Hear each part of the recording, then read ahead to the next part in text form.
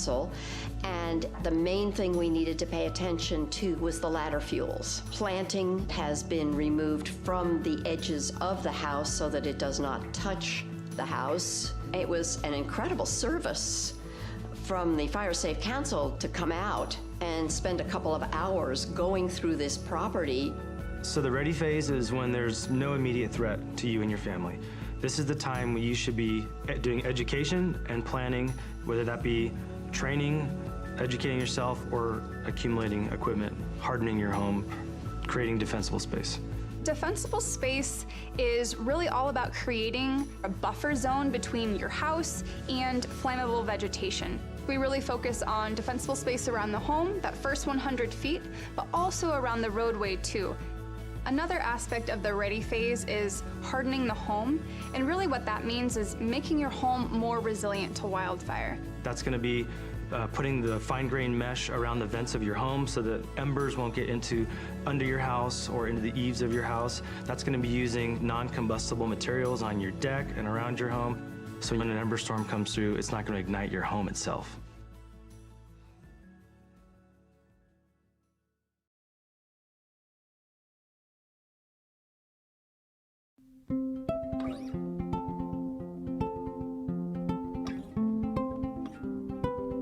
I currently live here in Grass Valley with my parents. All of us have sleep apnea, so we all have CPAP machines that require power in order to run. I also use a nebulizer, and that's used to disperse medication that I need to get myself breathing again. When we have safety shutoffs, we have to hook up our equipment to batteries that have inverters. We have a generator that powers some of the things around the house, but then I obtained a pretty substantial battery from Freed, and it was so easy to go through the process to obtain a battery that I would recommend it to anyone who might have medical needs that require power, or really anything. I would highly recommend contacting Freed. So whether it's a snowstorm or a public safety power shutoff, we really want folks to be thinking about, okay, what are the things I'll need on hand to weather the storm? Do I need to have candles? Do I need to have battery-powered radio? Do I need to have flashlights? So what are the things that you'll need to shelter in place or address the disaster at hand? So a go bag could be anything. It could be a backpack, it could be a suitcase. It's going to be something that you put together to sustain yourself, your family, your pets if needed. That's going to have food, water, medication, clothing, toiletries to get you by for 72 hours. You need to think of your go bag as the only resource you may have. Stores may be closed, the power may be out, so you may have to literally live out of this thing for a 3-day period as an evacuee. If you are someone with a disability, maybe you have a chronic health condition. For me, I have type 1 diabetes, I have an insulin pump, right? And so that's a critical piece that I need to plan for if I'm gonna ever evacuate or be away from my house, frankly, for any amount of time, right? What we find often is that if people don't evacuate with their CPAP machine, with their oxygen concentrator, with their wheelchair, walker, then it can be difficult on the other end. My name is Ulysses Palencia. I work in the 211 call center. I'm just a resident of Grass Valley. I have 2 daughters, a 4-year-old and a 1-year-old. In Nevada County, 211 is available 24/7. So what we provide for the community is information. That could be anything from directions to the resource centers. It can be letting them know where the fire is, you know, if they are themselves in an evacuation center, if it's a fire, if there's any information as to whether their power's coming back on during a PSPS. 211 gets the information that we provide directly from the county, so directly from the Office of Emergency Services. The whole team cares. We're all local community members. We all just want to help.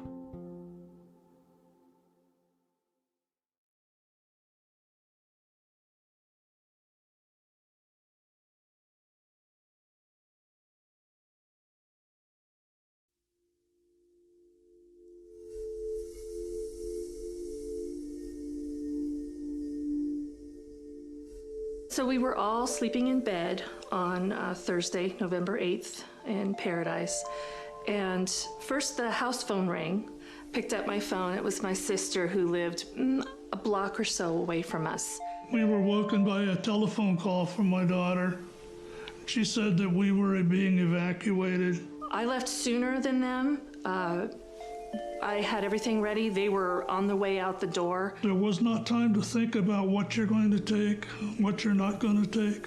The night before the fire, I knew it was a red flag warning, and I knew that it was a high risk. So on my way home, I filled up the tank.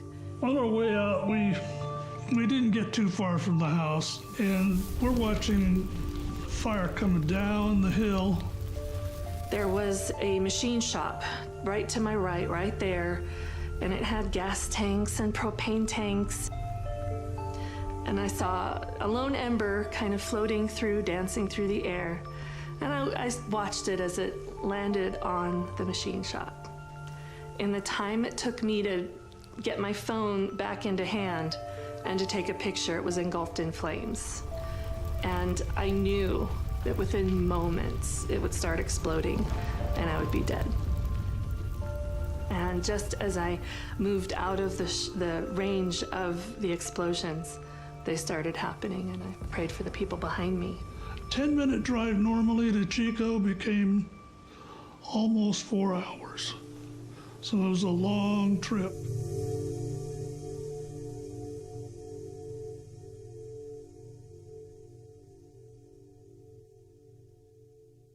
We started to hear a pattern. People kept telling us their story of how they escaped the campfire. And they talked about how if it wasn't for my neighbor who came and knocked on my door to tell me there was a fire, I don't know that I would have gotten out alive. If it wasn't for my son who lives next door picking me up and putting me in their car and driving me out of there, I don't know how I would have survived. And so I started really thinking about this connection between isolation and how connected you are to your community, to your neighbors, to your friends, to your family, and how that can be really helpful in a time of a disaster. So we were actually the beneficiaries of someone making that plan in advance to have that group of people that they were going to call. And that she saved my life that day. So absolutely having that network really saved lives.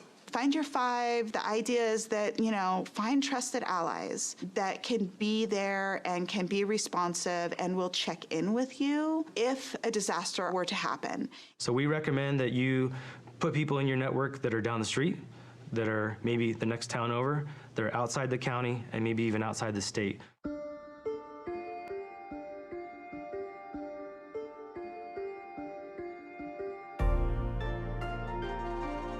The final tier of the Ready, Set, Go is that go piece, and it's simply that, it's go.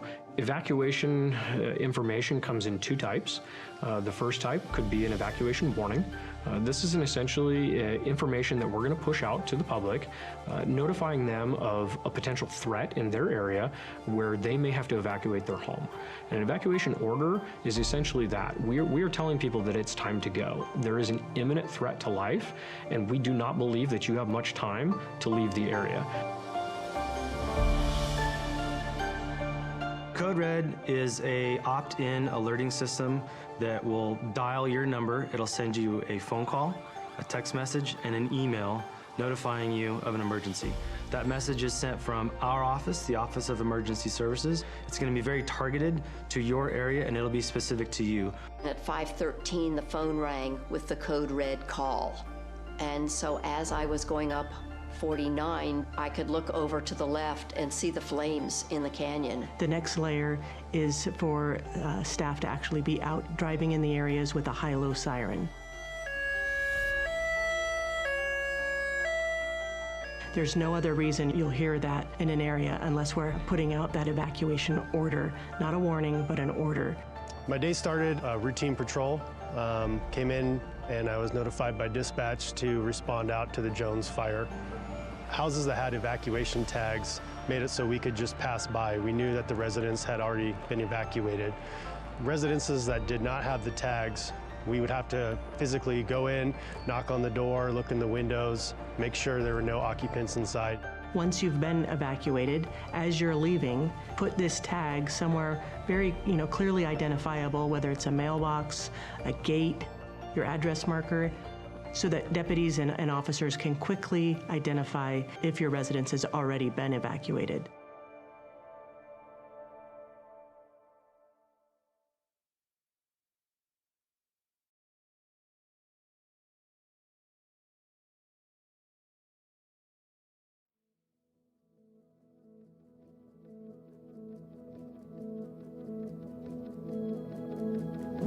I mean, you look out my back window here on the east side, and you see how close this fire came. It was certainly a shock, and at the same time, it was such an incredible relief to have the house as safe as it was. I mean, I think with personal preparedness and being ready, it can feel overwhelming. It can feel like a lot to do, and the most important piece is to just start with one little bite at a time. Just start the conversation. Have some sort of plan. It can be as small as a meetup place, a destination that everybody will get to, everybody in the household will get to if there's a disaster. Recognize you live in a community, in a county, that really does take the emergency response as a priority. We have worked diligently throughout the last few years on ensuring that not only our staff are trained and prepared, but we're also putting that out for our community. The more prepared you are in your own community, the better the outcome is going to be. The level of community awareness, they have to be part of the solution. They have to communicate with their neighbors. They have to be part of the discussion in communities. They have to support the response, the prevention, the education, and ultimately the collaboration and the engagement. People have to be engaged at all levels. The more you think about it now, the easier it will be when the time comes that you need to evacuate. We've created this network, and we want you to make sure that you know that you can tap into that. So if you are feeling a little bit overwhelmed, not sure where to start, reach out to one of our offices, reach out to the Fire Safe Council or 211. We're here to support you.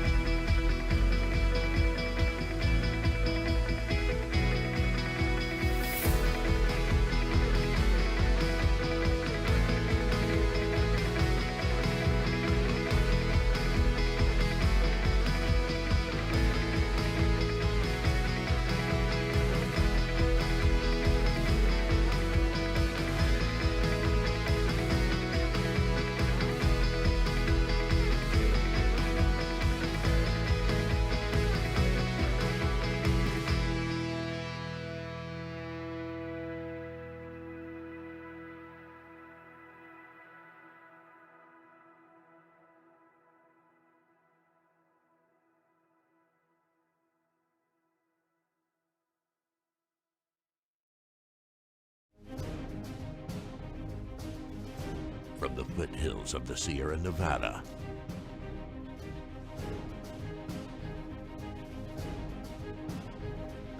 a new hero will emerge.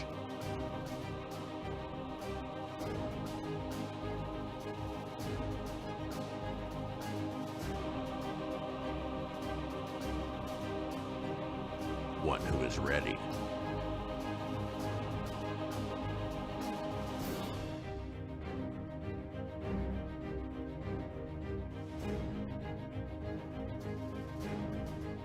One who makes sure their friends and family are set.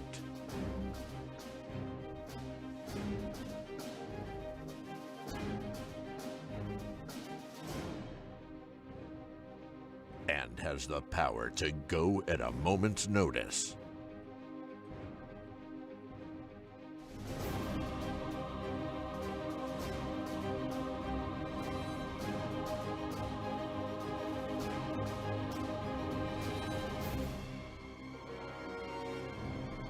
This fire season, you're the hero. We are Ready Nevada County.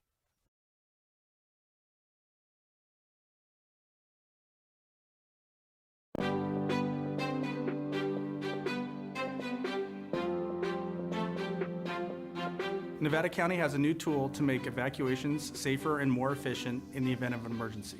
This new tool is called Zone Haven, and we need you to know your zone.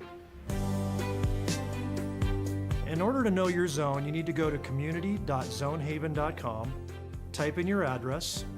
Once your address populates in the pop-up window, take that information and write down the zone that is given to you where you know you'll find it in case of emergency. Zone Haven and knowing your zone does not replace Nixle and/or Code Red. It actually supplements them, and it makes those tools more powerful because you'll know what zones are being evacuated or which ones are being placed on advisory. And as a result, you won't have to do anything else other than listen to those messages and know if it's time to go. Even if you don't have internet, this could be done by word of mouth, it can be done by radio, or it could be us driving down the street, so please know your zone.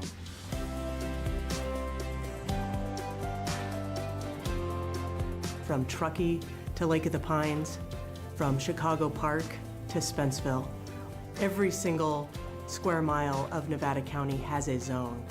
And having a zone that you know for your neighborhood is going to help you save time to be able to evacuate and keep you and your family safe.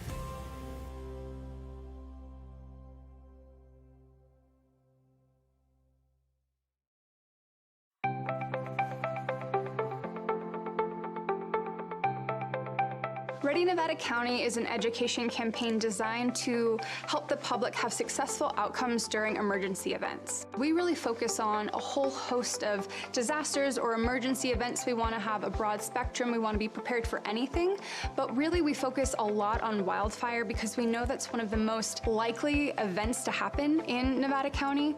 Ready, Set, Go is really built around the wildfire premise to prepare residents to be ready before an event, to move into the set posture when there's a red flag or a fire is near you, and then to go when it's time to go. Essentially, in its simplest form, it's a three-tiered community emergency preparedness plan.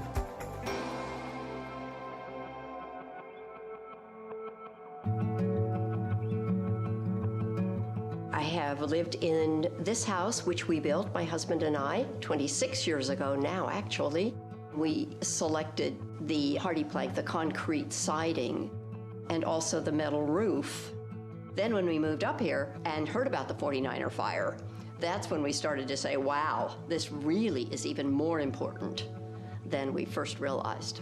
So the 49er fire is one of the most historic fires in Nevada County's history. They figured it changed the laws of the state of California that said this is how you have to protect your home. That came out of Nevada County. Steve Eubanks came from the Fire Safe Council, and the main thing we needed to pay attention to was the ladder fuels. Planting has been removed from the edges of the house so that it does not touch the house. It was an incredible service from the Fire Safe Council to come out and spend a couple of hours going through this property. So the ready phase is when there's no immediate threat to you and your family. This is the time when you should be doing education and planning, whether that be training, educating yourself, or accumulating equipment, hardening your home, creating defensible space. Defensible space is really all about creating a buffer zone between your house and flammable vegetation. We really focus on defensible space around the home, that first 100 feet, but also around the roadway too. Another aspect of the ready phase is hardening the home, and really what that means is making your home more resilient to wildfire. That's going to be putting the fine-grained mesh around the vents of your home so that embers won't get under your house or into the eaves of your house. That's going to be using non-combustible materials on your deck and around your home. So when an ember storm comes through, it's not going to ignite your home itself.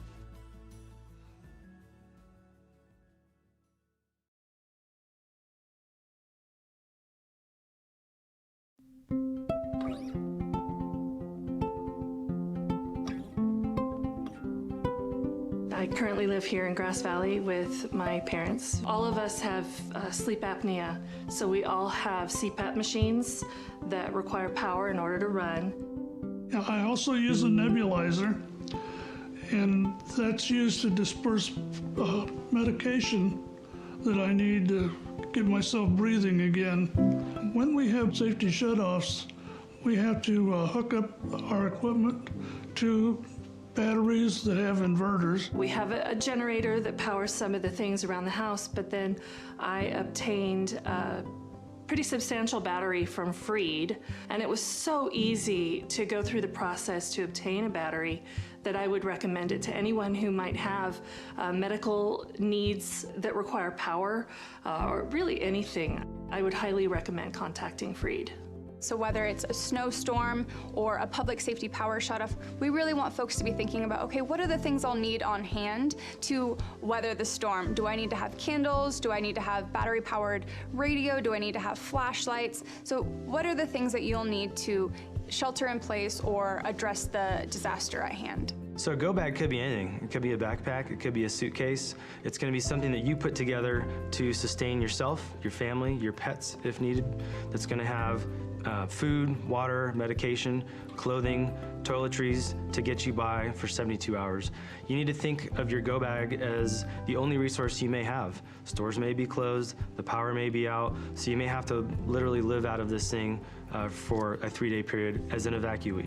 If you are someone with a disability, maybe you have a chronic health condition. For me, I have type 1 diabetes, I have an insulin pump, right? And so that's a critical piece that I need to plan for if I'm gonna ever evacuate or be away from my house, frankly, for any amount of time, right? What we find often is that if people don't evacuate with their CPAP machine, with their oxygen concentrator, with their wheelchair, walker, then it can be difficult on the other end. My name's Ulysses Palencia. I work in the 211 call center. I'm just a resident of Grass Valley. I have 2 daughters, a 4-year-old and a 1-year-old. In Nevada County, 211 is available 24/7. So what we provide for the community is information. That could be anything from directions to the resource centers. It can be letting them know where the fire is, if they are themselves in an evacuation center, if it's a fire, if there's any information as to whether power's coming back on during a PSPS. 211 gets the information that we provide directly from the county, so directly from the Office of Emergency Services. The whole team cares. We're all local community members. We all just want to help.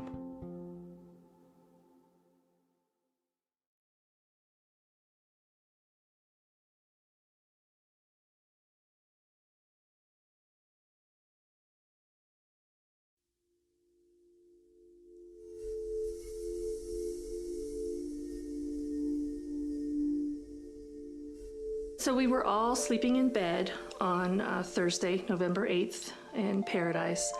And first the house phone rang. Picked up my phone. It was my sister who lived a block or so away from us. We were woken by a telephone call from my daughter. She said that we were being evacuated. I left sooner than them. I had everything ready. They were on the way out the door. There was not time to think about what you're going to take, what you're not going to take. The night before the fire, I knew it was a red flag warning, and I knew that it was a high risk. So on my way home, I filled up the tank. On our way out, we didn't get too far from the house, and we're watching fire coming down the hill. There was a machine shop right to my right there, and it had gas tanks and propane tanks. And I saw a lone ember kind of floating through, dancing through the air. And I watched it as it landed on the machine shop. In the time it took me to get my phone back into hand and to take a picture, it was engulfed in flames. And I knew that within moments it would start exploding and I would be dead. And just as I moved out of the range of the explosions, they started happening, and I prayed for the people behind me. 10-minute drive normally to Chico became almost 4 hours. So it was a long trip.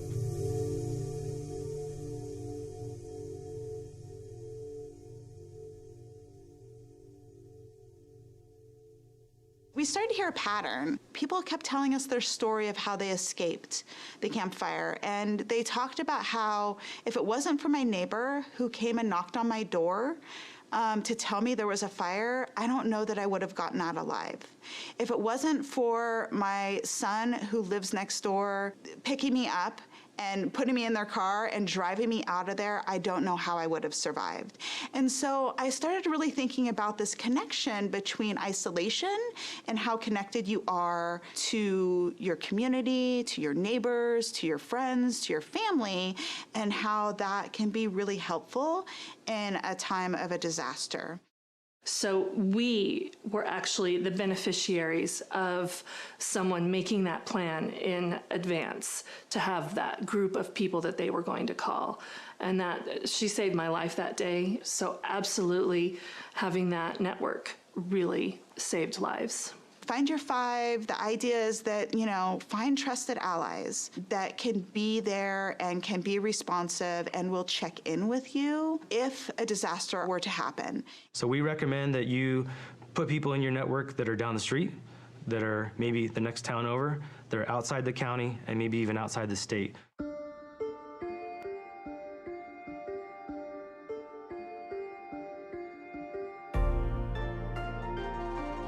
The final tier of the Ready, Set, Go is that go piece, and it's simply that, it's go. Evacuation information comes in two types. The first type could be an evacuation warning. This is essentially information that we're going to push out to the public, notifying them of a potential threat in their area where they may have to evacuate their home. An evacuation order is essentially that. We are telling people that it's time to go. There is an imminent threat to life, and we do not believe that you have much time to leave the area. Code Red is a opt-in alerting system that will dial your number. It'll send you a phone call, a text message, and an email notifying you of an emergency. That message is sent from our office, the Office of Emergency Services. It's going to be very targeted to your area, and it'll be specific to you. At 5:13, the phone rang with the Code Red call. And so as I was going up 49, I could look over to the left and see the flames in the canyon. The next layer is for staff to actually be out driving in the areas with a high-low siren. There's no other reason you'll hear that in an area unless we're putting out that evacuation order, not a warning, but an order. My day started routine patrol. Came in and I was notified by dispatch to respond out to the Jones fire. Houses that had evacuation tags made it so we could just pass by. We knew that the residents had already been evacuated. Residences that did not have the tags, we would have to physically go in, knock on the door, look in the windows, make sure there were no occupants inside. Once you've been evacuated, as you're leaving, put this tag somewhere very, clearly identifiable, whether it's a mailbox, a gate, your address marker, so that deputies and officers can quickly identify if your residence has already been evacuated.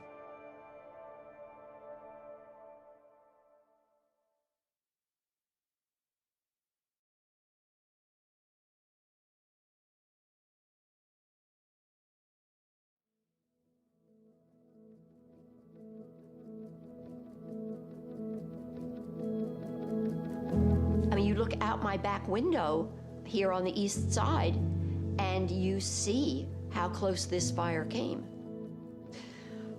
It was certainly a shock, and at the same time, it was such an incredible relief to have the house as safe as it was.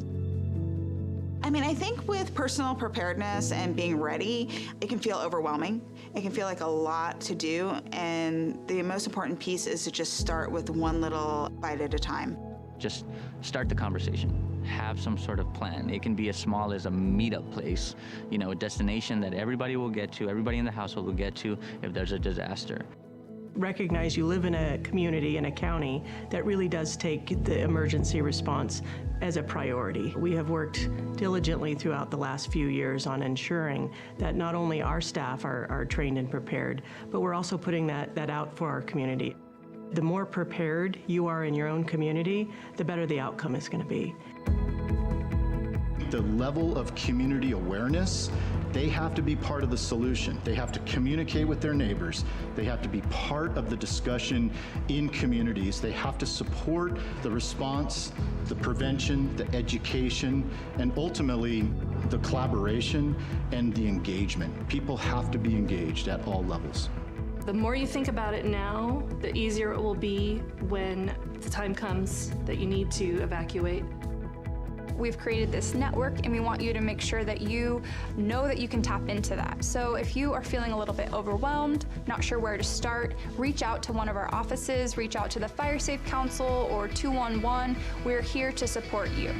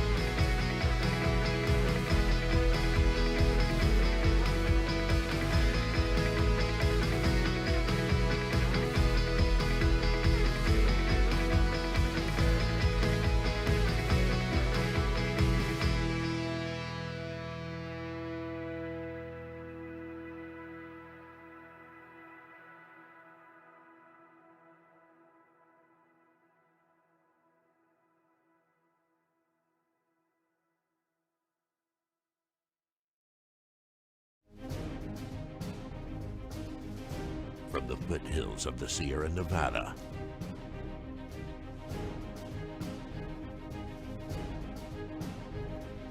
a new hero will emerge.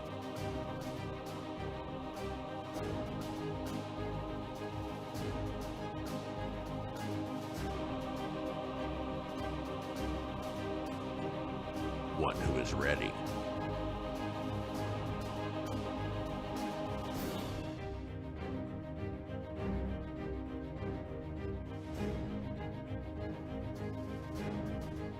One who makes sure their friends and family are set.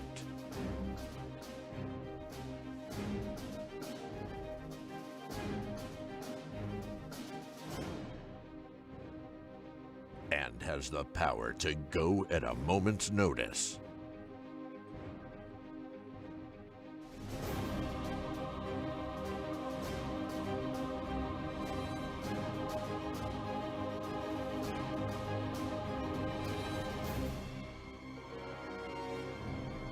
This fire season, you're the hero.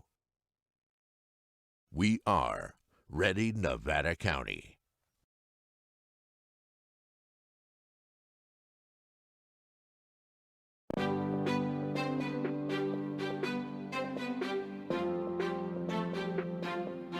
Nevada County has a new tool to make evacuations safer and more efficient in the event of an emergency. This new tool is called Zone Haven, and we need you to know your zone. In order to know your zone, you need to go to community.zonehaven.com, type in your address. Once your address populates in the pop-up window, take that information and write down the zone that is given to you where you know you'll find it in case of emergency.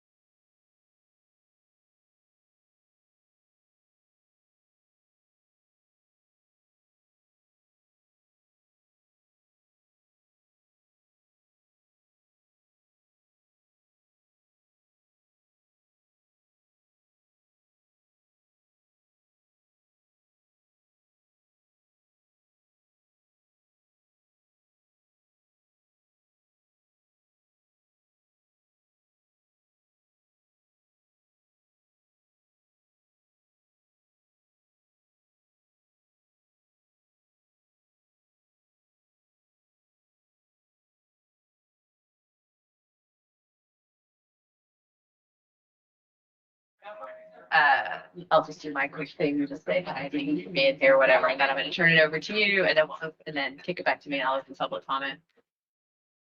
So good morning, everybody. Wow, got your attention without having to whistle or yell at anybody. So good morning. Thank you all for being here at our annual board workshop. We've got exciting 2.5 days planned for all of us. I'm really appreciative of all of the work that goes into this. Thank you to our staff who puts this on. Thank you to the public for taking time out of your busy schedules to be here this morning. We are going to have some public comment in a few minutes. But I just really wanted to say welcome and let you all know how much I appreciate everybody that's here and the work that we do together. I did want to make one public notification. Unfortunately, Supervisor Hall will not be with us today. She's dealing with a family medical emergency with her mom. So our hearts go out to her, and she might try and join us later in the week, but she won't be with us today, and that's the reason. So I'd now like to turn it over to our CEO, Allison Lehman. Great. Good morning, everyone. Thank you, Chair Swarthout. Again, welcome. I love seeing all the public. I think it really reflects Nevada County, that we have an informed, engaged community. So I really appreciate the time that you're taking to join us for the next 3 days. I do want to remind the public that this is a workshop, so it's going to be built on lots of discussion. The outline of the topics are in the agenda that you can get online, as well as we have hard copies in the lobby. A workshop format also means that no action will be taken. So we'll be listening to the board to get their policy, hear their policy discussion that will then inform staff to come back to the board at a future scheduled board meeting for the board to take action. With that, we do have staff in the lobby and around, so if you do have any questions or you need assistance, please reach out and see how we could assist you. And we're just really looking forward to a productive 3 days, so thank you. Thanks, Allison. And also there are agendas. I believe they got moved out into the lobby area. If anybody from the public would like to grab an agenda and follow along. Oh, right there. Thanks, Elias. I'm sorry. Please stand for the pledge.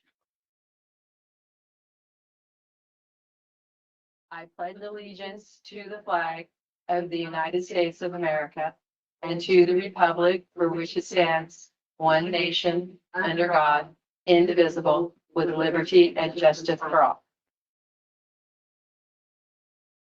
And I will say up front, please forgive any mistakes I might make in leading this meeting. This is really my only second meeting as the chair of the board, so lots to learn.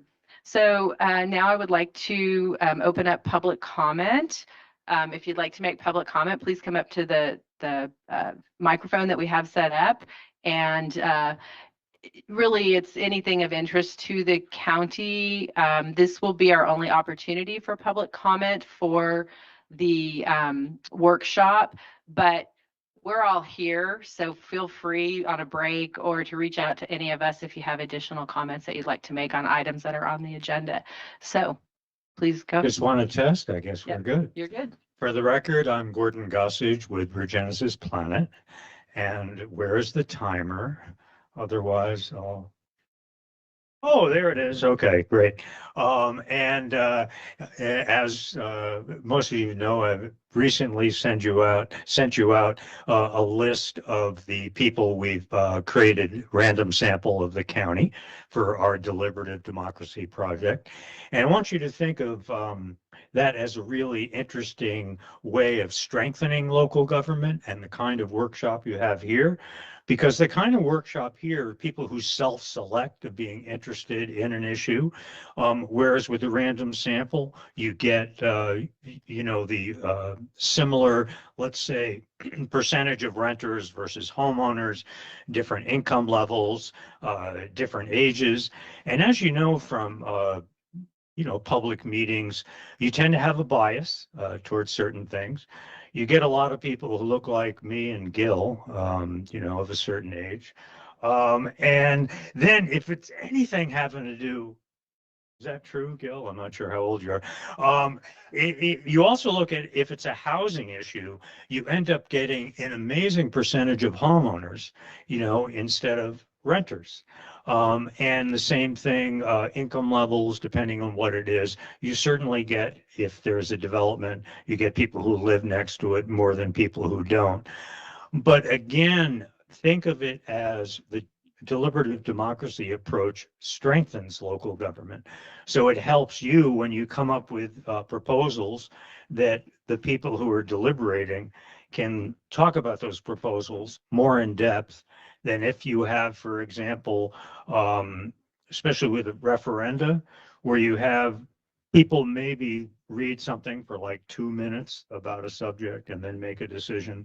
And often they'll just make a decision based on their party or, something that's pretty arbitrary. But what the deliberative democracy approach does with the traditional way of running a democracy is they're very complementary, very complementary. So I hope to talk to you more. Please take a look at that random sample. You'll see it's purchased from a commercial source, and there's a lot more attributes than people realize that you can get publicly. But the good news is that helps us to be more representative in our local governments. Thanks so much for doing this, by the way. Thank you, Gordon.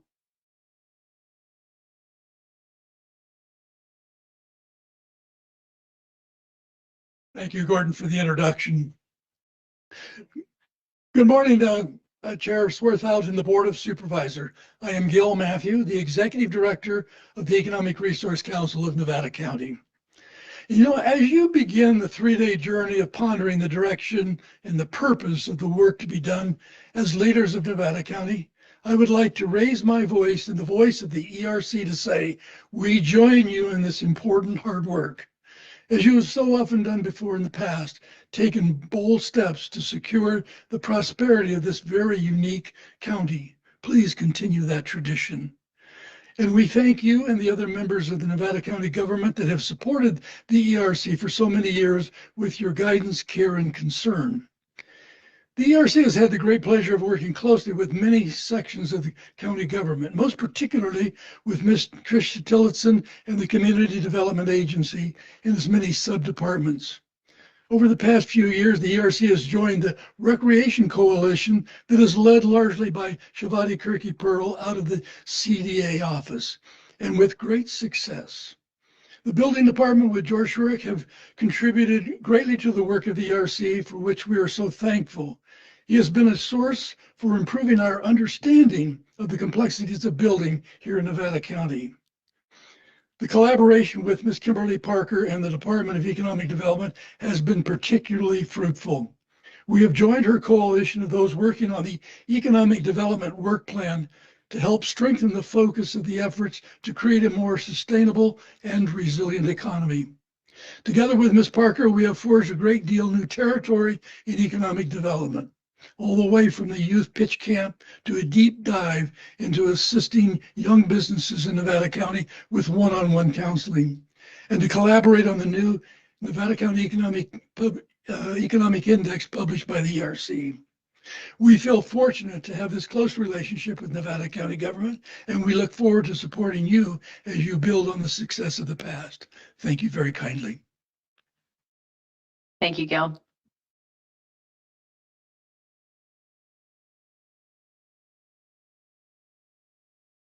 Good morning, board, and the rest of everybody else. I'm Lee French. I'm a resident in Alta Sierra, and so I'm here to talk a little bit about the item you have for housing for the homeless.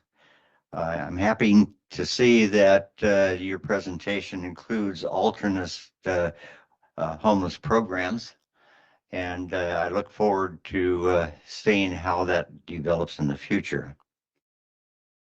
Problem is the RV ordinance is still here, and it may impact the welfare of the community and its families' security the beauty, and their property values.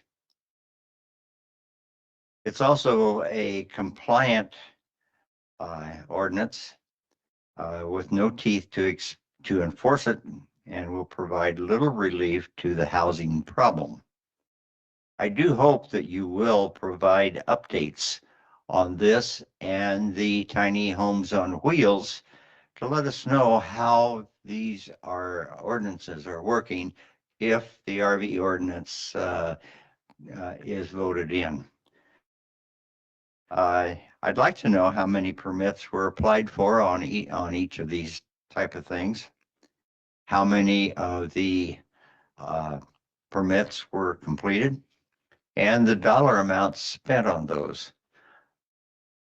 From that point, I'd like to make notice of the fact that you have a very small area for the public back here. And hopefully it's not telling us that there's too many public people here to understand what's going on. There is a table there that is completely empty, says staff only, and here we are jammed up to be able to listen to what's going on. I think you need to reevaluate how much room you provide for the public. I've been coming here for 10 years and it seems to have really shrunk down. Anyway, thank you for listening to me, and I hope to work with the board and staff next year, and we'll go on from there. Thank you. Thank you, Lee. So, Mr. French, thank you for elevating, making accommodations for the public. We love seeing the public here, and we really staged the room that was reflective of past participation. So at break, we'll have staff to make sure that we have more chairs for public. So thank you for raising that issue. Good morning. My name is Hannah Mosby. I'm with Nevada County Arts Council, and I'm the program manager for Art and Public Spaces. If you're not familiar with the program, we've partnered with the county for the last 2.5 years to transform the air crewed lobbies into a gallery space with rotating exhibitions that center our arts and culture communities. So far, we've presented 10 exhibitions. I was really happy to hear that this year's theme is small business. As you know, every artist is a small business. One of the goals of this program is to help support our artists through sales of their artwork and exposure to the classes they teach and their other offerings. To recap 2025, we presented 3 exhibitions, partnered with a different local nonprofit group or creative business for each, including Nevada County Historical Society, Nevada County Camera Club, and Artist Studio in the Foothills. We engaged over 50 local artists, held 7 events with close to 400 attendees, and that's not including daily visitors. And we explored themes such as history of agriculture, African American identity and history in Nevada County, highlights of our California cultural districts, and the cultural assets they hold, as well as our local creative spaces as a support network for artists and how these artists are a huge economic driver for the county. First exhibition was We Are Not Strangers Here, African American Histories in Rural California. We had several concurrent events, 1 panel discussion, 2 film screenings, and a curatorial talk. We estimated over 250 attendees for these events. Culture and Focus, celebrating our cultural districts with Nevada County Camera Club. We had 21 photographers on display with a little over $1,000 in sales directly to the artists. Creative Capital, cultivating community with Artist Studio in the Foothills. That's currently up right now. We had 18 of their resident artists displayed, plus their student artworks displayed side by side. In May of last year, we started collecting anonymous audience surveys to measure the impact of the program, and I just want to share with you some of my favorite comments from the survey. First, I appreciated the connection made from art to local economy. People forget that art has a place in the economic reality, and it's good to be reminded. Made a government space become a community space, a reminder of the beauty and talent in our community. It caused me to stop and pause and notice something very beautiful in my busy day And finally, love this use of government space to make them more accessible through creating conversation and bringing beauty into the lobby. Thank you for understanding the important role of arts and culture in economic development, for supporting this program. And please join us this Friday at 4:30 for our opening reception of Mobilize, which is our next exhibition. Thank you. Thank you, Hannah.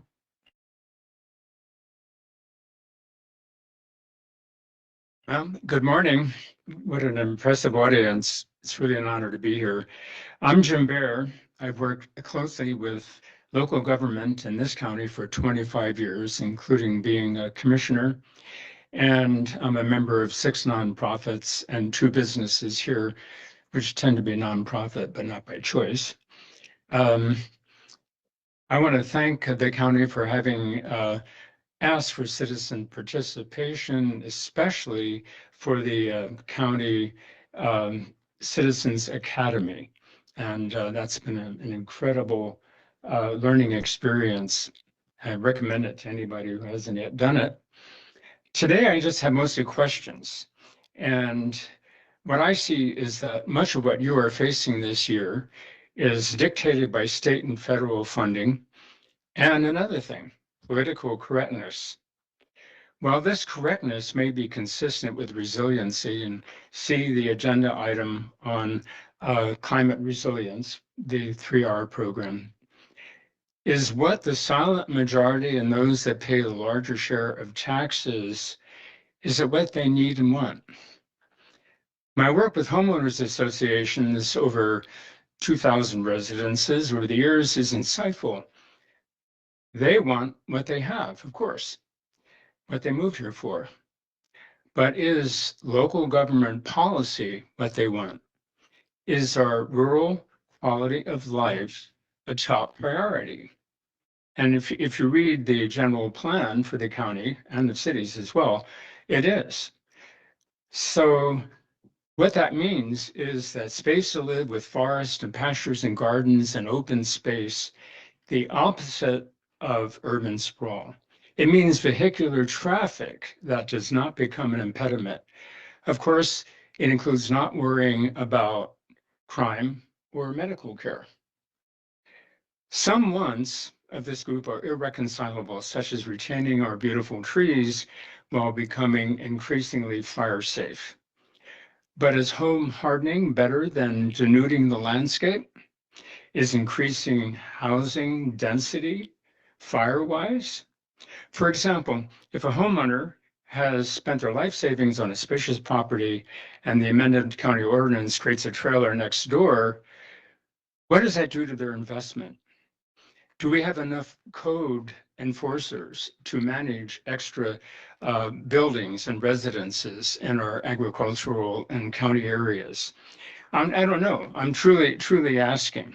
So, in summary, I'm asking if you're considering the quiet majority of the population in setting your priorities, or are you bending to external mandates and special interests? Thank you, Jim. Thank you.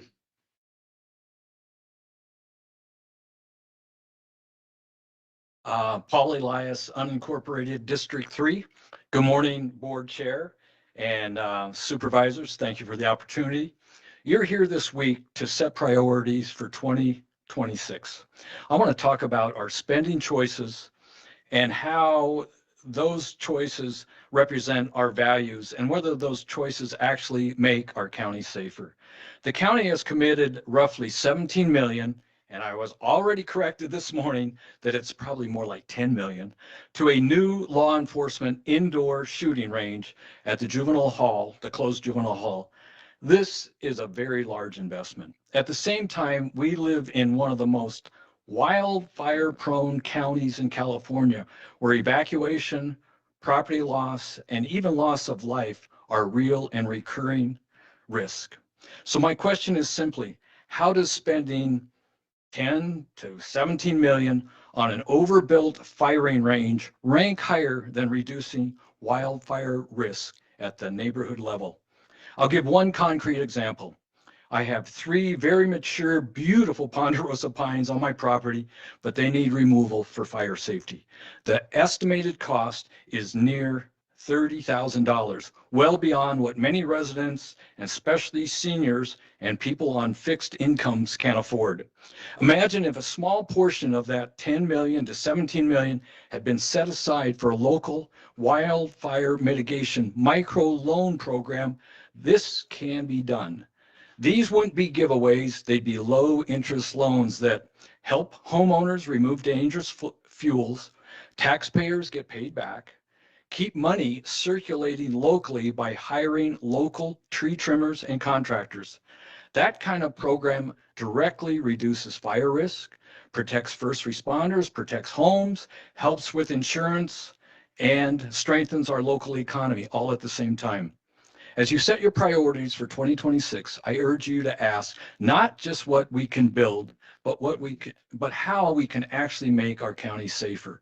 Wildfire mitigation at the property level should be a higher priority than 10 million or how many million for the overkill firing range for a small county of our size. Thank you very much.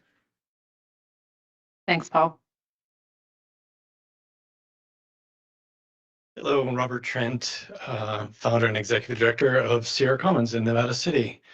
Thank you for the opportunity to speak here, and thank you for your great work in 2025. It was a great year.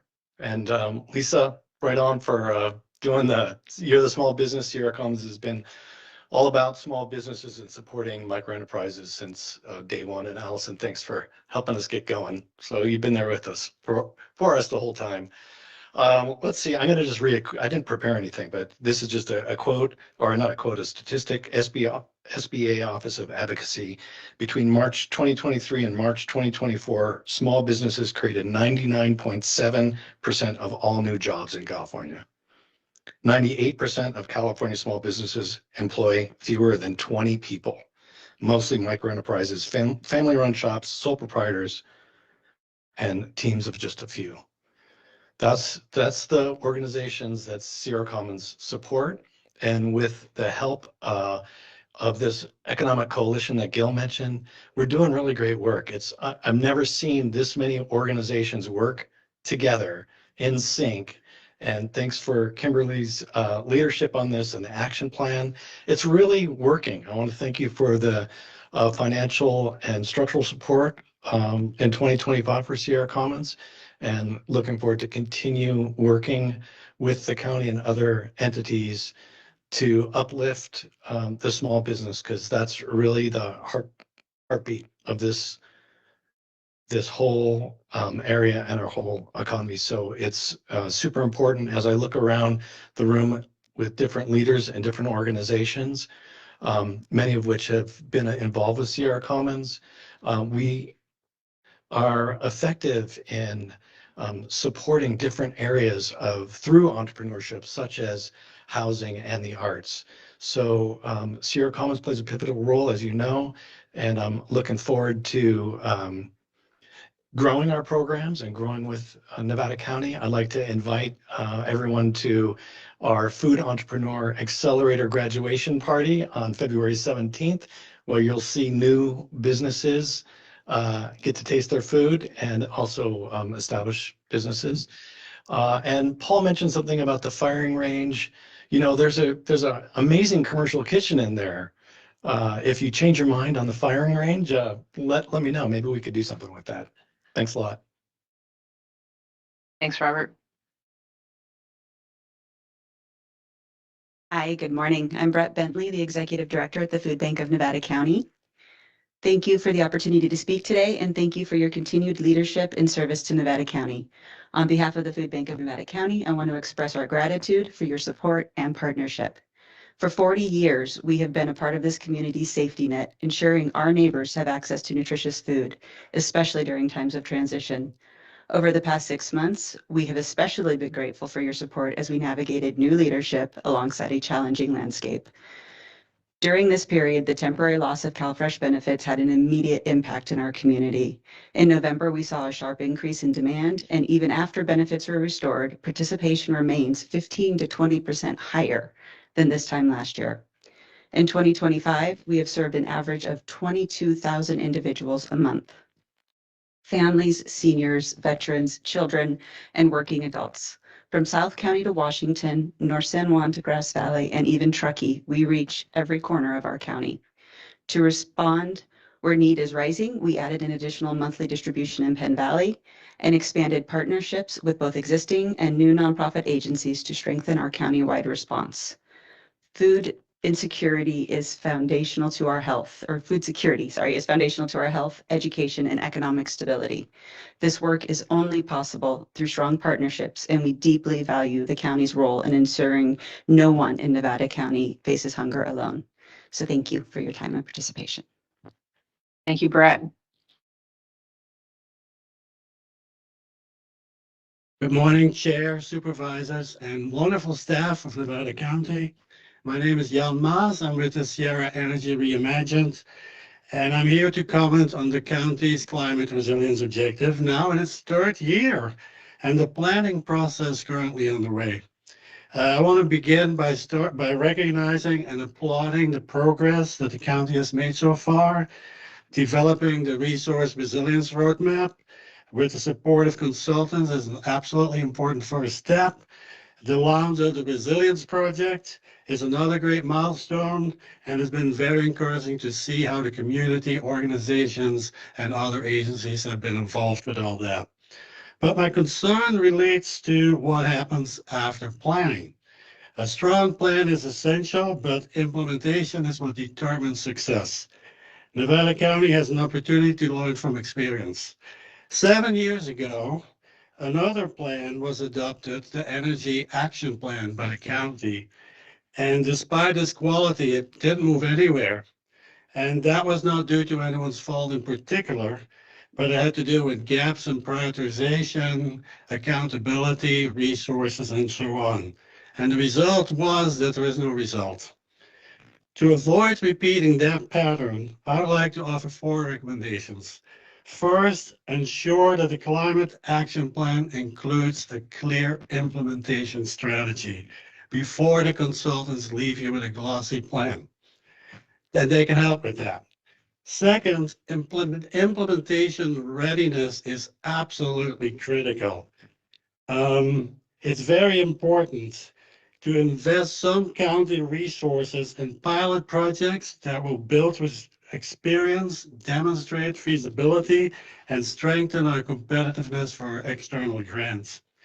Nevada County has a tradition of innovation, and just like Jim, I participated in the Citizens Academy, and I saw a lot of innovation there. I recommend everyone to take it as well. But I also think that climate resilience is an area where we need to be innovative as well. Thirdly, build substantive partnerships right away, not symbolic ones for grant applications, but really deep partnerships with community partners. These organizations have resources and experience that we will need to tap into. And fourth, and I think most importantly, hire a full-time resilience or sustainability manager. The tiny city of Truckee has one, plus 2 full-time staff to support that person. Yola County, very similar to our county, has a full-time sustainability manager as well. And I guess I'll have to end here, but I'll leave my written comments. Thank you. Thank you for your comments.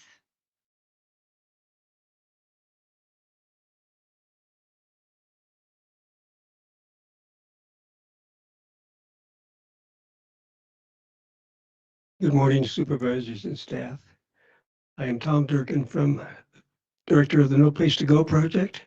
I'm also a member of the leadership cohort of Spirit. I live in District 4. I do not have a legal address, but I live in a trailer. So I'm not speaking as a do-gooder, I'm speaking as a stakeholder.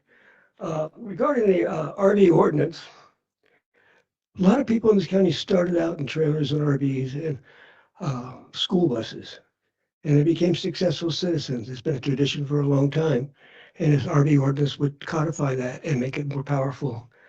The arguments that everybody who lives in trailers, trailer trash is ridiculous. And just because somebody has a personal problem with their neighbor doesn't mean everybody in a trailer is a bad person. One of the key arguments against the ordinance is that it costs too much. Compared to what? ADU starts around $200,000. Well, you could install an RV on your property for less than $100,000, with the pads, things, and actually buying a trailer if you don't already have one.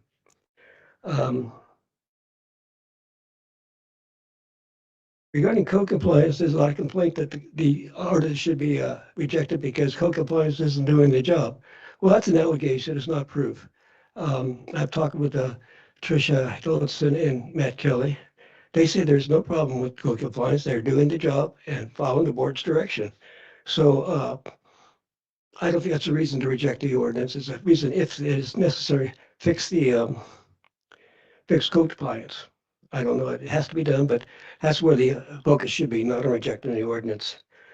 Regarding safe camps, this is critical. No camp is worse than a safe camp. That's the only thing worse than a safe camp is no camp. We stand ready to work with the county on both the parking and the creation of a safe camp. We have a lot of research into this and we're happy to share it with you. So thank you all for your time. I'm looking forward to a very productive workshop. Thanks. Thank you, Tom.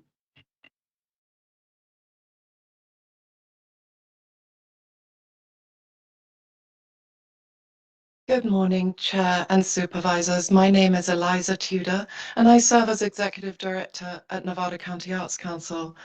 I want to begin by thanking Chair Lisa Swarthout and Supervisors Sue Hook, Heidi Hall, and Rob Tucker for attending our Creative Economy Town Hall last week, held in partnership with the State Agency for the Arts. Your presence sent a clear message that arts and culture are understood as part of Nevada County's economic future. I would also like to thank County CEO Alison Lemon for her leadership in convening county department heads with us on 2 important occasions last year.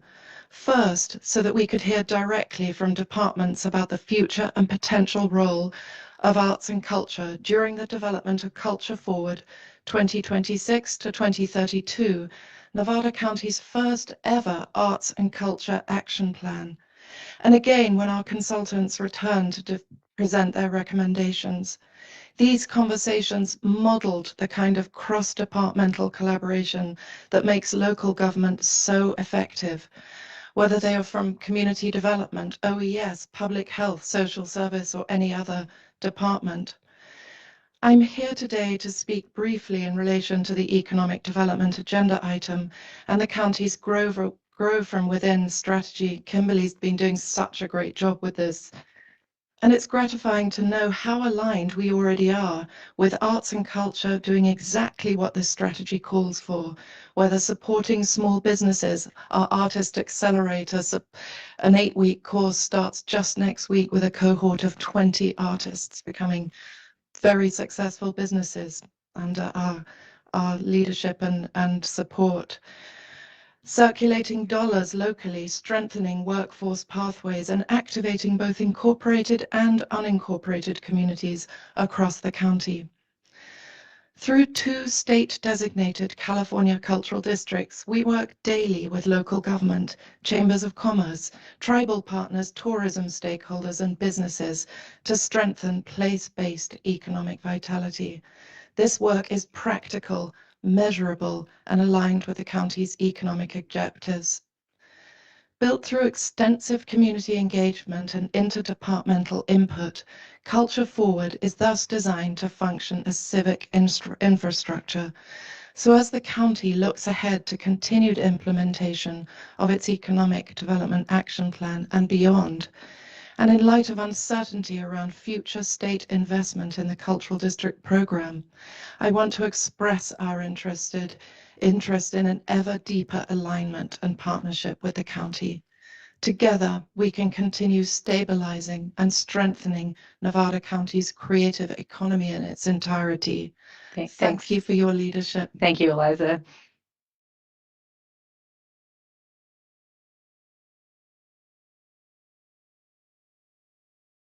Good morning, I'm Lynn Scrugrud, and I serve as the Executive Director of the Nevada City Chamber of Commerce. I wanted to start by thanking Chair Swarthout for making this year the year of small business. Here at the Nevada City Chamber of Commerce, we represent over 320 small businesses in the greater Nevada City area, and we also serve as the tourism arm for the city of Nevada City. So thank you for supporting small businesses. We hope to see that reflected in this year's budget moving forward, because when we strengthen our small businesses, we strengthen the entire community. We look forward in the coming year to continuing to grow our partnership with the county, especially with the Economic Development and Tourism Office. I'm working with Kimberly. She's been a great partner for us, and also in serving on the Recreation Coalition as well. Shavati has been doing great work there. So we look forward to continuing to support your work, and thank you for being here today. Thank you, Lynn. Good morning, supervisors, chair, and staff. Thanks for the opportunity to speak. My name is Johanna Finney. I'm in District 5. I'm also a member of Nevada County for Safe Tech. It's a residents community group here. And I'm here to comment on the broadband agenda item, specifically the BEAD funding that's meant to bridge the digital divide for families, students, seniors, and small businesses. Please be aware that wireless infrastructure alone won't accomplish this goal. If it is within the county's capacity, my request is that you advocate for BEAD dollars to be spent on infrastructure that's hardwired with fiber-based connections. Wired fiber, not wireless, should be the backbone of our county's broadband expansion. It's the most reliable long-term strategy and the most future-proof. It's stable, scalable, and secure. It meets our connectivity needs for decades, unlike wireless, which causes ongoing cycles of expansion, leading to more blight, more strain on staff, and rapid obsolescence. Wireless expansion can actually exacerbate environmental inequity, placing a heavier burden on low-income and minority communities, those least able to oppose it. When wireless is treated as the default solution, the impacts on visual aesthetics and sighting burdens can fall hardest on communities least able to push back. If BEAD is truly about equity, we should prioritize the foundation of lasting access without repeated burdens on those who can least afford it. Nevada County's unique scenic beauty also matters. Our rural landscapes contribute to our identity and economy. Unchecked facility expansion can harm our aesthetic and change our communities permanently. This is why a protective wireless ordinance is crucial. In the next few months, you'll be asked to approve our telecom ordinance. Please take the time to review the 40-page draft developed by county residents, along with a nationally recognized legal team whose work has been used in ordinances throughout the nation. We have provided staff with a product that can easily be transferred into our county's new framework. If the county adopts policies that favor quick wireless expansion over resident protections, it risks public trust. People want connectivity, but they also want safety, transparency, and a voice in decisions affecting their homes and families. Nevada County has a chance to lead, so my request is simple. Show California and the nation that broadband expansion can be done responsibly. Bridge the divide with fiber and safeguard the county by passing a protective ordinance for wireless siting. Thank you. Thank you, Joanna.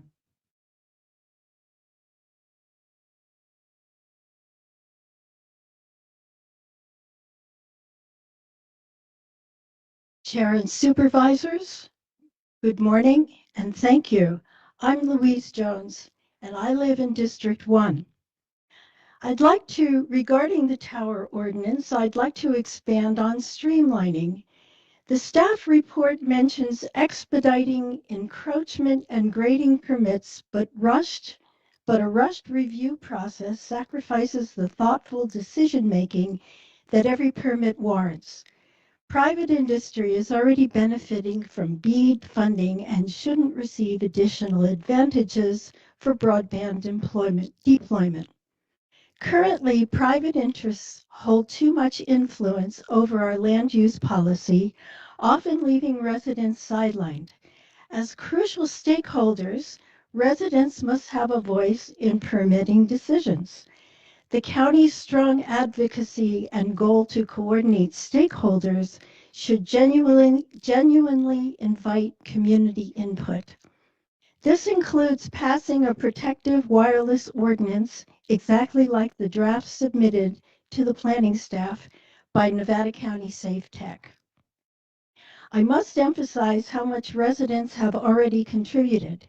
They've engaged top telecom counsel and drafted a solid ordinance. Ignoring this effort would undermine trust in democratic participation. The county and the board have the authority to protect the community. Please don't prioritize expediting citing decisions that favor industry interests. As noted in the staff report, most broadband funding, including BEAD, isn't administered by counties. Private providers apply directly. This raises transparency concerns and risks sidelining residents in decisions that will impact them. The request is straightforward. 1. Treat BEAD funding as an opportunity to build durable, fiber-first infrastructure that supports residents during outages and disasters. 2. Do not fast-track wireless permitting through blanket streamlining. Instead, streamline fiber and continue to require conditional use permits for wireless facilities. 3. Adopt a protective wireless ordinance that safeguard residents and the county with clear standards and no loopholes. And 4. Ensure the process is transparent, accountable, and resident-driven, especially when outside organizations are involved. Nevada County has the potential to lead by choosing long-term resilience over short-term speed and prioritizing democracy and transparency over mere rubber Thank you for your comments. And I yield back. Thank you. Good morning. My name is Diana Gamzon. I'm the Executive Director of the Nevada County Cannabis Alliance. Our organization was founded in January of 2016, and I'm very proud of all the progress that has been made in the past decade. And it's an honor to represent the nearly 200 licensed cannabis businesses that operate in our community. Cannabis goals are currently housed under economic development, and considering that this is the year of the small business, thank you, Chair Swarthout, for that proclamation. We feel that this is a proper alignment. This upcoming year, we are really excited to explore opportunities and partnership to thoughtfully integrate agriculture, cannabis, tourism, and outdoor recreation that supports economic development, visitor experiences, and highlights our unique assets here in Nevada County. And we welcome opportunities to collaborate with our local chambers, working with Kimberly, and we're very excited to see these conversations develop. This is also the year that a dispensary will be selected in the unincorporated part of Nevada County. What makes our community so unique is that we have a fully integrated cannabis ecosystem and fully functioning cannabis ecosystem. Our cannabis farmers are growing cannabis flower and or working with local manufacturers in Nevada City to create products, whether it's salves or tinctures or other cannabis products, which is distributed locally and which is sold locally at Elevation, Provisions, DenCobb, or our Truckee-based delivery businesses. In fact, at Provisions and Elevation, nearly 100% of all sun-grown cannabis flower is sourced from Nevada County. As we look towards welcoming in another retail partner here in the county, we're really supportive of another local operator that works and values this unique dynamic that we have here in Nevada County. And just the importance that that does in fueling our entire ecosystem and supporting our cannabis farmers out in the hills farming. So thank you so much. Thanks for the opportunity to make comment. Thank you, Diana, for your comments. Good morning. I'm going to speak fast. My name is Andrew Haley. I'm a local resident and independent producer and president of the Golden Sierra Film Alliance, a nonprofit dedicated to supporting film and media production in Northern California. When we think about film production, we often think about Los Angeles, Vancouver, London, large cities with urban populations. But I'm here to change your perspective on that. I want to talk about why bringing film production here isn't just possible, isn't just a good idea, but is actually a return to our artistic and cultural roots. And it's about much more than culture. It's about activating one of our strongest economic engines to benefit everyone from our hoteliers to our hardware stores, the small businesses that are the lifeblood of our economy. And I'm sure, as many of you know, the arts generate more than $60 million a year for our county, and that's without a robust film or media ecosystem. A single commercial can drop $50,000 into the local economy in 3 days. A small indie feature can spend hundreds of thousands of dollars over a few months. Those are dollars that go directly into the registers of our diners, our lumber yards, our coffee shops, our hardware stores. Unlike tourists who buy a postcard, a film crew buys infrastructure. And if you can build something that lasts, it's a boon that keeps giving year after year. I want to tell you the story of Sudbury, a little town in eastern Ontario, Canada. Like Nevada County, Sudbury's economy was historically based on mining, specifically nickel mining. The industry was in decline, and it was difficult to wait for the town to see a way out. But they created a strategy that combined tax credits and the Northern Ontario Heritage Fund, which offered additional resources and bonuses for shooting in their region. They converted an old hockey arena into a dedicated soundstage, ensuring that productions could shoot there year-round. And to date, over 100 films and television shows have been filmed in Sudbury, many of them the most popular in Canada. And now they have a local crew base that's so robust, they no longer need to fly people in from Toronto. I can tell you the same story about Wilmington, North Carolina, a population 120,000, about the same as us, which for decades hosted shows like Dawson's Creek and One Tree Hill, creating multi-generational employment for carpenters, electricians, painters, and artists who never had to leave their town for work in the film industry. These towns pivoted to the creative economy, and we can too. And to believe it or not, we've done it before. We can do it again. You may not know that Truckee was once known as the Hollywood of the Sierras. Between 1910 and 1940, over 100 films were shot there, films made by leading creatives like Charlie Chaplin, Mary Pickford, John Ford, and others. And now is the time. The California tax incentives have forged renewed interest in filming in California. Kimberly Parker, our economic development manager, has already fielded more inquiries about permitting and films in the last year than the previous 5 combined. There's so much we can do together to rebuild this industry, and we have a robust talent pool, established nonprofit sector like the Arts Council, and the county can provide things like property tax rebates for locations, broadband infrastructure for facilities, educational stipends for on-the-job vocational training, and matching marketing funds for festivals that bring out-of-town producers, investors, and creatives like the Nevada City Film Festival and the Wild and Scenic. I have a whole page of proposals that we can implement, and I look forward to working with you to make them happen. Thank you for your comments.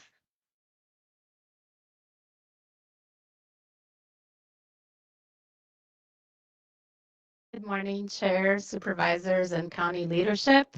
My name is Gianna Ibex, and I'm the Program Manager for the Grass Valley Nevada City Cultural District, one of Nevada County's 2 state-designated cultural districts, alongside Truckee, administered by Nevada County Arts Council, and our local municipalities and chambers of commerce.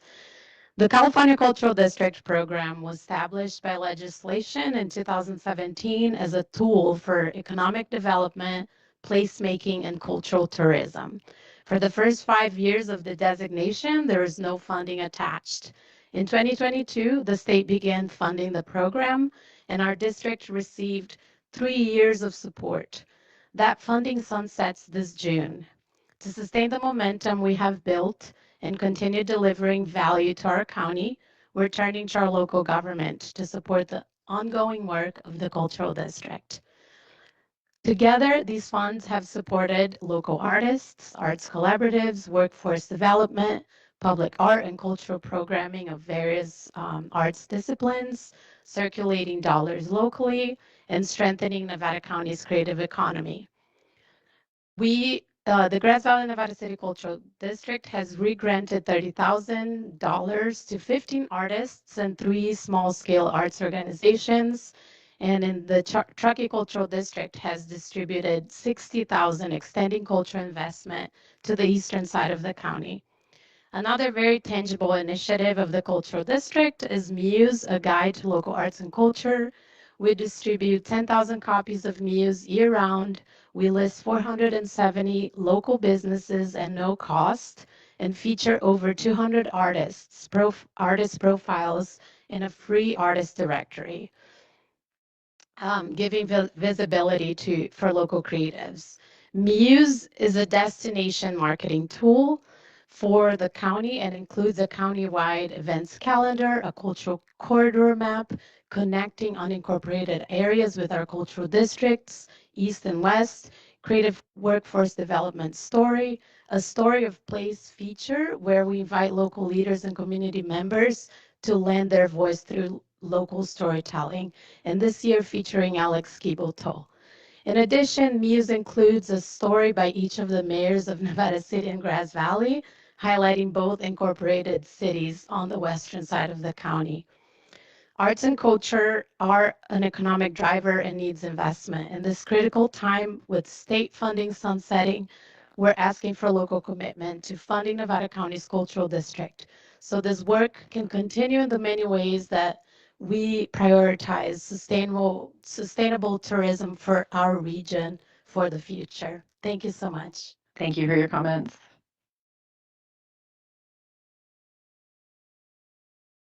Hi. Thanks, everyone, for putting this together. My name is Renette Senham, former City Council member, Mayor of Nevada City, and member of Nevada County for Safe Tech. I actually want to talk about the wireless expansion in Nevada County as well as the telecom ordinance. To give you a brief history, over the decades, every single person here in this room today has spent thousands of dollars on a surcharge to our telecoms, to AT&T and Verizon. For what? A guarantee of broadband fiber optic to every house and to every business, period. And what AT&T and the likes did is they took all that money, surcharge money, and they actually gave it to their shareholders. And they did a switch, a bait and switch on Americans. And what they've done now is instead of giving us that hardwired fiber optics, they're giving us wireless devices. So we have hardwired fiber optics down the streets and the roads, and then they do wireless outside your homes and your businesses. I can't tell you how inferior this is when there's fires, catastrophic events, and we have generators running the cell towers. They run out in a day or two. They run out of fuel, and we are without being able to call 911, without being able to call our neighbors or to check on people. So it's very critical that we actually take advantage of this telecom ordinance that myself and Johanna and others have been working on for a year. We went out of our way and hired a national team of attorneys and experts to bring the best telecom ordinance in the country to you guys to make your job really easy. And the reason why we wanted to do this is we wanted to make sure that it was not benefiting the telecoms, it was making sure it was applying to the standards of the law, but protecting us. This also protects you now and in the future. Why? Because if we don't have a really good telecom ordinance, that means when we start getting entangled in lawsuits or figuring out applications, you are going to be in the crosshairs. When things go wrong, you're going to be getting the phone calls from your constituents because you can't protect them. So anything less than actually approving the telecom format that we've given you, the telecom template, is only going to serve the telecom industry. And I have to ask the question, why would you serve the telecom industry and not actually serve your constituents? The telecom ordinance we have for you has actually been rolled out in other cities and counties around the state and around the country. And these cities and these countries, they don't get into lawsuits. It satisfies the law, the federal law, and it keeps you guys having to be in the crosshairs, having to figure this out. The other thing is with wireless. Wireless is so inferior and is also very, very dangerous, not just for the fire risk itself and for failure when you need it, but for the surveillance. People are being very keyed in these days that wireless technology is actually surveilling all of us. And this is the other thing, folks. When you put a cell tower somewhere in your neighborhood, that contract is for 25 years. And one of the little federal laws people don't realize is your telecoms can actually change over all of the antennas and make them any kind of new technology without letting you know. It just has to look like the original cell antenna. So please do the right thing. Look at the telecom ordinance we provided for you and ensure safety for the next 50 years. Thank you so much. Thank you, Renette. Hi, my name is Lily Marie Mora, and I reside in Grass Valley in District 3. And I'm just coming as a 70-year resident of Nevada County, and one, saying thank you for all your hard work in 2025 and for your visibility in the community at events, at meetings, we as the citizens here realize we have a government that really cares about us and really is invested in us. Thank you. Also, I want to speak under community development. I want to encourage you all to continue to support local agriculture and local food security. I think it's really huge during these times of uncertainty. And then under climate, I would like you to investigate the use of the chemical treatments of our skies. How are we going to grow healthy food if chemicals are being applied regularly without our knowledge and consent? And when you work inside, you don't notice them. But I'm out on our old ranch and the sky is crisscrossed with chemicals and I'm working under that. It's like being pesticided while I'm working on my own, quote, private property. So please, we need to be made aware of what the science is behind this action. And if it can be stopped, it needs to be stopped. I also, under climate, I encourage the investigation of waste management contracting with a company like ridwell.com to recycle plastics that are currently going into the landfill. And I have an advertisement and I've seen the speaker. And then last but not least, continue to oppose the reopening of the Idaho Maryland mine. Anyway, thank you all for your hard work. Thank you, Lula Marie.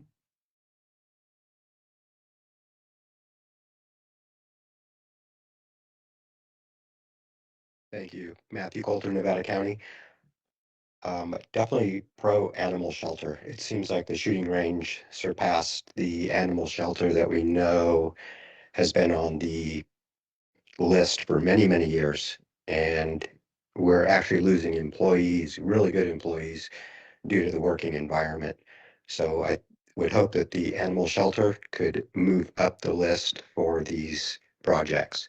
As I look at the massive building being built up on Whispering Pines for the window shop, that's going to be very robotic and got waivers and variances for less parking because they're really not going to have too many more employees. They're just going to have a massive, massive facility. So when I see that these things can be built and built very quickly, after going to meetings for 2 decades, I'm still asking for some of the same things. I'd like to invite anyone in the audience on February 2nd, which is Monday, to come to the Nevada County Courthouse. A woman that physically assaulted me with her friends and broke my arm will be there at 8:30. I was just notified of that this morning by the DA's office. At 1:30, I will be in court with the city of Grass Valley continuing to sue me that started in 2018. They've spent over $1 million just trying to silence me.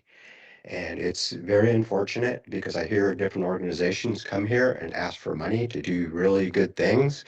And then I see my government do things very vindictively to people. And it serves no purpose whatsoever except to keep their corruption going. They've done some really heinous things as far as literally go to the VA office and try to get my VA records illegally. They've tried to access other things illegally. So violation of civil rights as well as constitutional rights here in Nevada County are ongoing. Please join my Concerned Citizen Facebook page. It's free news locally. Again, February 2nd, the city of Grass Valley is changing their website due to hacking. And I'll also be in court with the city spending millions of your taxpayers' dollars to do nothing but to keep me from doing what I'm doing right now, which is just come and speak to my elected and appointed officials as dictated in our Constitution. But unfortunately, some people take it very personally. They have their feelings get hurt. And because of that, they unleash the dogs on me, both physically, financially, mentally. This is ongoing. I suggest that when we see people being abused in other municipalities across the US, that we revert back to thinking about these same type of things happening here that we're ignoring. Thank you. Thanks, Matt. Okay, seeing no other people in line for public comment, I will close the public comment in the chambers. I will note that we have received some written comments in regard to our agenda today, and those are all entered into the record. One in particular that I said I would mention was a support of the counties potentially helping some of our venues with insurance that we're going to be talking about on Friday. So I just wanted to mention that. And now I would like to turn this over to Lori Burkhardt-Frank, who is our facilitator extraordinaire. Thank you for being here, Lori, and helping us. Thank you very much, Chair Swarthart. I just want to go over the agenda, what we're going to be covering today, and the rest of the day we will be looking at the next presentation is the year in review 2025, and then we will be taking a very short break, just a comfort break. With those are like 5 minutes, and then we'll have activating legislative platform. Then we'll have lunch and the impacts of HR 1 after lunch, then county finance, followed by a short break, and then Q&A with cities and town updates, and then career technical education. Teacher from NU is coming in with her students. So that's what we're doing the rest of the day. So at this point, the only other announcement I have is just to remind the folks at the table here that when you're ready to speak, to turn on your mic and then and bring it close to you so we can hear you well, and then turn it off when you finish. I'm now going to turn this over to Patrick and Taylor Wolf to talk about the year 2025 in review.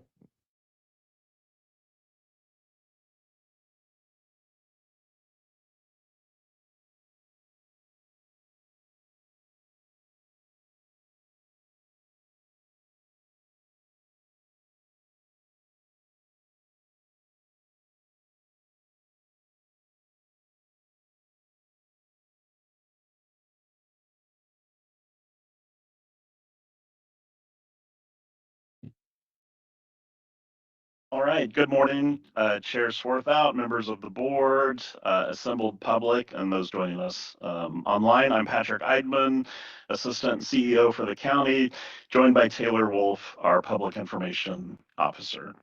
Our session this morning is about connection, how we connect with residents, how we listen, how we collectively serve Nevada County in ways that are transparent, responsive, and community-centered. In 2025, our media presence, including social and digital platforms, continued to evolve beyond simply sharing information. We value and invest in spaces that support dialogue, collaboration, and community building. Through engagement with residents, nonprofits, local businesses, and partner agencies and organizations, we shared timely updates, highlighted county services, celebrated accomplishments, and gathered valuable feedback from the people we serve. Today's session will begin with a brief overview of our 2025 engagement results and how our public information team is intentionally working to expand access and strengthen trust between the county and our public. We'll then preview a short video highlighting some of the county's accomplishments in 2025. These successes reflect the collective efforts of board leadership, county departments, community partners, and residents working towards shared goals. The video is not simply a look back, but it's a reminder of what's possible when collaboration and service guide our work. With that, I'll turn it over to Taylor Wolf. Following her presentation and the video, we'll have time for questions, discussion, and any district updates that you'd like to share. Great, thank you, Patrick. My name is Taylor Wolf. I'm your Public Information Officer. Good morning, Chair Swarthout and Board of Supervisors. I'm really excited to be able to present to you for a moment today. As you heard from Patrick, 2025, our work really focused on connection, how we listen, how we share information, and how our residents can have a voice in county decisions. And I want to recognize the people that just came up and are here for public comment today doing just that. To start us off, before we show the video, just reflecting on our work in 2025 and some of the stats on our reach to our residents. So starting in the top left here, we maintain a really steady pace in communications. Our team output is typically about 1 article per day, whether that's a press release, an opinion piece, or maybe just an article that's going in our website or newsletter. All of that content is published in our county website under the county news section. And our website as a whole had 2.2 million page views in 2025. We do see some of those seasonal peaks, right? So election season, property taxes, and our jail media report is always a highly clicked item. However, county news as a whole is the main place people are going and looking. So that shows that there is strong interest in these county updates and people wanting to learn more. Then over to our county newsletter. We take that content and we amplify it through our main county newsletter that goes out every Thursday. In 2025, we had a 51% open rate.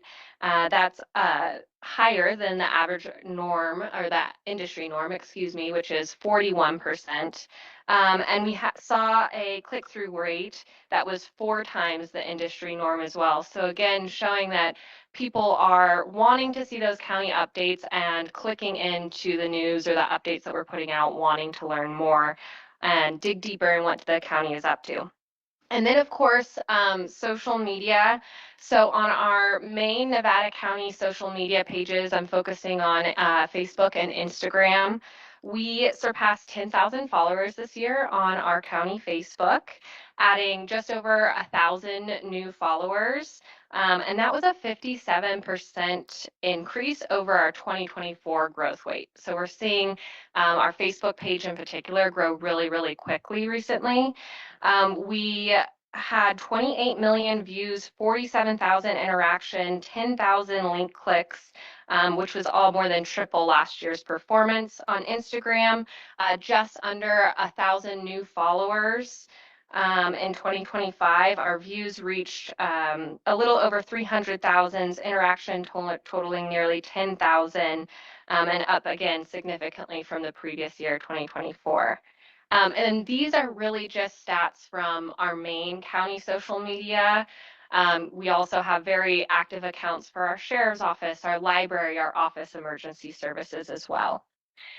Coming back to press and media, in 2025, we had approximately a little over 1,700 media stories where the county was covered in local, regional, or even sometimes national news.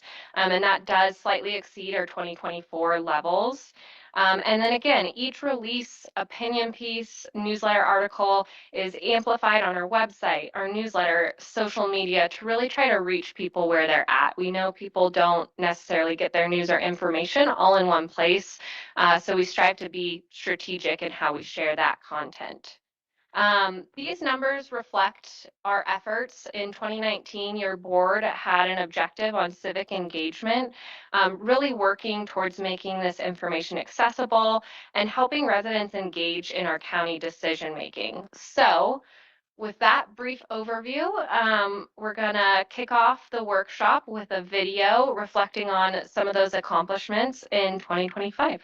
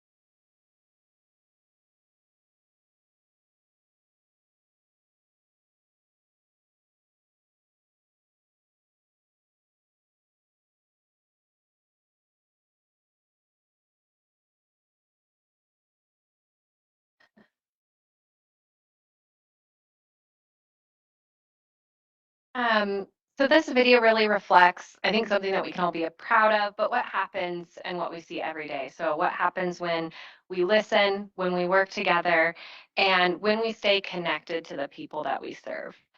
So looking ahead to 2026, our focus isn't just on quantity, but also on quality.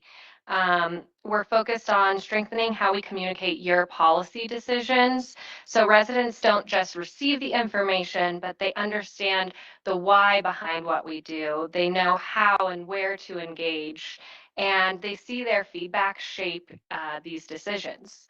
Our goal is to continue growing our newsletter so residents can receive those timely and useful updates, continue to promote participation in Citizens Academy or town halls so you can hear directly from our residents, and use social media strategically to show the work, partnerships, and of course the people behind our county work and stay connected with our residents as well. So with that, we welcome your questions, discussion, and any district updates you'd like to share. Thank you. Thank you so much. Thank you on the video. I know I was very apprehensive to do a video because I do not like seeing myself on tape, but you guys did a great job. That was my office. You all know now that I'm a Giants fan. So I think, we have a couple minutes for questions or comments. And so I would want to check in with my colleagues on the board and see if they would like to add anything or have any comments. And I'm going to start down at the very end of the Supervisor Bullock. No comments, just thank you. Great work on the video and highlighting the progress. I've seen the progress across the social media platforms, the other media platforms and the website. It's happy to see the growth and the click rate and seeing people grabbing onto the information. Transparency is a huge part of good government, in my opinion. I think in my opinion, for my tenure here on the board, have seen some progress. So just great thanks to staff and the other partners we use to push that message along. Thanks. Supervisor Tucker. Yeah, thanks for all your work on this. And Taylor, one of the I look forward to before our meetings on Tuesdays on the way to the meeting is hearing you on the KNCO with Tom Fitzsimmons giving the update about all the various things going on in the county. So that's great.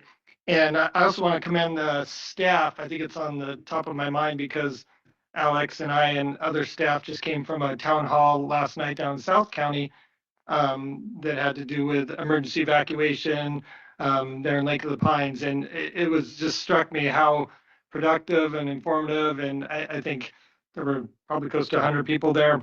And we had representatives from the Sheriff's Department, OES, some community partners. And it was just kind of encapsulated what you're talking about here. It was just this a lot of questions, a lot of information being shared. I think everyone walked away with it just realizing how valuable that community interaction in education was. So I think I saw it firsthand last night. Love all the digital stuff as well and online, but there's something about the in-person engagement that I think is really, really great. So thanks for all your work.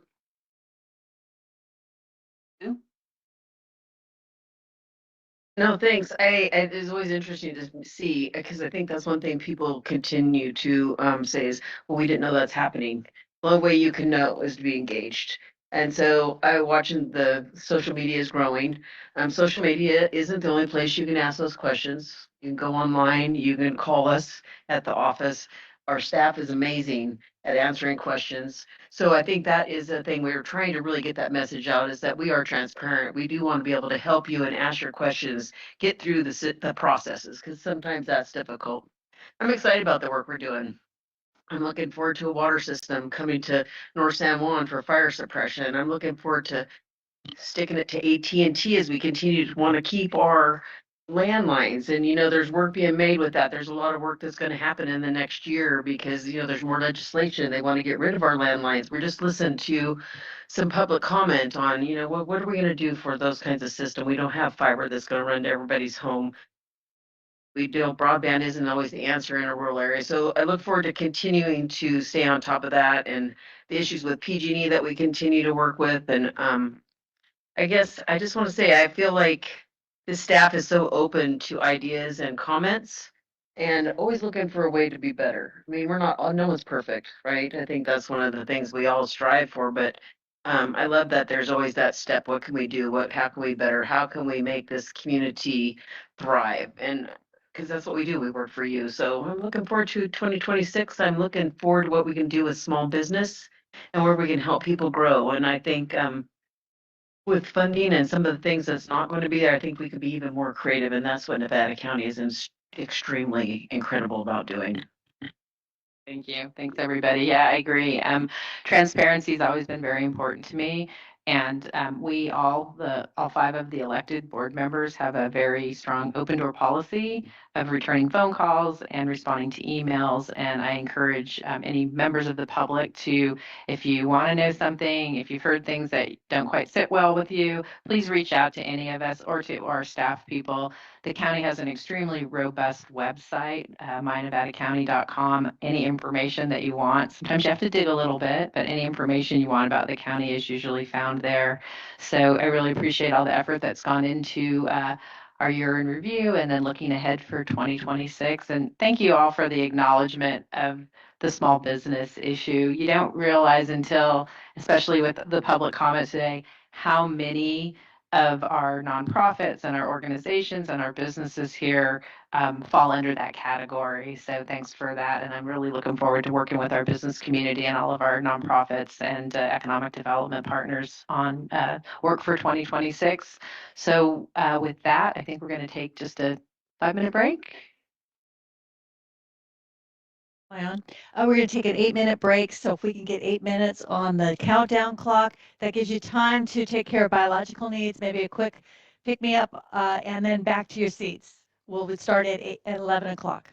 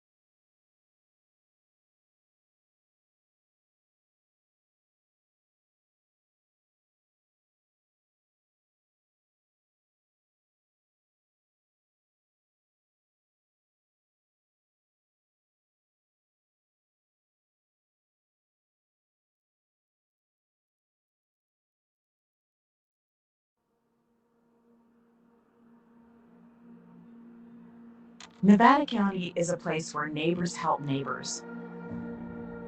We work together so that everyone in the community thrives. The work that the county does to help that happen isn't always obvious, but it's happening every single day. This year, we made meaningful progress on a number of projects that show how we come together to support our residents. Here are just a few of the ways we did that in 2025.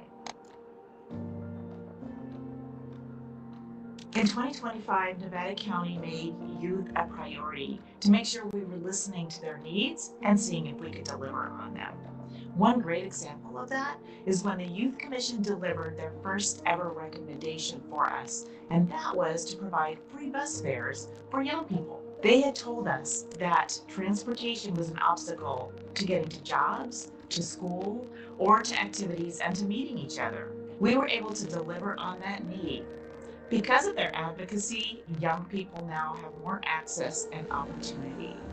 When we invest in young voices, our community as a whole is stronger.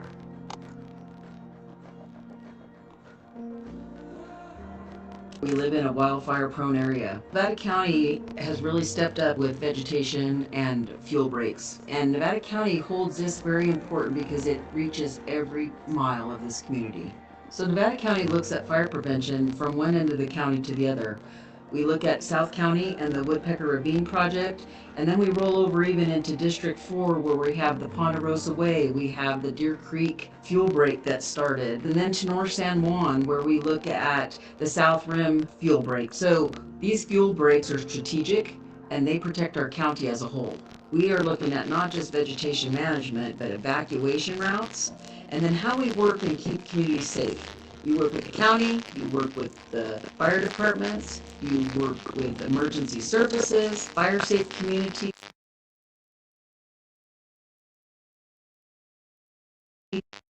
And then folks that just work on their own land. Becoming resilient to wildfire is a community effort. None of us can do it on our own. When you unite and do it together, we can accomplish all kinds of things. Partnerships fill in all the gaps of the things that the county can't do.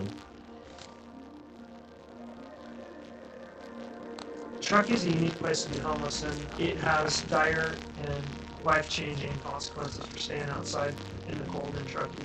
We've seen over the past 5 years homelessness really become apparent on the streets, in front of businesses. We see increased pressure on our healthcare system. We see increased pressure from our local police department. We didn't have a shelter facility for the last 2 years. We really want to get a single point of entry for our homeless population where they can receive wraparound support during those other periods, is just essentially winter and spring. We have a facility. We really needed one focused area so that we can help this population meet their needs, from food insecurity, overnight shelter, storing of belongings, showers, all the things that make them whole as a human being. The Navigation Center was really made possible by a connection of the Truckee-Tahoe Homeless Advisory Committee, which is a collection of our community-based partners. This is a community issue, a community problem that takes community solutions. It does really take every single person to make those solutions effective. When we fail together as a team. When we win together as a team. One thing we can count on is that we support each other, we trust each other, we always do what's best for our entire community.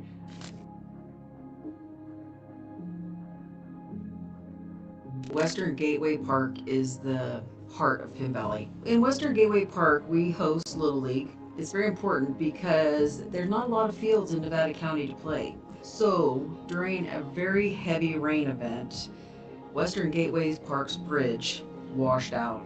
It was devastating to the community. And the big question was, how are we going to fix it? So parks are an independent district. There just was not the funding to accomplish this task. And the county stepped up to be that partner. I think that's what our county is really good at. It just shows how we can collaborate as a group. And our little community was so grateful that we're back up and running. So this is what good partnership looks like. And this is how we get things done so that special places in our community can even exist. And that, I think, is what the county does. We work for you, the people. People who love their pets and all pets. There are community members who will go to the ends of the earth to help and save animals. That, I believe, is an incredible community value. There obviously are many challenges with our shelter and with our animal population, and the big one is the overpopulation. Our shelter is a no-kill shelter, so we don't euthanize for space. I think the other thing that's contributing to the animal overpopulation in our community is the expense of spay and neutering. So we have a lot of people who just can't afford to spay and neuter their pets.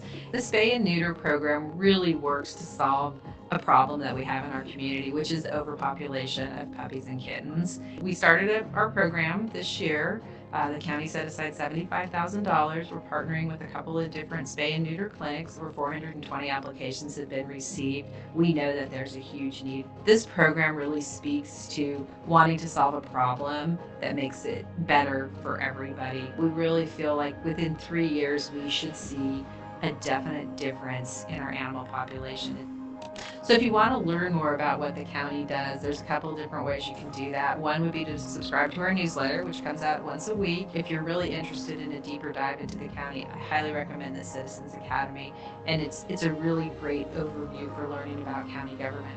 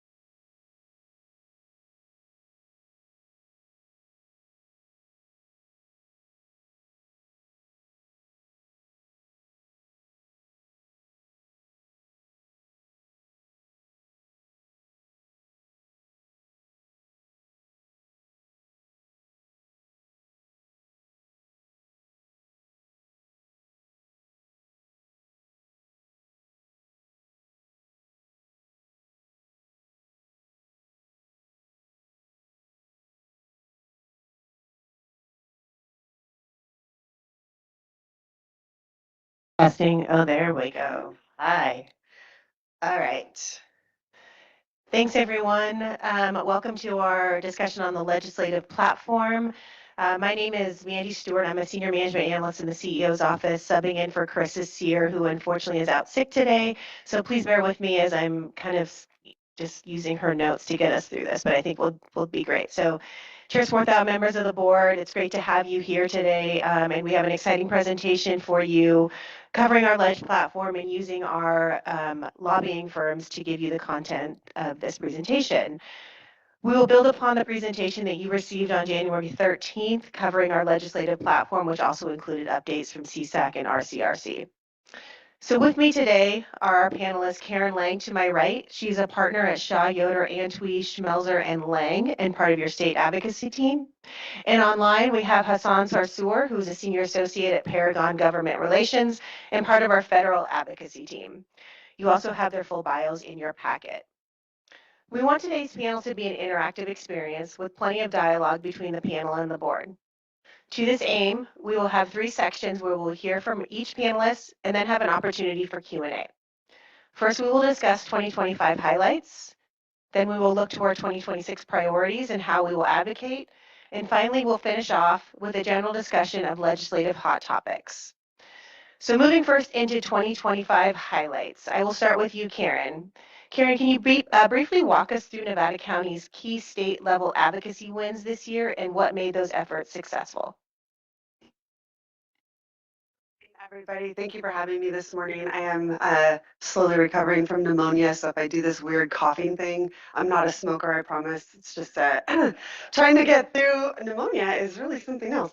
I appreciate being here and wanted to start out again.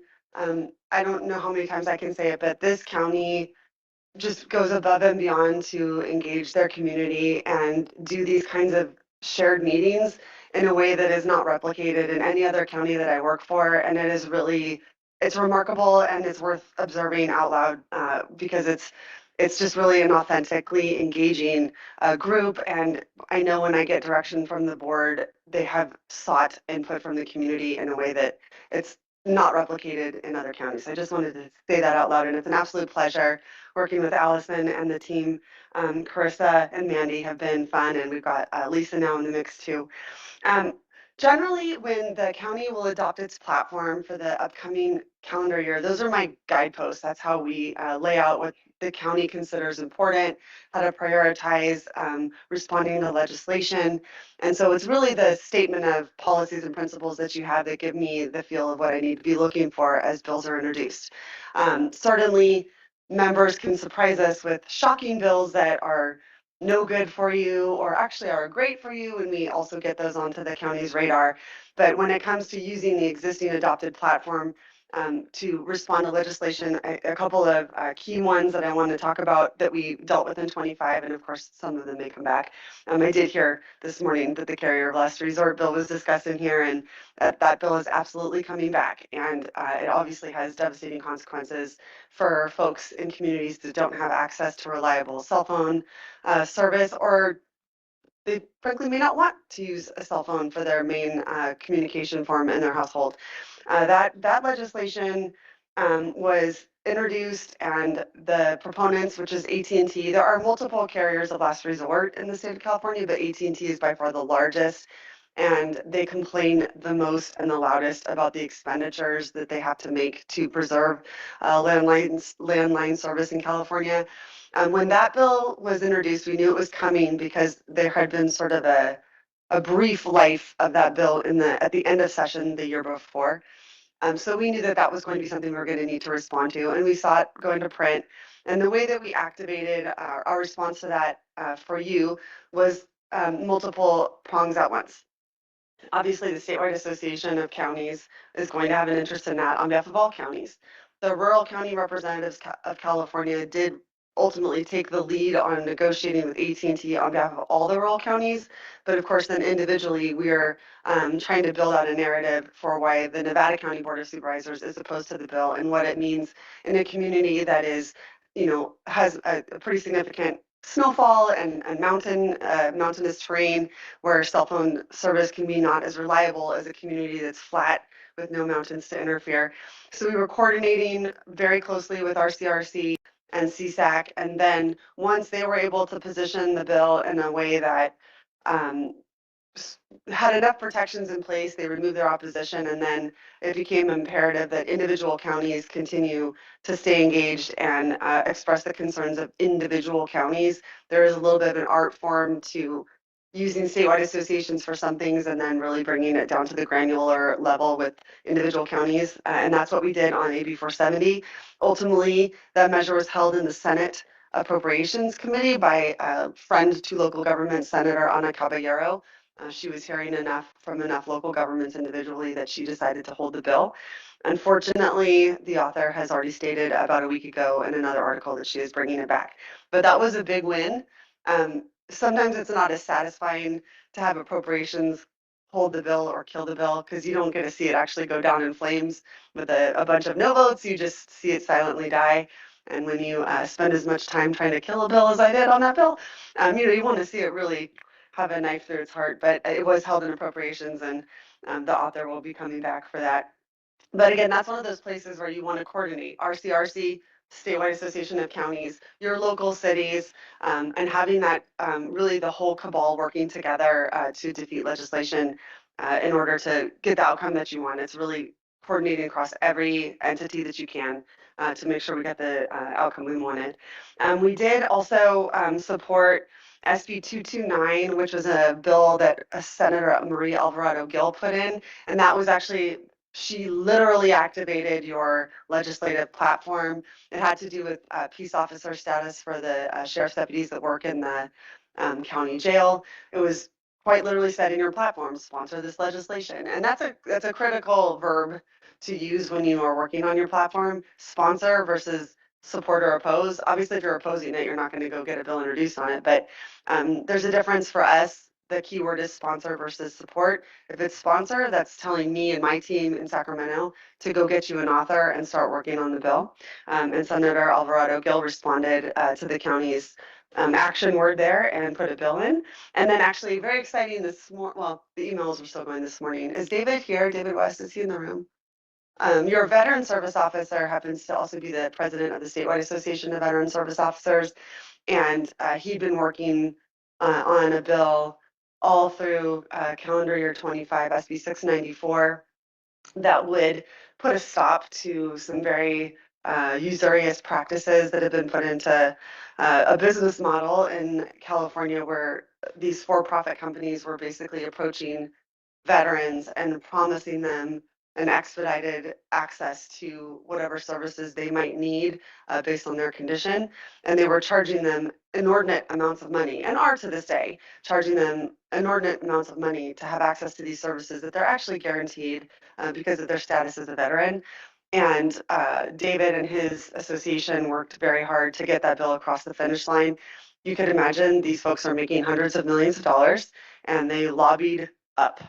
And so they managed to derail the bill sort of in 2025, but the author, Senator Archuleta, fought back hard. Senator Archuleta is the father of 2 active duty paratroopers and is a former and retired military himself. And he really dug into the bill, and they actually moved it off of the Senate floor on Monday. And that means it's going directly to the governor. And again, another way to activate your platform, if David puts something into your platform telling your lobbyist to help support legislation to protect veterans in that manner, and we are then liberated to go knock on doors, and our firm was doing that exact thing to help shore up support. And it did get out. It got out 30 to 10 on Monday to go to the governor. It was not a partisan bill, which was really surprising. There were Republicans that opposed it and Democrats that supported it, and there was just quite a mix of yes votes versus no votes. Those bills are not as common, but David was very successful at that. So when they put things in the platform like that, it gives us the authority to go lobby on behalf of a department head and his association if that is something that the board wants us to do. And finally, the ongoing challenges around fire insurance. This county and Placer County have been dealing with the brunt of that for the longest of any of the counties in the state. It is a glacially slow slog to make any kind of improvements in the insurance market here in California, mainly because insurance rates are set by an elected constitutional officer who wants to stay in office. And so rates have been frozen for quite a while, and they're starting to go up. But affordability doesn't mean accessibility and vice versa. But we continue to stay very close and trying to engage and plug your supervisors in to be the face of this issue in Sacramento. Supervisor Hall, I know she's not here today, but she was called upon by the Senate Pro Tem and asked her to come down and speak in support of a bill to try to help bring some sanity to our insurance market, and she did. And that's another great way that you're plugged in. We know you care about fire insurance here. We are trying to see if informational committees, if they have a hearing, we get you, if there's an opportunity to bring someone from the county down to Sacramento to be on a panel to speak about what's happening here and how it's affecting your constituents, we try to do that to continue educating. But again, there's no silver bullet to solve the insurance crisis. It is going to be one bill at a time. There are already new bills in print because of what's happening now to the Palisades survivors and the Eaton fire survivors. So that's an issue we keep working on. And finally, knowing that you're one of the original counties dealing with cannabis-related issues. I saw your representatives here from the cannabis industry. The county took an active role in trying to support some financial relief for the cannabis growers that are paying essentially a cultivation tax and trying to get some taxation relief for the cannabis industry who's struggling to stay in the permitted market. There's obviously an enormous illicit market as well, but the county has established a pretty long history now at this point of trying to support the legitimate cannabis industry and keep those folks in the compliant market. So those things are on your platform. When we see those bills, we tag them for you. We share them with your staff and try to keep your legislative platform moving and alive in light of what is in the existing platform. But of course, as new bills are introduced, we modify our, we pivot and add new things to the county's list of interests, and that's how we use the platform. And I'll hand it back to Mandy. Thanks so much, Karen. We do really appreciate all of Karen and her team's efforts on these wins in 2025 and look forward to more as we move into 26. So now we'll turn it over to Hassan to talk about some wins in the federal space. Hassan, can you please highlight Nevada County's major federal advocacy wins this year and explain why they matter to the county moving forward? Sure. So Hassan Sarsour, Paragon Government Relations. Thank you guys for having me today. Like Karen, I'm also coughing a lot. I do have my tea here to kind of keep my throat soothed. I don't think it's pneumonia, but it has been a little bit of annoyance. I do want to echo what Karen said about the county and the staff. We do represent a number of counties up and down the state, and Nevada County is very engaged on federal issues. The staff is very good at getting us what we need to do our jobs here. So kudos to the board for hiring good staff, and kudos to the board for being engaged. Admittedly, last year was a tough year at the federal level. It was rough, but there were a few wins we do want to highlight today. The first one I want to talk about is the earmark, almost $2.5 million for the indoor firing range. Every year there's a appropriations process. We work with the county staff to identify projects that we think would be good candidates for community project funding or earmarks.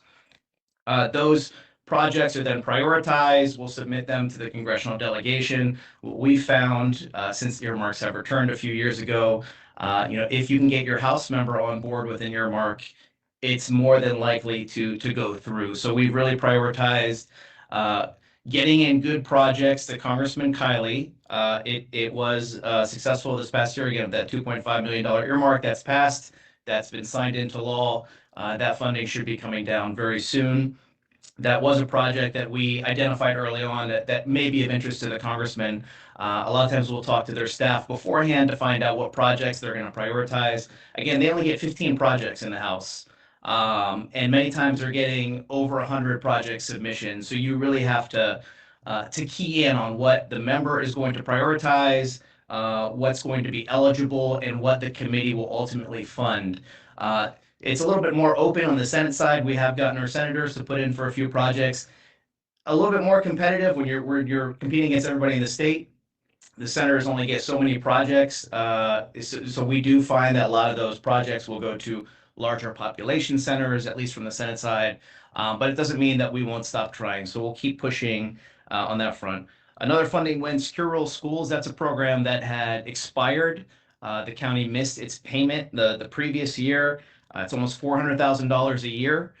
So under that new 3-year bill, the county will be getting that retroactive payment very soon. You'll get another payment this spring, and then you'll get the third and final payment the spring of next year. So that's one that we're going to have to keep advocating on. That program does expire at the end of this year again. So it's weird how it's structured. It expires, but then the money still goes out, a few months later. But that's one that we'll be pushing for. The program was never intended to be a permanent solution. Again, this replaces timber revenue off of National Forest Service land. When those timber revenues dropped, a few decades ago, this program was put in place to make sure that that counties were made whole. So they've been talking about reforms. Long-term proposals have been out there. They're too expensive. They're the way the formulas work is not necessarily that great. We're in the mix on those discussions. I don't see those going forward anytime soon. I think we're going to keep pushing for short-term extensions. So that's something that'll be on our radar again this year. Payment in lieu of taxes, another key program for public lands. The county typically gets around $560,000 a year. That money will be coming around, late spring, early summer. That's one of those programs that's funded on a yearly basis through the appropriations process. We'd love to get back to a system where that money just it's automatic, it goes out, it's mandatory. It was that way for a number of years, but they've moved away from that.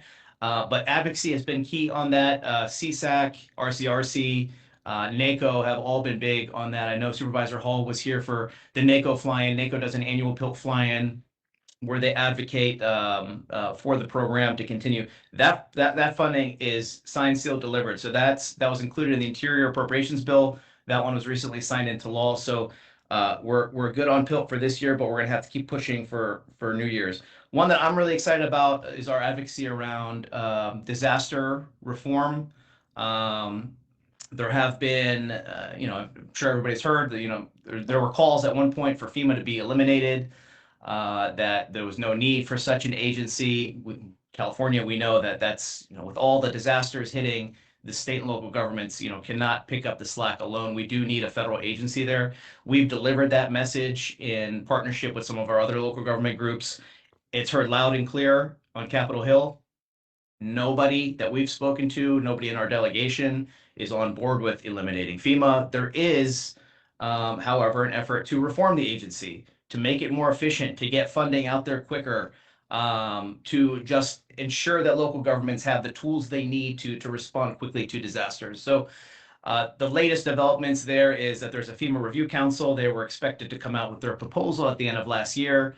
We were excited to see what was going to be included in that because that was the impetus for Congress to sort of act in the coming months. We did hear that there was an effort in the Senate side led by Senator Padilla to introduce a Senate companion bill that would do those FEMA reforms. The problem was finding a Republican who was willing to sort of put themselves out there before the Review Council recommendations came out. So that Review Council meeting was postponed. Their charter was pushed back for a couple months, so they are still in existence. We are expecting one more public meeting where they're going to make their proposals final, and from there, we hope that Congress will take on some of those FEMA reforms. Some of the reforms we've heard are not necessarily great. I think there are things that Congress will reject ultimately. We've heard about pushing more of the burden onto state and local governments. So right now you have a 75% split with the federal government, 25% for local governments. We heard they wanted to reverse that and essentially make it 75 local, 25 federal.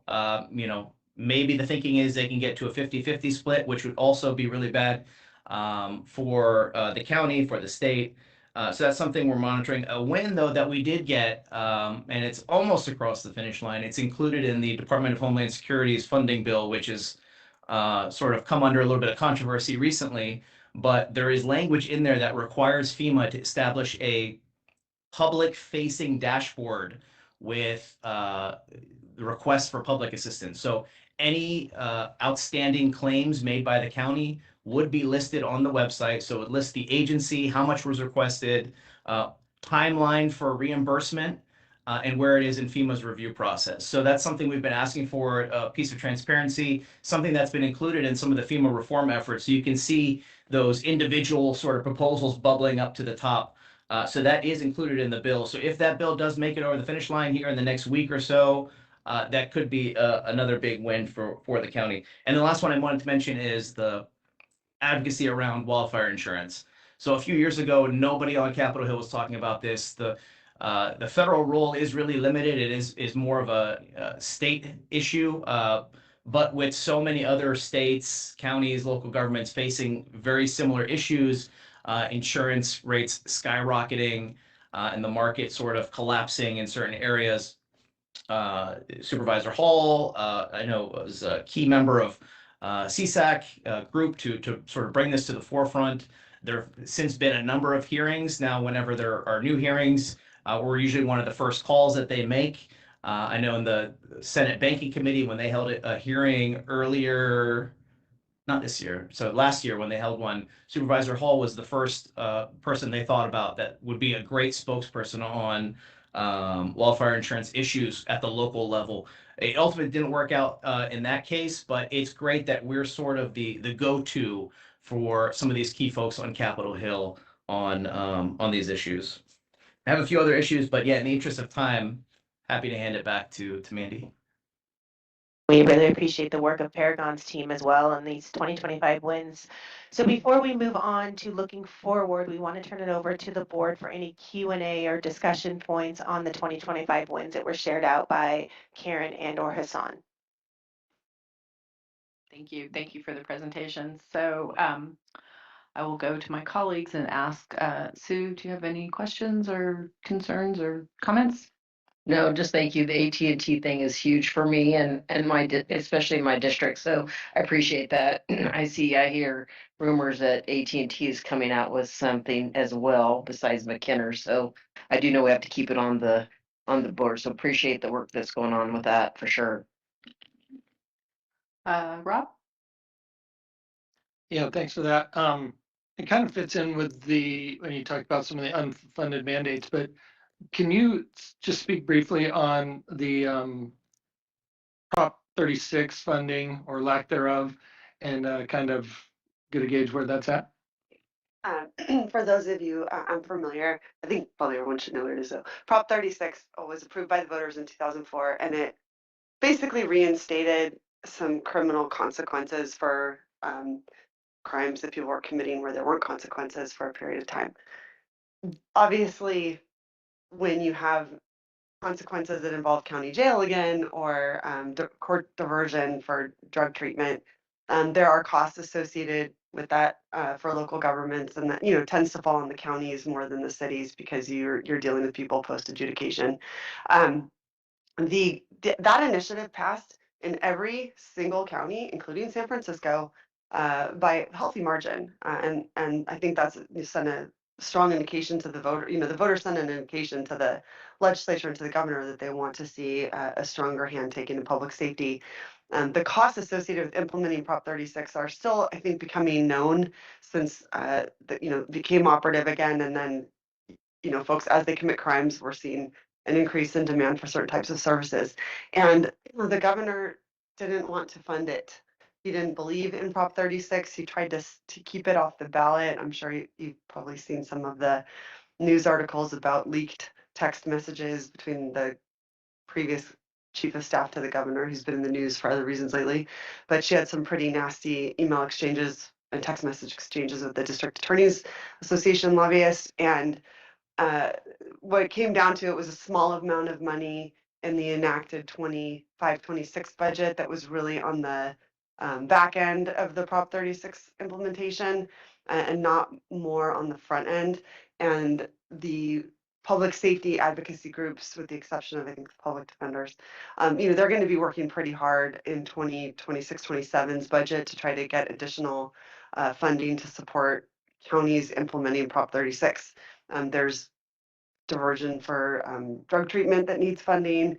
You're going to have more people in jail. You need that cost counties money. So there will be advocacy around it. The most interesting thing this morning I could tell you is that one of my colleagues in a different meeting this morning said that Matt Mahan for sure is jumping into the governor's race, and he's the current mayor of San Jose, and has really not been shy about putting space between him and the governor on that very specific issue about Prop 36, and gave an interview last week about how underfunded it is.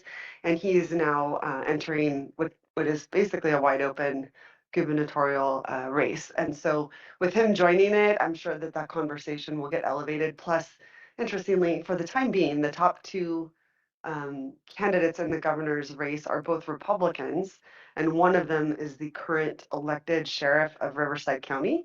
And he's not shy about talking about this issue, and I think it's going to bring a lot of attention to it, at least up through the primary, and then we'll see what happens. But certainly now you have candidates on both sides of that race talking about how underfunded Prop 36 has been, and that will create pressure as we move through the 26-27 budget planning cycle, and I'm sure it will continue to be talked about. Yeah, thanks for the update. I just had one quick question for Karen. With HR 1 changing the ratio for state funding on our side for healthcare, what is the rulemaking changes at the state level? Obviously, HR 1's throughout our ledge platform. How do we keep pace with the back and forth that the state legislature is going to do in the unfunded mandate portion of handling those big costs coming at us? Like, I assume you guys are going to keep us updated, but any tips or tricks for us to work with? You're stuck with me through after lunch because we're going to talk I think, in detail with Ryan on HR1. But in the short term, what we're doing right now is just laying the educational groundwork with legislators about the real impacts of HR1. If you'll recall, it was like right before 4th of July, and it was just a last minute kind of everything getting jammed into that one giant bill. And I think we're still picking through the wreckage of all of the impacts of the measure, but in order for legislators and finance staff and policy committees to come up with thoughtful suggestions for how to do exactly what you're describing, there's a huge knowledge gap in the Capitol with staff that were essential, and this is not trying to be rude, there are kids that were going to be lobbying on this issue that were in middle school the last time counties had to do a lot of the work that may be coming back to you. And so we're trying to spend the time that we have before we see real proposals come out, just educating legislative staff and members who have no idea what section 17,000 of the welfare and institution codes mean, for example. So there was a hearing yesterday. We're going to send out the notes on that. It may have gone out while I was here. There's going to be legislative hearings, which I think will lay out how to engage more. But we don't have anything to respond to right now other than to say, you're going to do double the work and you have less funding coming to you. And how does that work for the human beings that are on the other end of the service spectrum from where these decisions got made? So it's going to be tough, very unpleasant. Anyone in elected office in California is going to have to make a lot of uncomfortable decisions without any new resources to help mitigate them. So that's the short answer, but we can really dig into it after lunch. Okay, thank you. And then one quick question for Hassan. I know SRS and PILT was a win, and it took a while to get there, but the Tahoe National Forest has talked about cutting 70 million feet of timber again, which is like back to late 70s volumes. And my question is, and I've asked the question before, but I'm still a little unclear. Two parts. One, are they going to pay yield tax back to the counties on that? And two, is it going to reduce SRS or PILT funding in the future as they cut more and more timber, which I'm a fan of. I think that's the right thing to do for a number of reasons. But is there any discussion on the Hill about the ramifications of starting to extract resources again? So it's a great question. The way the Rural Schools program works is if you're able to generate enough revenue that it would be more than your formula payment, you can accept that payment in lieu of the formula. If it doesn't, and as long as that land stays in a national forest, you would get the reimbursement based off of the acreage of the land. So as long as it's, even if the timber is cut, you would still get a base formula payment. But if it does go above that, you would be eligible for more money from the federal government. So that was the SRS question. And then I'm sorry, what was the second question? I think you answered it through PILT. Yeah. Okay. Yeah, thank you. Thank you. So I just have a quick question for Karen. So back to the fire insurance issue. There's a lot of confusion people that I talk to understanding the why of like our insurance commissioner not negotiating with other insurance companies. There's discussions about not selling insurance across straight lines. I'm sure there's probably not a simple explanation to it, but maybe you could just give us a little education on how it works. Yeah, happy to.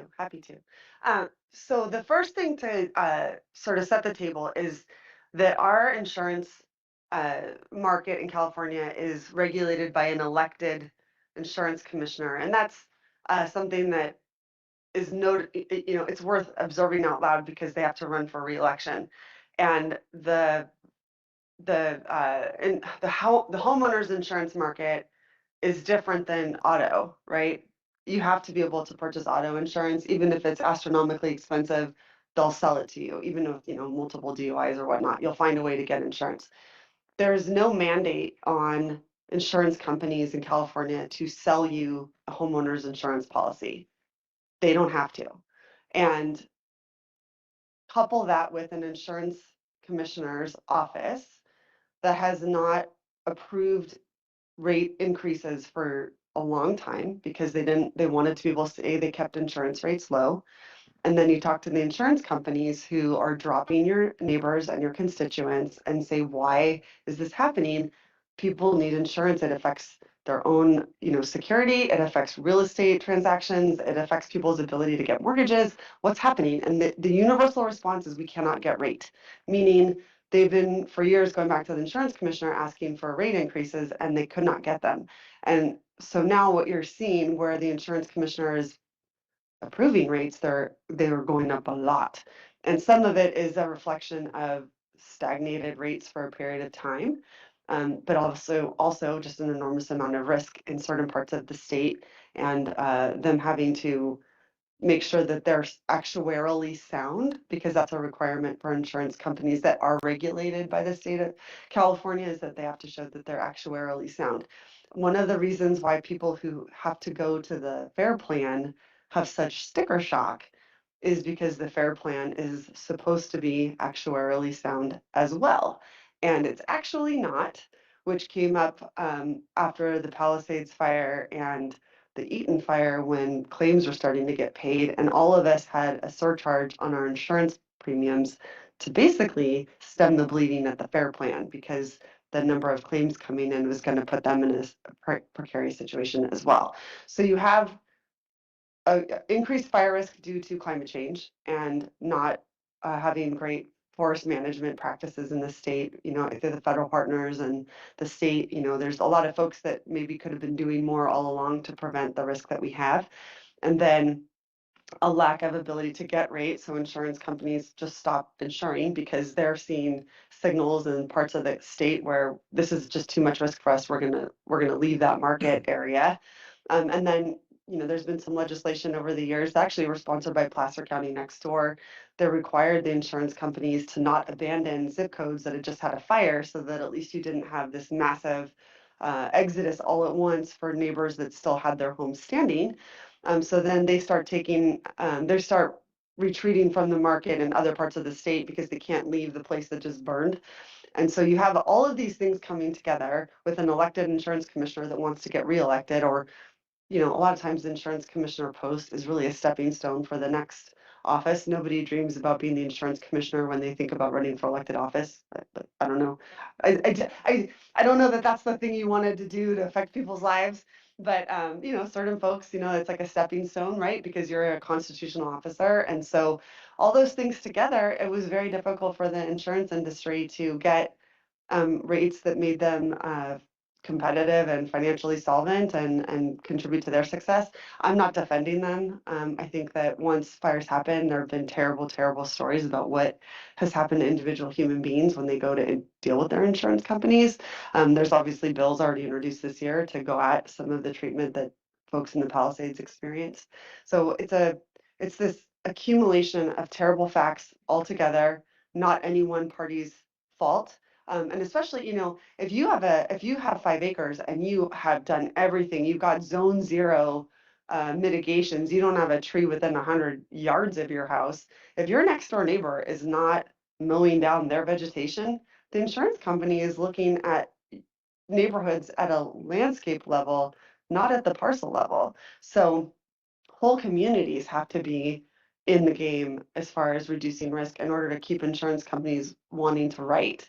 And that's really challenging. Like the insurance companies can't compel someone to mow their lawn or, more importantly, do the weed eating stuff that reduces the flammable vegetation.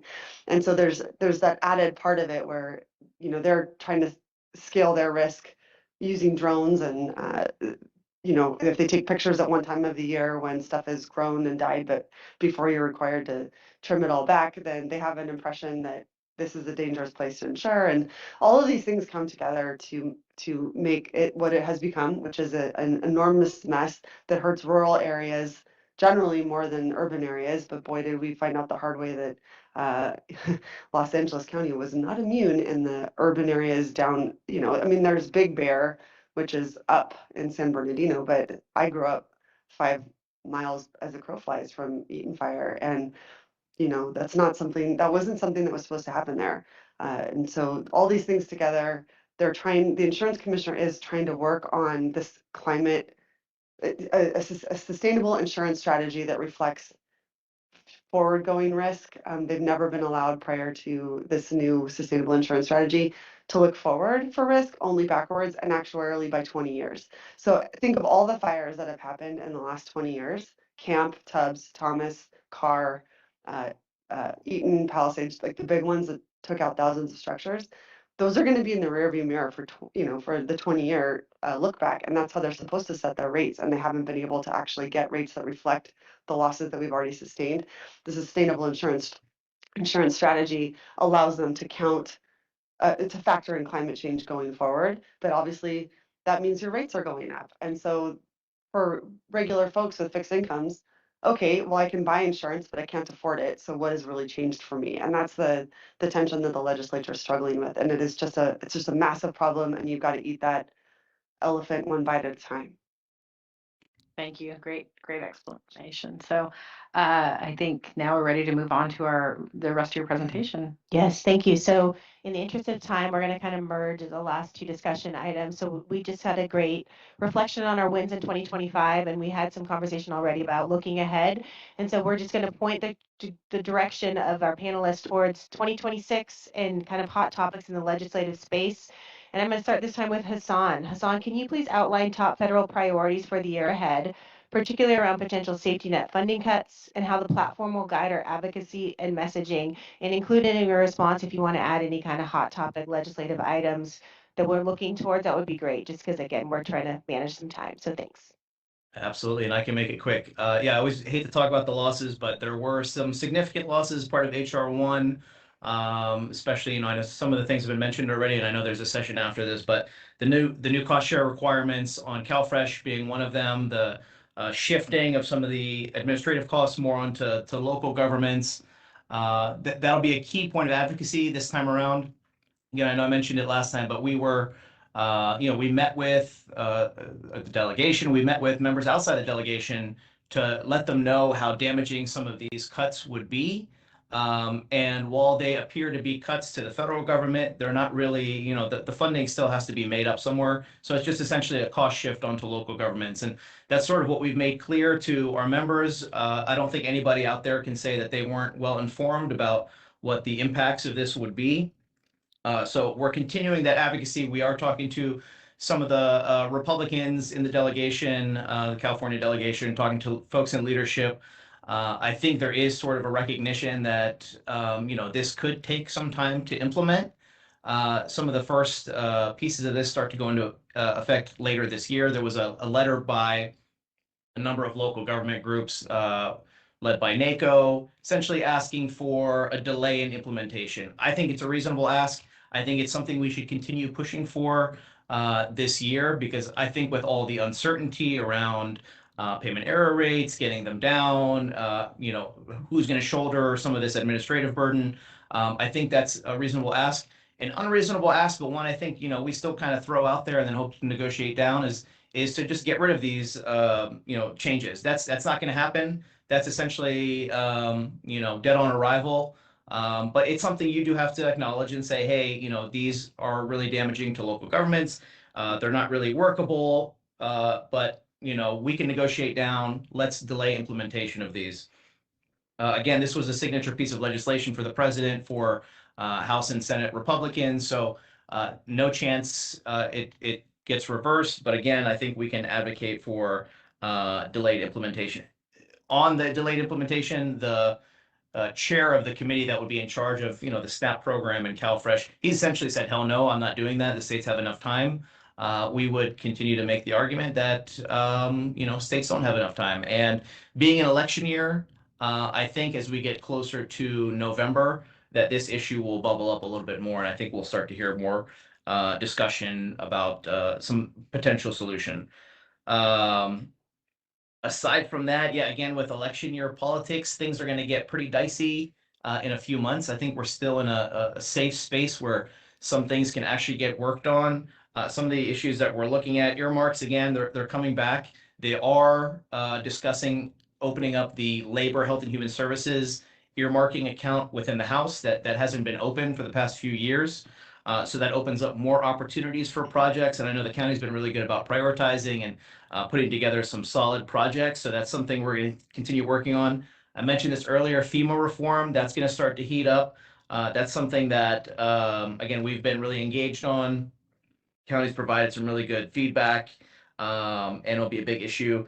Transportation reauthorization. So the bipartisan infrastructure law, the one that passed under the Biden administration, that law is expiring. One of the big pieces of that, the central piece, is the surface transportation reauthorization. That's something we'll want to be engaged on. They'll need to reauthorize it this year. Things in there that we look for: funding for rural areas. We look at funding for local bridge projects. We've been successful in past years and past reauthorization cycles, making sure that there is formula funding for local bridge projects, and there is competitive grant programs for counties like Nevada that are usually really good about putting in proposals for different grant programs. Forest management legislation, specifically Fix Our Forests Act. I know there's still some concerns on the environmental impacts of some of the changes to judicial review. I think we're getting closer to finding the right balance. Senator Padilla has been a big lead on that. Congressman Kiley has been a big supporter of the bill. I know it's been a priority for the chairman of the relevant committees. I expect that to come up at some point this summer. EPA water legislation is another one that we can expect to see. So your clean water and drinking water state revolving fund programs, those are funded under this type of legislation. That's money that came down through the IIJA, that bipartisan infrastructure law. That funding is expiring, but there's still a lot of local needs for water infrastructure. So that's one that we're going to be engaged on. And then housing reform. So whenever we talk about housing reform, a lot of time we want to talk about money that goes down to locals. There's two proposals right now that have a ton of bipartisan support. They don't have any money, but there's a lot of different flexibilities, reauthorizations, things like that that could move through Congress. So we're engaged with the staff. We'll continue working those issues.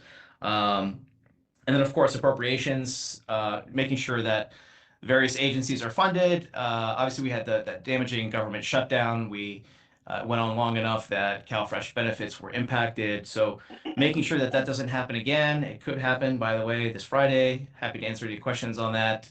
But aside from those, I think those are going to be the big priorities heading into this year. Lots to watch and lots to think about. Thanks, Hassan. We'll turn the same question over to Karen. Can you please highlight state budget opportunities and challenges and explain how we'll use the platform to support our advocacy efforts in 2026? Great. Okay. Thank you. It's been a long time since I've come to see a group of county supervisors where things have been this bleak. So it's not the fun part of the job. The LAO in December forecasted an $18 billion deficit that the governor would need to solve for in his proposed 26-27 budget. The governor let his Department of Finance Director, Joe, present the proposed budget to us on January 9th, and the governor's projected deficit was only $2.9 billion. How is that possible? I think I've said it before, but I'll continue to say it because it's worth knowing this about our state budget. The single most volatile part of our budget is the revenues that come from personal income tax and capital gains. That's because we have billionaires living in the in the Silicon Valley and elsewhere. When they have a good month, the state has a great month. And when the stock market sputters, we hurt at the state level when our revenue doesn't come in as expected. The governor is betting our state budget on an outsized performance in the stock market, and that is how he's saying we only have a $2.9 billion projected deficit. So if you own NVIDIA stock, you understand that's doing great. It's literally when NVIDIA has a bad day in the news cycle, you see it affecting our general fund. I mean, it's the single largest valued stock, I think, on the stock market right now. And it's headquartered in California. Just anecdotally, when Facebook was finally going to have its IPO, I don't know how many of you were in the room working for the county at the time, but there was literally a line item in the state budget for the stock realization that the startup folks were going to receive when it went public, and it was like $1 billion to our general fund the year that Facebook went public. So that's the level of volatility we're talking about. and you couple in the things that Hassan has to deal with in DC about the tariffs and everything like that, how does that affect our super rich in California? And then you also can't miss the fact that we have someone projecting or proposing a billionaire's tax, and the governor does not want that to go through because we're going to chase our general fund contributors right out of the state if we do that.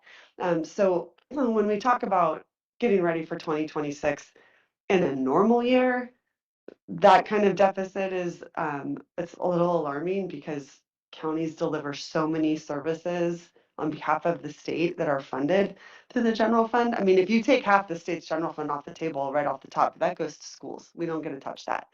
And then you have health and human services, corrections, and a lot of general government type thing. But the health and human services part of the budget is really counties, right? You're the ones doing the work. And they pay you to do it, and then they pay the bills for Medi-Cal and subsidize the exchange. So, you know, when we talk about what we're going to do, what the hot topics are right now, you know, we have another month and a half before they finish introducing all of their bad ideas. But in the meantime, and that's not a joke, I mean, this year I think that there should be a moratorium on new legislation because all of it is going to have some sort of mandate on you, and you already don't have enough from the state to do what you were doing already, and then we're going to deal with HR1. So hot topics is going to be all the work we're going to do around getting legislators smart about HR1's impacts in your communities and how people will have a harder time accessing services that the state values. We're going to see myriad mandates proposed. Is your probation team in the room? I would expect that there's going to be more juvenile justice related legislation proposed. There's an assembly member that's particularly active in that area. That is a very expensive population to serve, even if you just have a handful. So we're going to see undoubtedly some of that coming. The governor is running for president. He is going to propose things that make him look good for his presidential run. We will see proposals in that realm. I think that's one of the reasons that when he released his January 10 budget, he didn't have a lot of suggestions on how to deal with HR1. Why would you want to be the guy that proposes all these terrible solutions without any new revenue to mitigate their impacts? And so I think he's probably hoping that Hassan and his colleagues are wildly successful in postponing or reversing some of the impacts of HR1 so that the state doesn't have to make hard choices.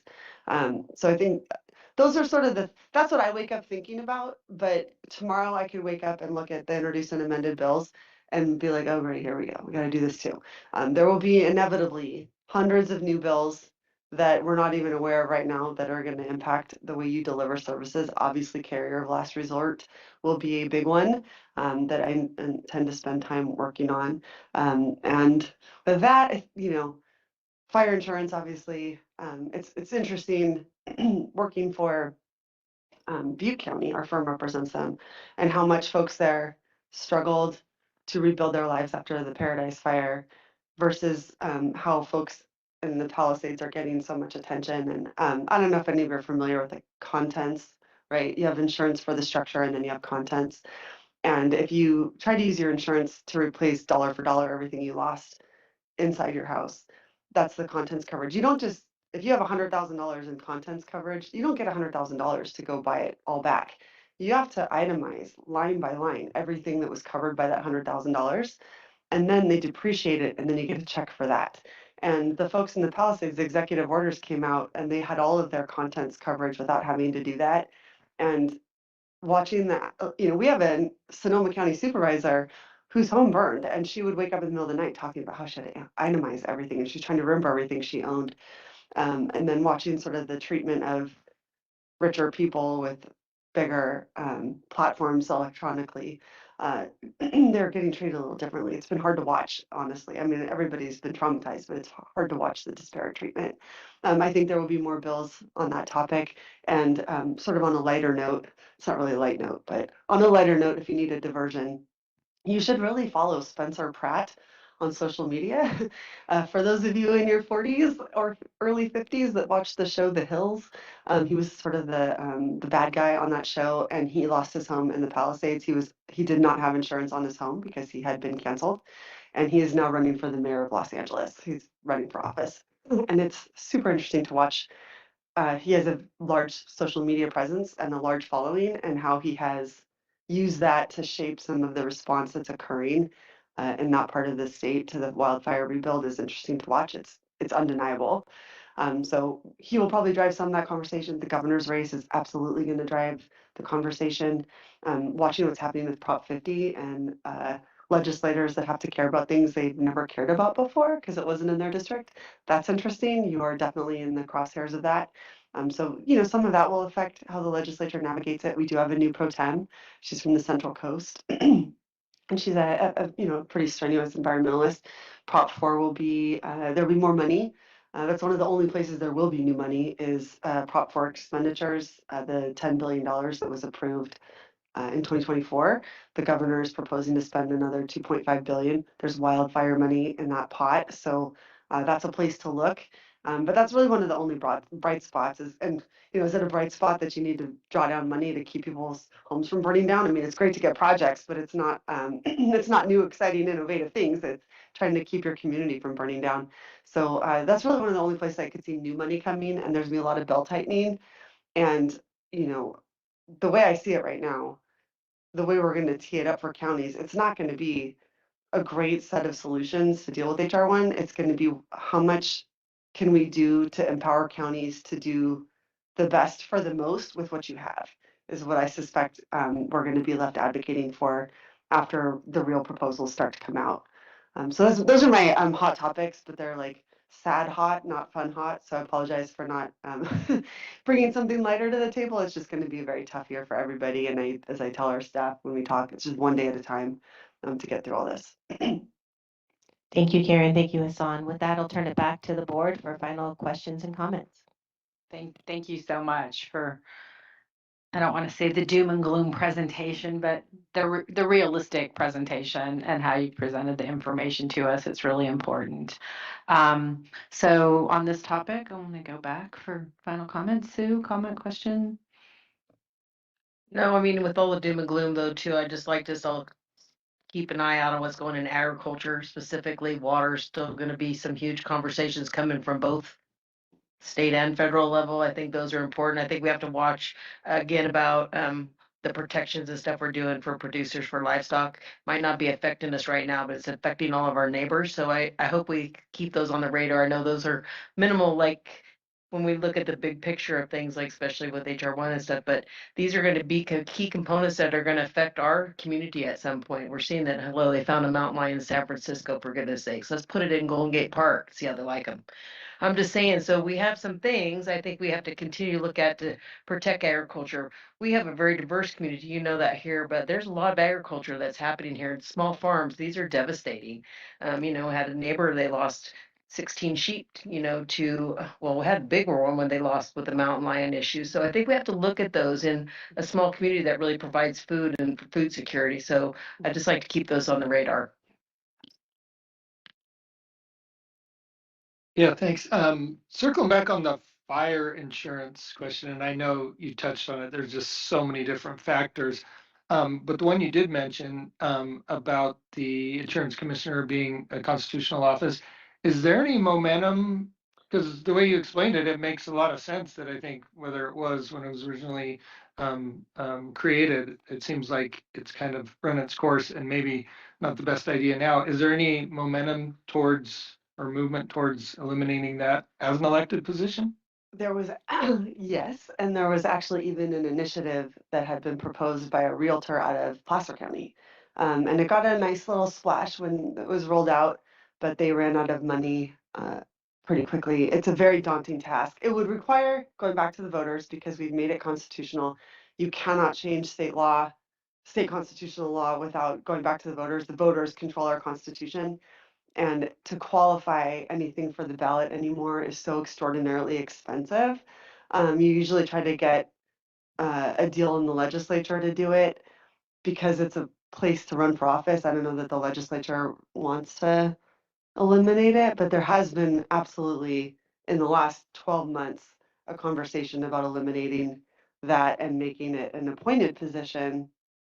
But then the person doing the appointing is still going to be on the hook for the political fallout of what's going on in the insurance market. But it fell apart. We made sure the moment we saw it, we pushed it out to all of our clients because we know how big this issue is, but they just don't have the money to get it even on the ballot, let alone to run a campaign to pass it. Great, that makes sense. This is where I would make a comment about how quickly Prop 50 was able to be implemented and change the state constitution, but I'll bite my tongue. Thanks for the update. Just one question on juvenile justice. I didn't track whether that was on, is it on the incarceration side, enforcement side, or is it on upstream prevention and rehabilitation side? The author tries to do things on both sides. At post adjudication, having a very different set of supervision, and then also a lot more pressure on counties, like what are you doing to help this individual that's, you know, up to age 25 but is somehow a juvenile, but also on the upstream, like trying to do more on the diversion side of it. But it's both sides, and your probation officers have been just really challenged in the legislature because as happens from time to time, Los Angeles County can be a big liability for other counties. LA is just so big. There's so many people, and it's, you know, I think that the county as an organization is challenged to deliver services the same way that a Nevada county can deliver services, right? It's a smaller community. LA is just so big, and they have really aggravated some legislators within their own delegation who keep running bills. And then Corey Jackson, who, if you were to meet him, he's one of the nicest men you're ever going to meet. He's a nice man, but he's very passionate about juvenile justice reform, and he keeps running bills that are incredibly hard for counties to implement and expensive. And you know, you're talking about people that have already maybe been traumatized in their childhood or have other issues going on that are very expensive and resource intensive to help. And you know, that's a lot of work for counties, and these ideas don't always come with money. And even if the bill says, well, it's a reimbursable mandate, you can file a mandate claim. Well, that could be 3 or 4 years after it becomes law, but you have to do the things right away that became law. And then it's, you know, to CSAC's credit, they're trying really hard to get their arms around the mandates problem because there are so many unfunded mandates. But the Mandates Commission has become very effective and successful in denying mandate claims for really like asinine reasons. You know, it's like, well, it's a new requirement on local government. Like that's the end of this, right? But they find some way to just make sure that you can actually get the funding for it. So there's real need to fight bills, even really well-intentioned bills that cost counties money, because you're not having any luck at the Mandates Commission, I'm telling you, getting reimbursement after the fact. They have mastered the skill of finding ways to deny mandate claims. And so that's one of the things I think you're going to see CSAC do a lot this year, is say, hey, this is a great idea, but we're opposing it because you have no money and we can't, there's no money attached to this, and we can't get through the mandates claim process in a way that is making us feel confident we can get it on the back end. So I think you will see a lot more of, or at least that's the way they were talking at the CSAC conference. And they have for those of you who don't know, I think, no, she was at your board. She was at your board 2 weeks ago, Kimberly Rodriguez, the new head lobbyist at CSAC. She's a tough cookie. I don't know if that came all the way across, but she's a tough cookie. And I think that's how you're going to see CSAC fight those bills this year. Yeah, no, I know some of these, you know, we look at where's the dollars coming from? That's going to be the challenge. I'm thinking about the gas tax. Yeah. Miles traveled is coming. That's been a big conversation here. How do we keep our roads going in rural California? Our fire stations are all struggling with how do we move forward and find funding to keep our fire station open? Yeah, they're back to people have to pay for fire service. We get that, but it's the mandates that come with running a fire station that are killing us. So hopefully we can stay on track with some of those too. I think the biggest thing we're going to see is if we could have some deregulation that happens in the state of, we know probably won't happen when they make 2,700 bills a year about making more rules, but I think they lay awake at night and dream them up. But I think those are some of the things that in a small rural community, there's never that one size fits all. And I think that we all struggle with that, how we're going to continue to have funding, building a bridge, finding road work. I mean, all those things I think that we do a good job finding funding for, but it shouldn't be such a battle. I mean, we see all this. So, and about housing for youth and that middle mile of 18 to 25 for housing. How do we find funding that goes in that direction? So some of the funding that's coming could figure out to be pooled be much better for our rural community. So just so that was a lot of little things, but I'm just saying when I look around, there's so many little things that would make a big difference in small communities. Yep. Thanks. I think Allison, you had a question. Yeah, thank you, Chair. So Hassan, this is for you. You mentioned in terms of strategy for postponing and delaying HR1. And so I was wondering if you could give more specifics on that in terms of timelines. And then in your opinion, what do you think the likelihood of that happening? So I have two other colleagues who are experts in this field. I consider them probably the two most knowledgeable people on social services programs in California. So lucky to have them on board. But I believe the first timeline that's coming up is later this year, with the looking at the payment error rates, and then with the new cost shift requirements coming on. I don't think the likelihood is very high at this point, at least with Republicans pushing back pretty strong against any measure to, at least publicly. Some of the Republicans we've talked to behind the scenes are cautious, and they do, feel for local governments. In this case, I think it was a really hard vote for some of the folks in the California delegation, the folks that did vote for it. So I think if there's enough groundswell of, uncertainty and folks that are cautious about this before an election, I think that it could bubble up enough that they do a 1 year delay at minimum. But at this point, I'd say it's unlikely. So yeah, I just think that that'll be an issue that we just have to keep mentioning. I think it's the first thing we talk about in DC with our members, and then we move on to other issues, just letting them know that's top of mind for us since it is going to have such a big budgetary impact.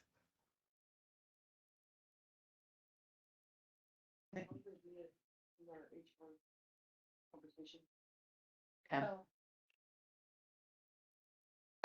Mandy, can you confirm that are you going to be joining us after lunch for the HR1 conversation? I don't think I was on the agenda. I can see if one of my colleagues might be able to jump on if needed. Yeah, just in case we have a question, or we can always ask the questions and bring that information back at a board meeting if you guys aren't available. So I want to share my thanks to our lobbying team, both state and federal, for being here. You know, one of the things that is really always been very apparent to me as an elected official is the divide in California amongst urban and rural. And in our community, it's not a political divide, it's the reality that we live in a rural environment, and there's just many things that are not available to us. You mentioned what's happening down in Southern California with the fire and the recovery. We're very lucky here. A little plug for our assemblywoman who's new, Heather Hadwick. She is out there fighting every day at the state level for the rural communities. And I know she was part of a delegation that went down to Southern California to see how they were doing the recovery, and finding out that, PG&E had come back in 30 or 60 days and was hooking people back up. There are people who are in the North State, in Paradise, and in some of the other places where we've had fires, who to this day do not have PG&E back again. So the more you guys can do to help fight for the rural communities, especially at the state legislature, because it is not a one size fits all. It's very much appreciated by Nevada County. So again, thanks for being here. And look, 13, doing that time clock almost perfectly, Lori. Are you impressed? Always impressed with this group. I'll let you take it away. All right, thank you so very much for this wonderful panel. And we are going to break for lunch. We will be back at 1 o'clock, and then we will have the H1 conversation with Karen and Patrick and Ryan. So we break till 1 o'clock.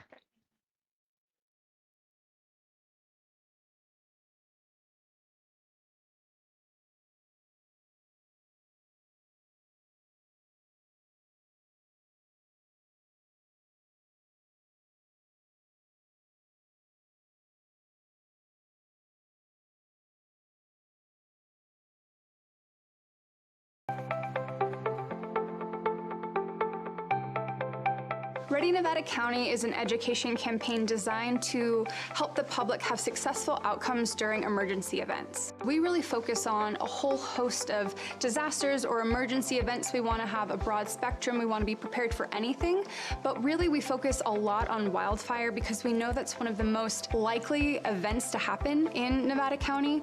Ready, Set, Go is really built around the wildfire premise to prepare residents to be ready before an event, to move into the set posture when there's a red flag or a fire is near you, and then to go when it's time to go. Essentially, in its simplest form, it's a three-tiered community emergency preparedness plan.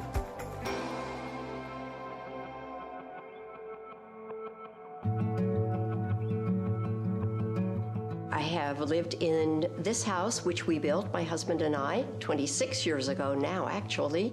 We selected the hardy plank, the concrete siding, and also the metal roof.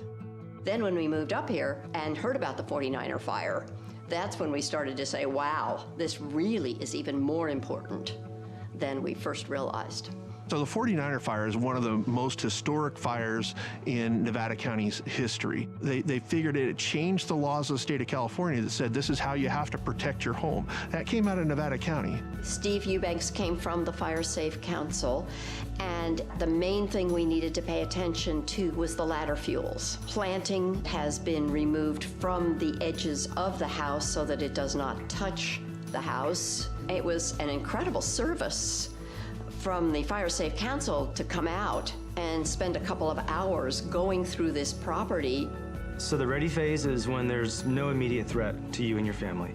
This is the time when you should be doing education and planning, whether that be training, educating yourself, or accumulating equipment, hardening your home, creating defensible space.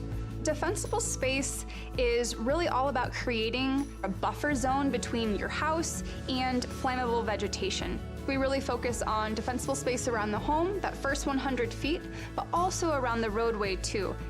Another aspect of the ready phase is hardening the home, and really what that means is making your home more resilient to wildfire. That's going to be putting the fine-grained mesh around the vents of your home so that embers won't get under your house or into the eaves of your house. That's going to be using non-combustible materials on your deck and around your home. So when an ember storm comes through, it's not going to ignite your home itself.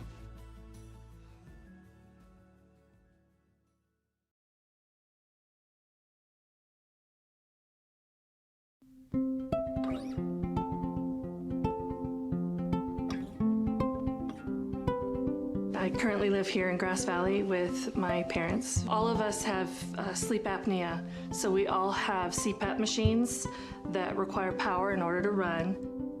I also use a nebulizer, and that's used to disperse medication that I need to get myself breathing again. When we have safety shutoffs, we have to hook up our equipment to batteries that have inverters. We have a generator that powers some of the things around the house, but then I obtained a pretty substantial battery from Freed, and it was so easy to go through the process to obtain a battery that I would recommend it to anyone who might have medical needs that require power, or really anything. I would highly recommend contacting Freed. So whether it's a snowstorm or a public safety power shutoff, we really want folks to be thinking about, okay, what are the things I'll need on hand to weather the storm? Do I need to have candles? Do I need to have battery-powered radio? Do I need to have flashlights? So what are the things that you'll need to shelter in place or address the disaster at hand? So a go bag could be anything. It could be a backpack, it could be a suitcase. It's going to be something that you put together to sustain yourself, your family, your pets if needed.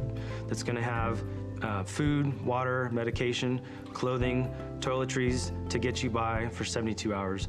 You need to think of your go bag as the only resource you may have. Stores may be closed, the power may be out, so you may have to literally live out of this thing for a 3-day period as an evacuee.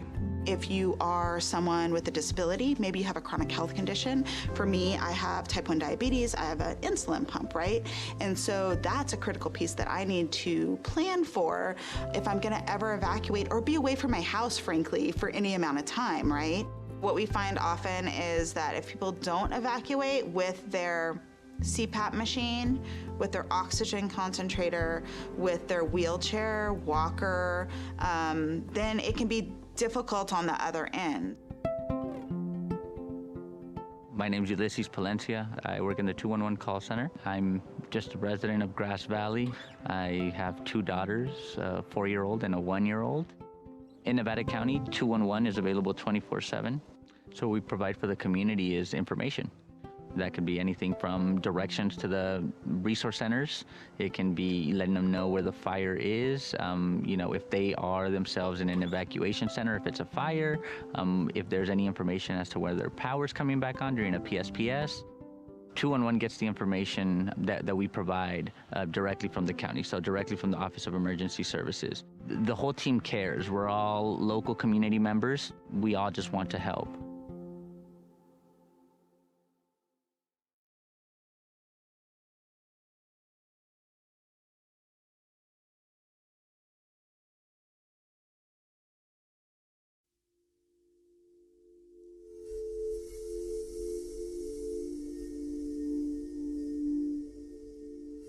So we were all sleeping in bed on Thursday, November 8th in Paradise. And first the house phone rang, picked up my phone. It was my sister who lived a block or so away from us. We were woken by a telephone call from my daughter. She said that we were being evacuated. I left sooner than them. I had everything ready. They were on the way out the door. There was not time to think about what you're going to take, what you're not going to take. The night before the fire, I knew it was a red flag warning, and I knew that it was a high risk. So on my way home, I filled up the tank. On our way out, we didn't get too far from the house, and we're watching fire coming down the hill. There was a machine shop right to my right there, and it had gas tanks and propane tanks. And I saw a lone ember kind of floating through, dancing through the air. And I watched it as it landed on the machine shop. In the time it took me to get my phone back into hand and to take a picture, it was engulfed in flames. And I knew that within moments it would start exploding and I would be dead. And just as I moved out of the range of the explosions, they started happening, and I prayed for the people behind me. 10-minute drive normally to Chico became almost 4 hours. So it was a long trip.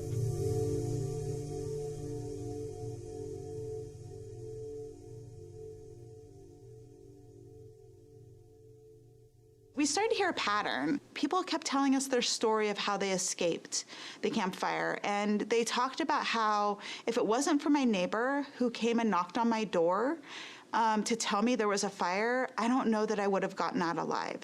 If it wasn't for my son who lives next door picking me up and putting me in their car and driving me out of there, I don't know how I would have survived.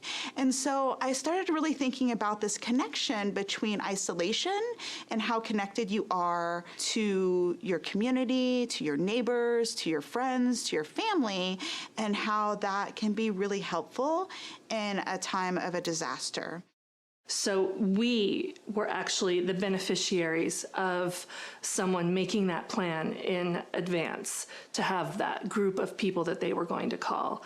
And that she saved my life that day. So absolutely having that network really saved lives. Find your five. The idea is that, find trusted allies that can be there and can be responsive and will check in with you if a disaster were to happen. So we recommend that you put people in your network that are down the street, that are maybe the next town over, that are outside the county, and maybe even outside the state.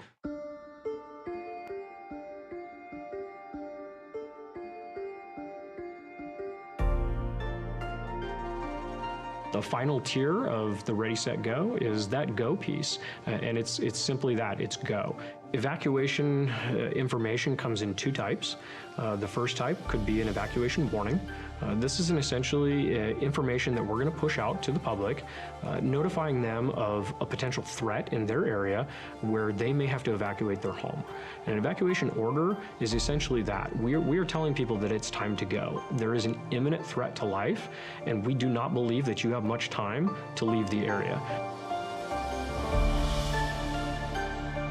Code Red is a opt-in alerting system that will dial your number. It'll send you a phone call, a text message, and an email notifying you of an emergency. That message is sent from our office, the Office of Emergency Services. It's going to be very targeted to your area, and it'll be specific to you. At 5:13, the phone rang with the Code Red call.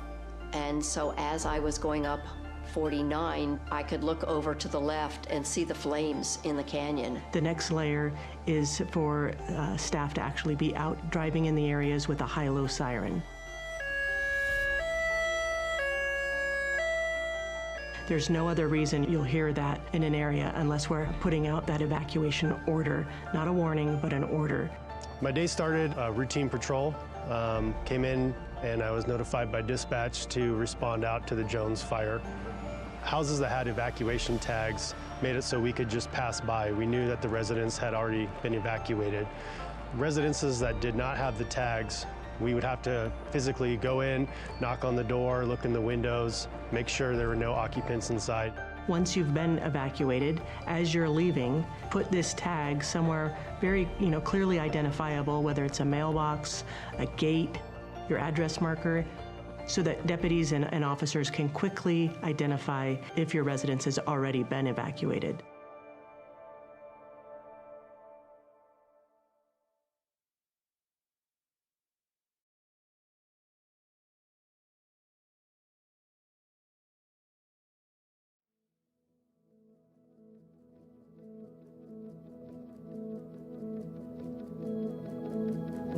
I mean, you look out my back window here on the east side, and you see how close this fire came. It was certainly a shock, and at the same time, it was such an incredible relief to have the house as safe as it was. I mean, I think with personal preparedness and being ready, it can feel overwhelming. It can feel like a lot to do, and the most important piece is to just start with one little bite at a time.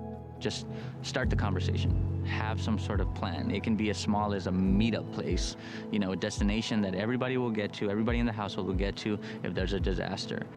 Recognize you live in a community, in a county, that really does take the emergency response as a priority. We have worked diligently throughout the last few years on ensuring that not only our staff are trained and prepared, but we're also putting that out for our community.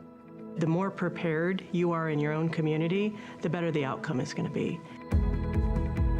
The level of community awareness, they have to be part of the solution. They have to communicate with their neighbors. They have to be part of the discussion in communities. They have to support the response, the prevention, the education, and ultimately the collaboration and the engagement. People have to be engaged at all levels. The more you think about it now, the easier it will be when the time comes that you need to evacuate. We've created this network, and we want you to make sure that you know that you can tap into that. So if you are feeling a little bit overwhelmed, not sure where to start, reach out to one of our offices, reach out to the Fire Safe Council or 211. We're here to support you.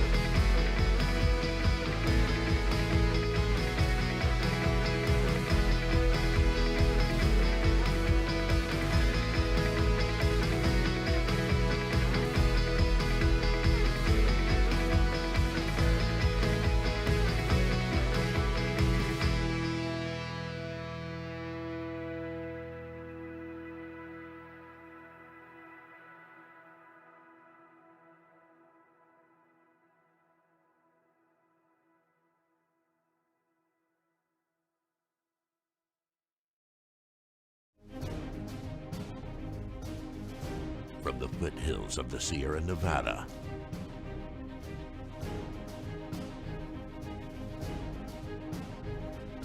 A new hero will emerge.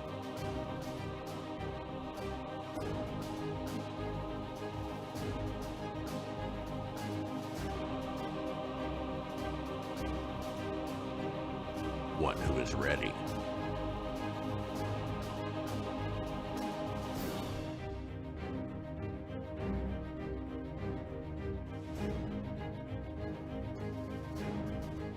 One who makes sure their friends and family are set.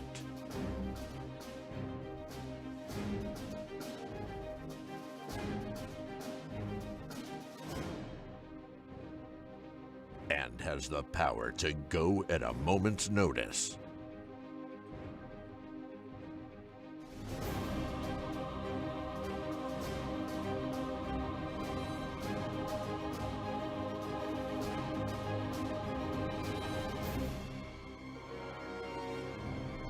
This fire season, you're the hero.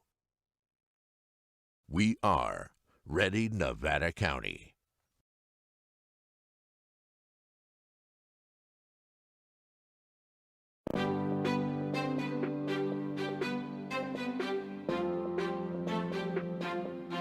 Nevada County has a new tool to make evacuations safer and more efficient in the event of an emergency. This new tool is called Zone Haven, and we need you to know your zone. In order to know your zone, you need to go to community.zonehaven.com, type in your address. Once your address populates in the pop-up window, take that information and write down the zone that is given to you where you know you'll find it in case of emergency. Zone Haven and knowing your zone does not replace Nixle and/or Code Red. It actually supplements them, and it makes those tools more powerful because you'll know what zones are being evacuated or which ones are being placed on advisory. And as a result, you won't have to do anything else other than listen to those messages and know if it's time to go. Even if you don't have internet, this could be done by word of mouth, it can be done by radio, or it could be us driving down the street, so please know your zone.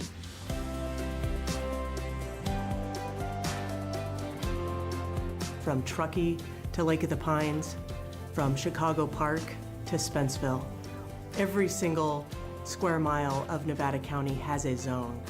And having a zone that you know for your neighborhood is going to help you save time to be able to evacuate and keep you and your family safe.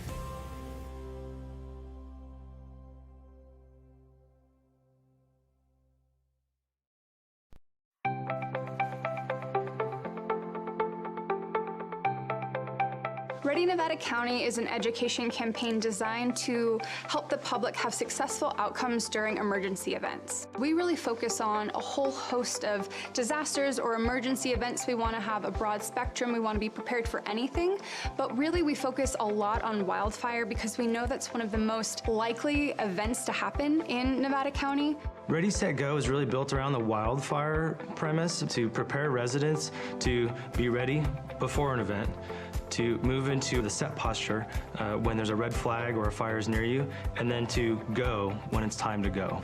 Essentially, in its simplest form, it's a three-tiered community emergency preparedness plan.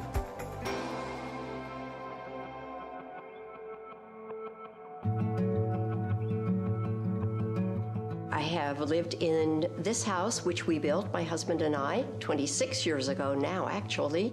We selected the hardy plank, the concrete siding, and also the metal roof. Then when we moved up here and heard about the 49er fire, that's when we started to say, wow, this really is even more important than we first realized. So the 49er fire is one of the most historic fires in Nevada County's history. They figured it changed the laws of the state of California that said this is how you have to protect your home. That came out of Nevada County. Steve Eubanks came from the Fire Safe Council, and the main thing we needed to pay attention to was the ladder fuels. Planting has been removed from the edges of the house so that it does not touch the house. It was an incredible service from the Fire Safe Council to come out and spend a couple of hours going through this property So the ready phase is when there's no immediate threat to you and your family. This is the time when you should be doing education and planning, whether that be training, educating yourself, or accumulating equipment, hardening your home, creating defensible space. Defensible space is really all about creating a buffer zone between your house and flammable vegetation. We really focus on defensible space around the home, that first 100 feet, but also around the roadway too. Another aspect of the ready phase is hardening the home, and really what that means is making your home more resilient to wildfire. That's going to be putting the fine-grained mesh around the vents of your home so that embers won't get under your house or into the eaves of your house. That's going to be using non-combustible materials on your deck and around your home, so when an ember storm comes through, it's not going to ignite your home itself.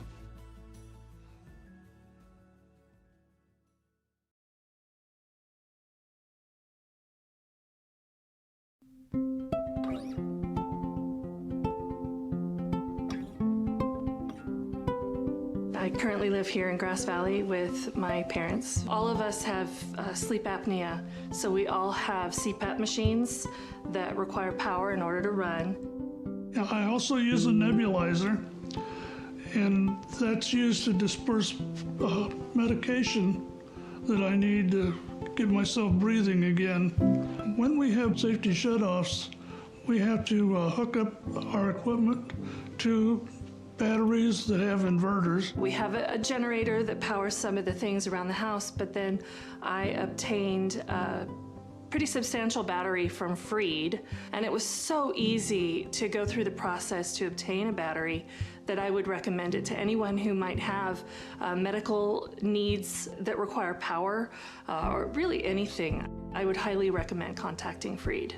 So whether it's a snowstorm or a public safety power shutoff, we really want folks to be thinking about, okay, what are the things I'll need on hand to weather the storm? Do I need to have candles? Do I need to have battery-powered radio? Do I need to have flashlights? So what are the things that you'll need to shelter in place or address the disaster at hand? So a go bag could be anything. It could be a backpack, it could be a suitcase. It's going to be something that you put together to sustain yourself, your family, your pets if needed. That's going to have food, water, medication, clothing, toiletries to get you by for 72 hours. You need to think of your go bag as the only resource you may have. Stores may be closed, the power may be out, so you may have to literally live out of this thing for a 3-day period as an evacuee. If you are someone with a disability, maybe you have a chronic health condition. For me, I have type 1 diabetes, I have an insulin pump, right? And so that's a critical piece that I need to plan for if I'm gonna ever evacuate or be away from my house, frankly, for any amount of time, right? What we find often is that if people don't evacuate with their CPAP machine, with their oxygen concentrator, with their wheelchair, walker, then it can be difficult on the other end. My name's Ulysses Palencia. I work in the 211 call center. I'm just a resident of Grass Valley. I have 2 daughters, a 4-year-old and a 1-year-old. In Nevada County, 211 is available 24/7. So what we provide for the community is information. That could be anything from directions to the resource centers. It can be letting them know where the fire is, if they are themselves in an evacuation center, if it's a fire, if there's any information as to whether their power's coming back on during a PSPS. 211 gets the information that we provide directly from the county, so directly from the Office of Emergency Services. The whole team cares. We're all local community members. We all just want to help.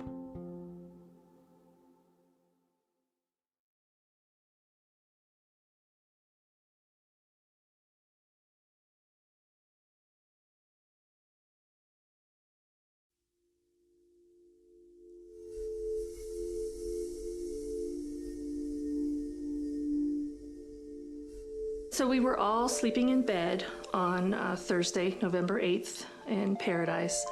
And first the house phone rang.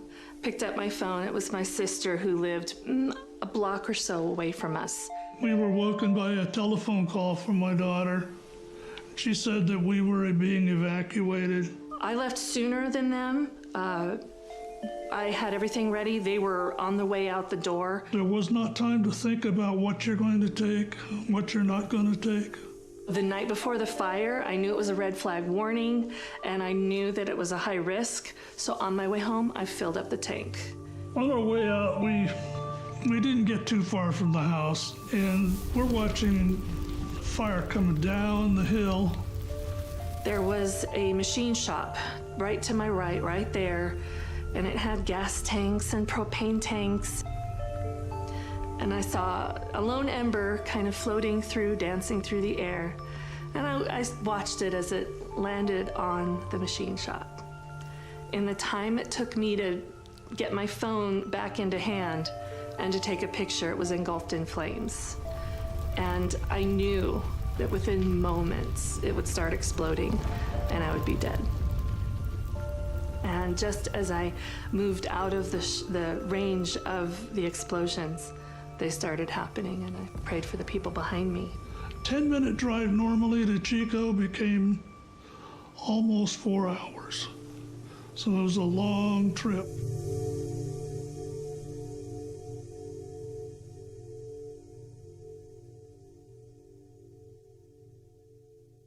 We started to hear a pattern. People kept telling us their story of how they escaped the campfire. And they talked about how if it wasn't for my neighbor who came and knocked on my door to tell me there was a fire, I don't know that I would have gotten out alive. If it wasn't for my son who lives next door picking me up and putting me in their car and driving me out of there, I don't know how I would have survived. And so I started really thinking about this connection between isolation and how connected you are to your community, to your neighbors, to your friends, to your family, and how that can be really helpful in a time of a disaster. So we were actually the beneficiaries of someone making that plan in advance to have that group of people that they were going to call. And that she saved my life that day. So absolutely having that network really saved lives. Find your five. The idea is that, find trusted allies that can be there and can be responsive and will check in with you if a disaster were to happen. So we recommend that you put people in your network that are down the street, that are maybe the next town over, that are outside the county, and maybe even outside the state.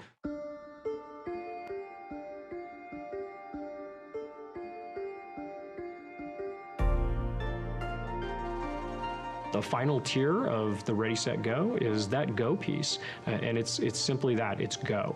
Evacuation information comes in two types. The first type could be an evacuation warning. This is essentially information that we're going to push out to the public, notifying them of a potential threat in their area where they may have to evacuate their home. An evacuation order is essentially that. We are telling people that it's time to go. There is an imminent threat to life, and we do not believe that you have much time to leave the area. Code Red is a opt-in alerting system that will dial your number. It'll send you a phone call, a text message, and an email notifying you of an emergency. That message is sent from our office, the Office of Emergency Services. It's going to be very targeted to your area, and it'll be specific to you. At 5:13, the phone rang with the Code Red call. And so as I was going up 49, I could look over to the left and see the flames in the canyon. The next layer is for staff to actually be out driving in the areas with a high-low siren. There's no other reason you'll hear that in an area unless we're putting out that evacuation order, not a warning, but an order.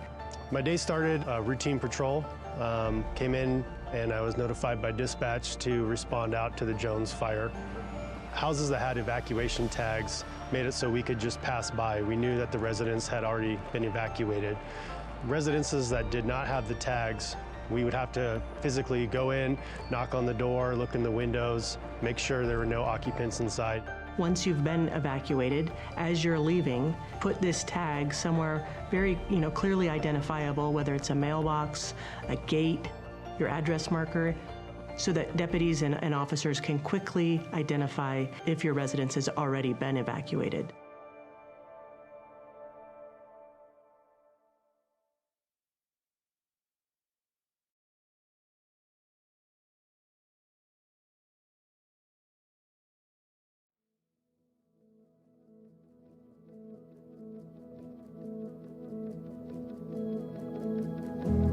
look out my back window here on the east side and you see how close this fire came. It was certainly a shock. And at the same time, it was such an incredible relief to have the house as safe as it was. I mean, I think with personal preparedness and being ready, it can feel overwhelming. It can feel like a lot to do, and the most important piece is to just start with one little bite at a time. Just start the conversation. Have some sort of plan. It can be as small as a meetup place, you know, a destination that everybody will get to, everybody in the household will get to if there's a disaster. Recognize you live in a community, in a county, that really does take the emergency response as a priority. We have worked diligently throughout the last few years on ensuring that not only our staff are trained and prepared, but we're also putting that out for our community. The more prepared you are in your own community, the better the outcome is going to be. The level of community awareness, they have to be part of the solution. They have to communicate with their neighbors. They have to be part of the discussion in communities. They have to support the response, the prevention, the education, and ultimately the collaboration and the engagement. People have to be engaged at all levels. The more you think about it now, the easier it will be when the time comes that you need to evacuate. We've created this network and we want you to make sure that you know that you can tap into that. So if you are feeling a little bit overwhelmed, not sure where to start, reach out to one of our offices, reach out to the Fire Safe Council or 211. We're here to support you.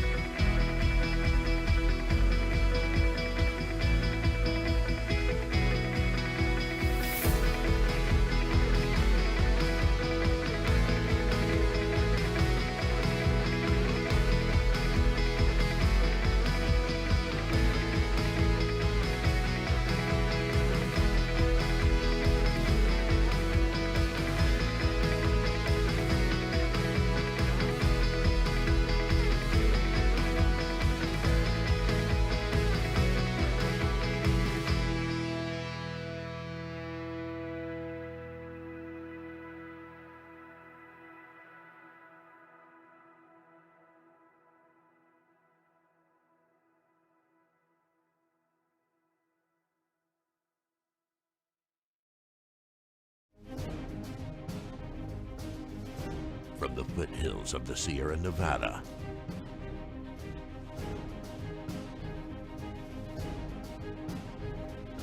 a new hero will emerge.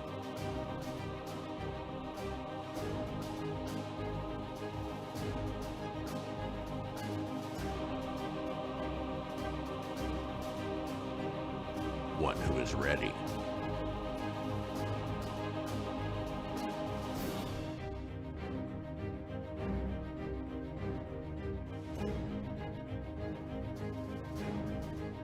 One who makes sure their friends and family are set.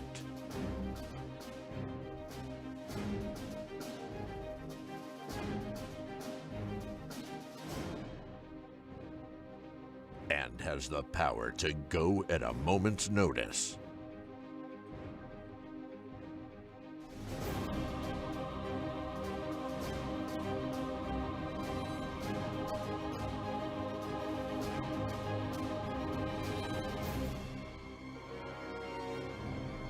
This fire season, you're the hero.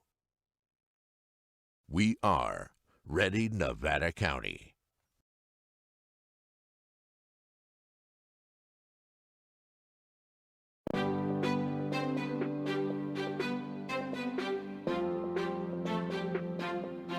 Nevada County has a new tool to make evacuations safer and more efficient in the event of an emergency.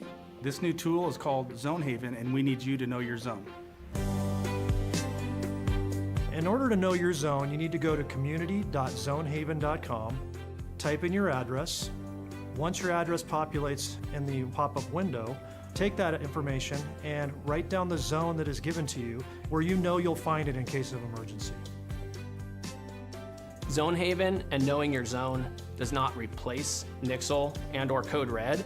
It actually supplements them, and it makes those tools more powerful because you'll know what zones are being evacuated or which ones are being placed on advisory. And as a result, you won't have to do anything else other than listen to those messages and know if it's time to go. Even if you don't have internet, this could be done by word of mouth, it can be done by radio, or it could be us driving down the street, so please know your zone.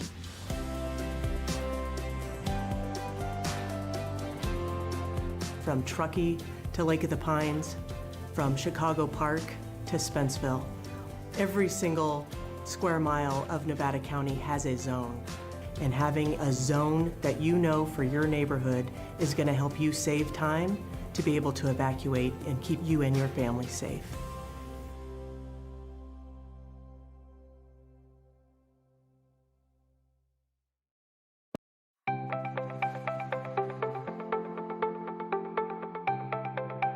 Ready Nevada County is an education campaign designed to help the public have successful outcomes during emergency events. We really focus on a whole host of disasters or emergency events. We want to have a broad spectrum. We want to be prepared for anything, but really we focus a lot on wildfire because we know that's one of the most likely events to happen in Nevada County.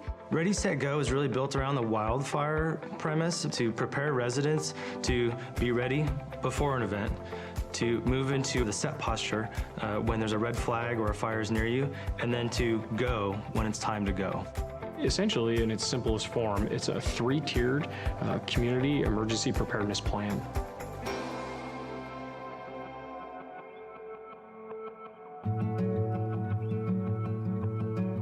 I have lived in this house, which we built, my husband and I, 26 years ago now, actually.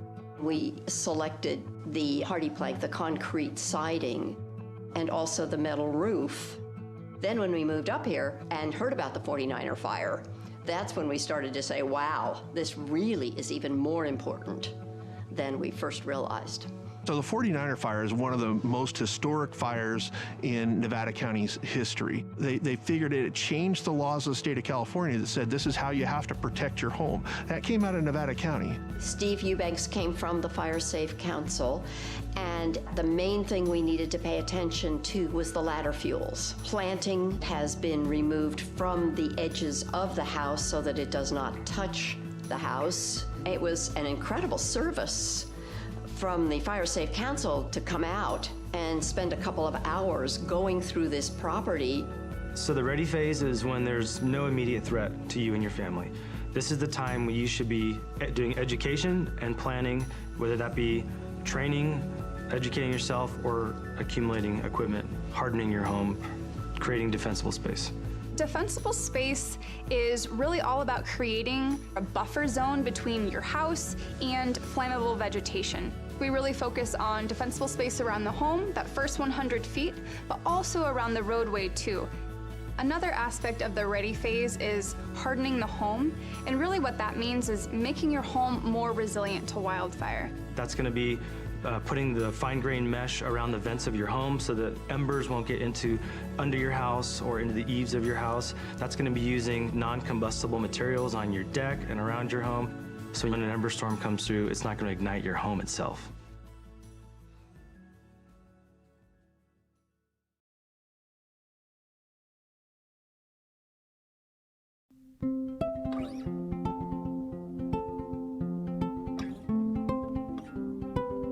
I currently live here in Grass Valley with my parents. All of us have sleep apnea, so we all have CPAP machines that require power in order to run. I also use a nebulizer, and that's used to disperse medication that I need to get myself breathing again. When we have safety shutoffs, we have to hook up our equipment to batteries that have inverters. We have a generator that powers some of the things around the house, but then I obtained a pretty substantial battery from Freed, and it was so easy to go through the process to obtain a battery that I would recommend it to anyone who might have medical needs that require power, or really anything. I would highly recommend contacting Freed. So whether it's a snowstorm or a public safety power shutoff, we really want folks to be thinking about, okay, what are the things I'll need on hand to weather the storm? Do I need to have candles? Do I need to have battery-powered radio? Do I need to have flashlights? So what are the things that you'll need to shelter in place or address the disaster at hand? So a go bag could be anything. It could be a backpack, it could be a suitcase. It's gonna be something that you put together to sustain yourself, your family, your pets if needed. That's gonna have food, water, medication, clothing, toiletries to get you by for 72 hours. You need to think of your go bag as the only resource you may have. Stores may be closed, the power may be out, so you may have to literally live out of this thing for a 3-day period as an evacuee. If you are someone with a disability, maybe you have a chronic health condition. For me, I have type 1 diabetes, I have an insulin pump, right? And so that's a critical piece that I need to plan for if I'm gonna ever evacuate or be away from my house, frankly, for any amount of time, right? What we find often is that if people don't evacuate with their CPAP machine, with their oxygen concentrator, with their wheelchair, walker, then it can be difficult on the other end. My name's Ulysses Palencia. I work in the 211 call center. I'm just a resident of Grass Valley. I have 2 daughters, a 4-year-old and a 1-year-old. In Nevada County, 211 is available 24/7. So what we provide for the community is information. That could be anything from directions to the resource centers. It can be letting them know where the fire is, you know, if they are themselves in an evacuation center, if it's a fire, if there's any information as to whether their power's coming back on during a PSPS. 211 gets the information that we provide directly from the county, so directly from the Office of Emergency Services. The whole team cares. We're all local community members. We all just want to help.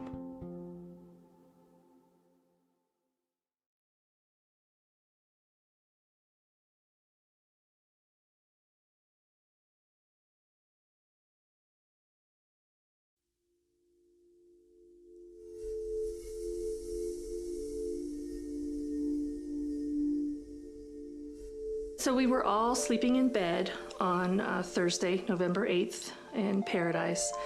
And first the house phone rang. Picked up my phone. It was my sister who lived a block or so away from us. We were woken by a telephone call from my daughter. She said that we were being evacuated. I left sooner than them.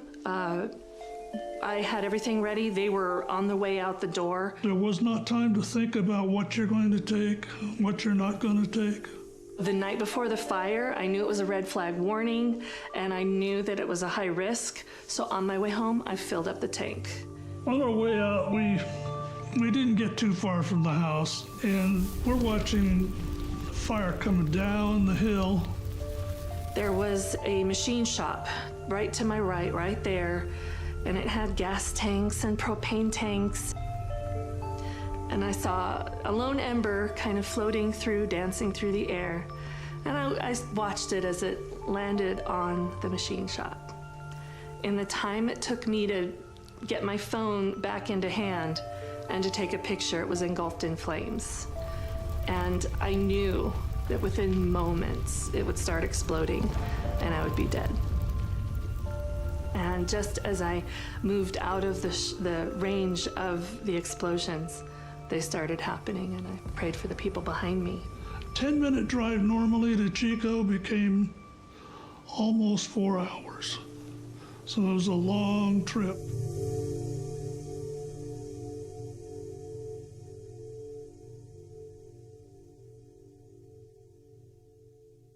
We started to hear a pattern. People kept telling us their story of how they escaped the campfire. And they talked about how if it wasn't for my neighbor who came and knocked on my door to tell me there was a fire, I don't know that I would have gotten out alive. If it wasn't for my son who lives next door picking me up and putting me in their car and driving me out of there, I don't know how I would have survived. And so I started really thinking about this connection between isolation and how connected you are to your community, to your neighbors, to your friends, to your family, and how that can be really helpful in a time of a disaster. So we were actually the beneficiaries of someone making that plan in advance to have that group of people that they were going to call. And that she saved my life that day. So absolutely having that network really saved lives. Find your five. The idea is that, find trusted allies that can be there and can be responsive and will check in with you if a disaster were to happen. So we recommend that you put people in your network that are down the street, that are maybe the next town over, that are outside the county, and maybe even outside the state.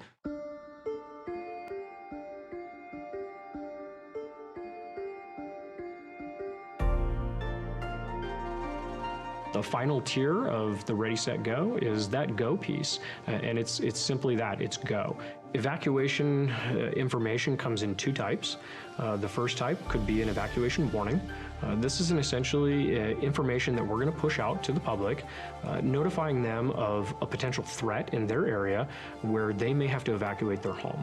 And an evacuation order is essentially that. We are telling people that it's time to go. There is an imminent threat to life, and we do not believe that you have much time to leave the area. Code Red is a opt-in alerting system that will dial your number. It'll send you a phone call, a text message, and an email notifying you of an emergency. That message is sent from our office, the Office of Emergency Services. It's going to be very targeted to your area, and it'll be specific to you. At 5:13, the phone rang with the Code Red call. And so as I was going up 49, I could look over to the left and see the flames in the canyon. The next layer is for staff to actually be out driving in the areas with a high-low siren. There's no other reason you'll hear that in an area unless we're putting out that evacuation order, not a warning, but an order. My day started routine patrol. Came in and I was notified by dispatch to respond out to the Jones fire. Houses that had evacuation tags made it so we could just pass by. We knew that the residents had already been evacuated. Residences that did not have the tags, we would have to physically go in, knock on the door, look in the windows, make sure there were no occupants inside. Once you've been evacuated, as you're leaving, put this tag somewhere very, clearly identifiable, whether it's a mailbox, a gate, your address marker, so that deputies and officers can quickly identify if your residence has already been evacuated.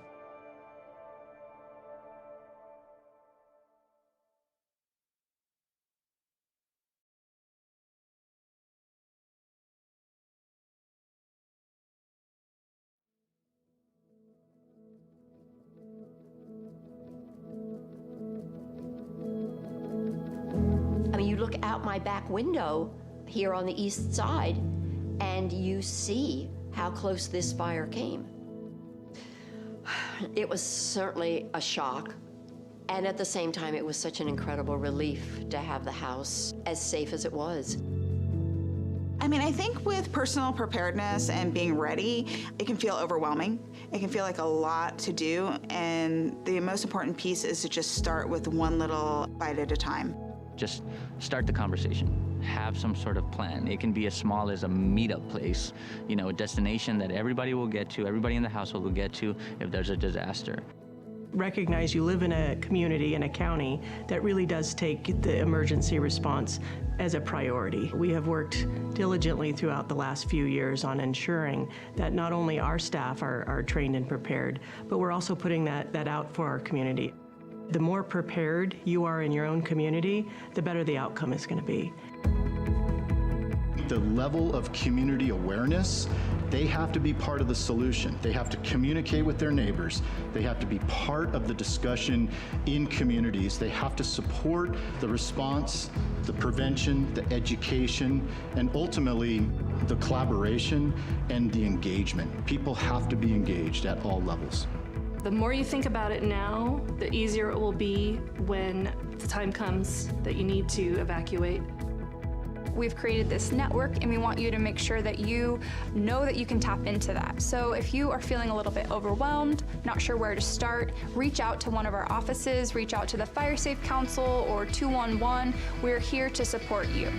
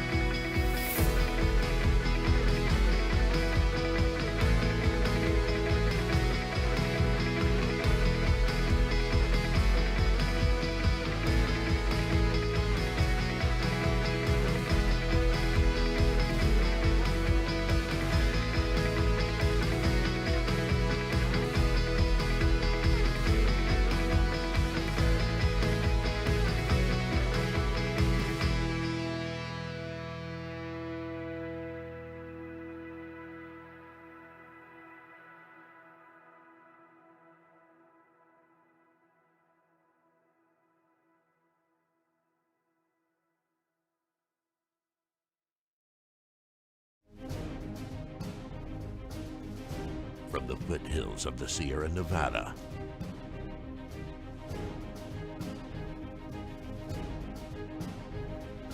A new hero will emerge.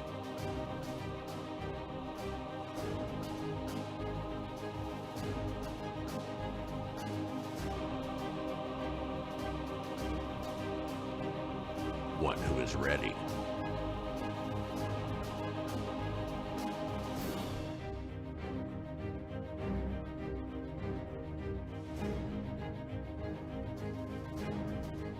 One who makes sure their friends and family are set.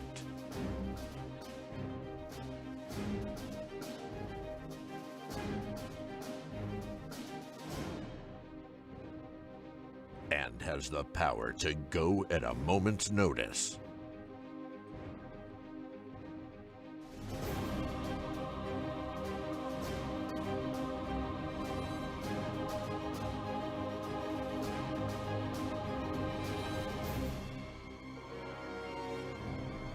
This fire season, you're the hero. Back after lunch, I'm Patrick Eidman, your Assistant County CEO, joined by Karen from SYASL, who was in the earlier session, and Ryan Gruber, of course, our Agency Director for Health and Human Services. We will also be joined, hopefully, from virtual land, a representative from Paragon. So our panel is focused on H.R. 1, otherwise known as the One Big Beautiful Bill Act, which was signed into law by President Trump in July of 2025.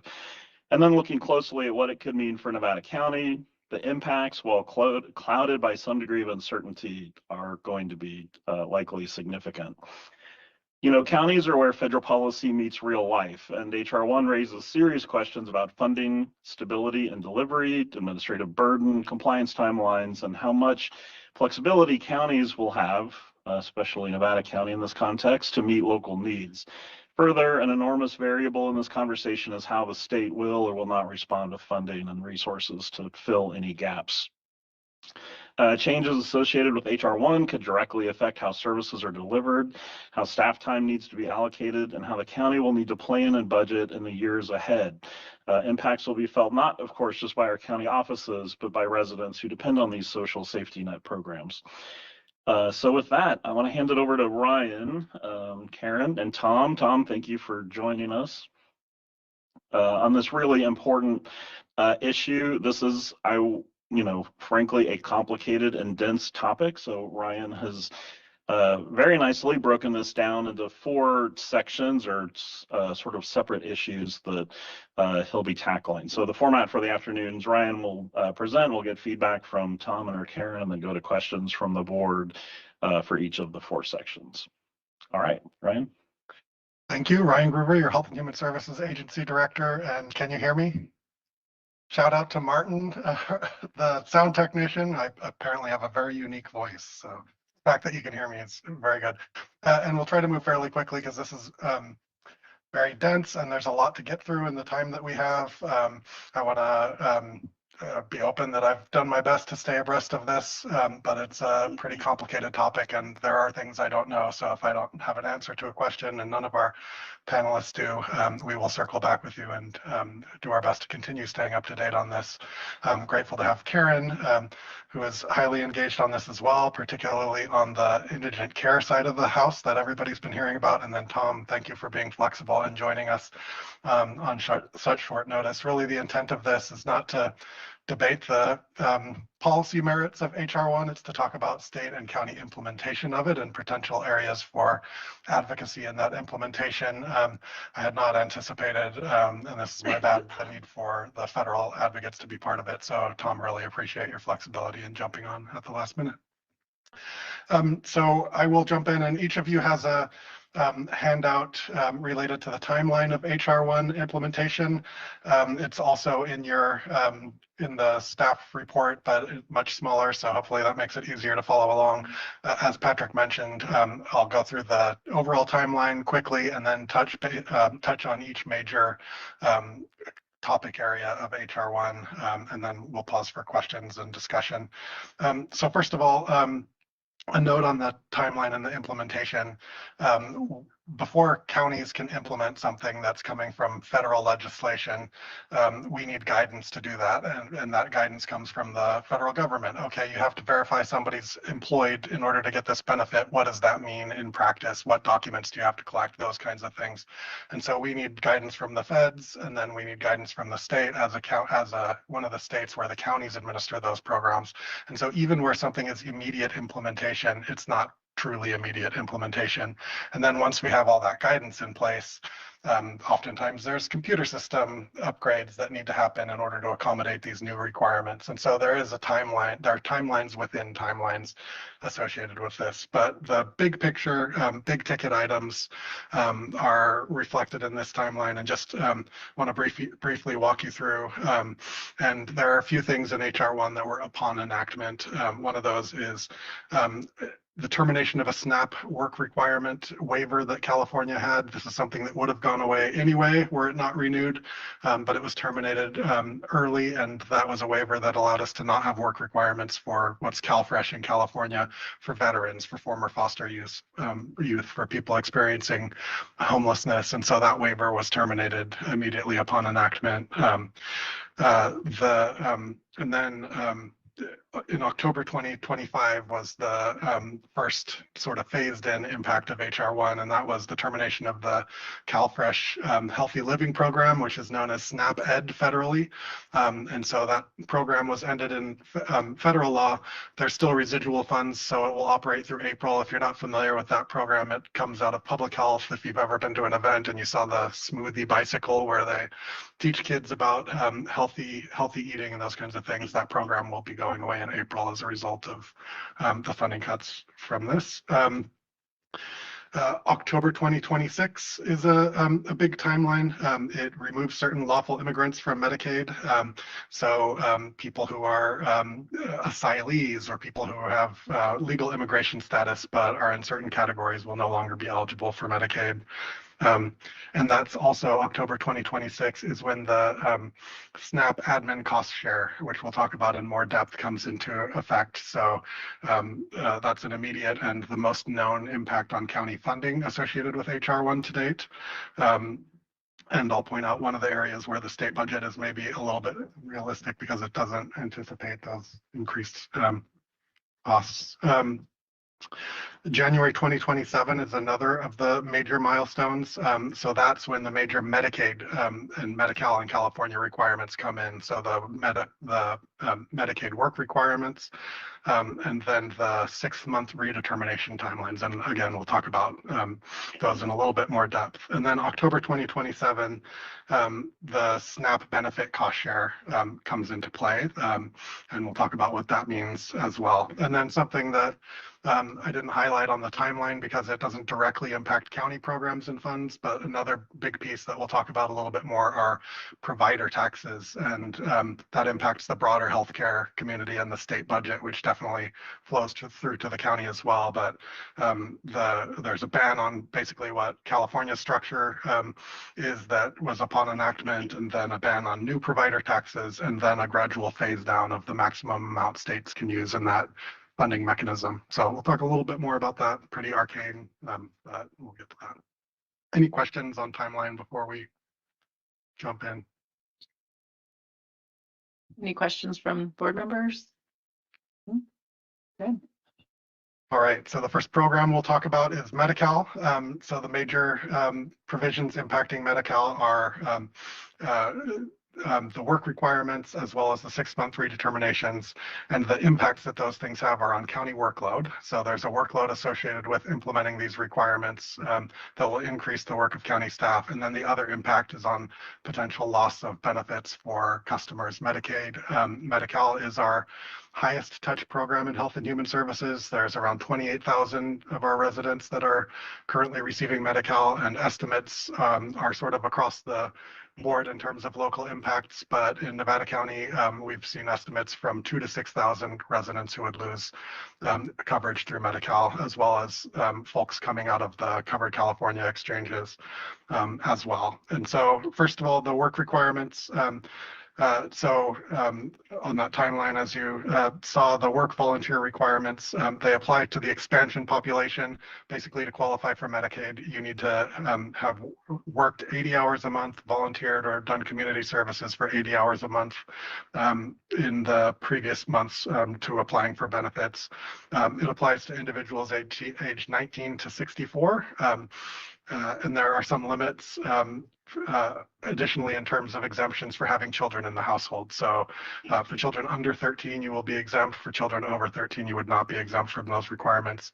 And then there are additionally exemptions for people with disabilities and an emphasis in the legislation on automations where possible. And the state is actively working on automation so that somebody who's in our behavioral health system, for instance, who is disabled by virtue of their mental health condition is going to be passed through to social services to be automatically exempted from those work requirements. And then 6-month redeterminations. Currently, we have to verify that somebody's still eligible for Medi-Cal every year. And so that's going to be for the expansion population, those who received coverage based on the Affordable Care Act every 6 months instead of every 12 months. So a doubling of the workload for that population. And so that's the quick and dirty Medi-Cal overview in terms of the impacts from HR1. And this is where we would invite input from our federal advocate and Karen on Medi-Cal components of HR1.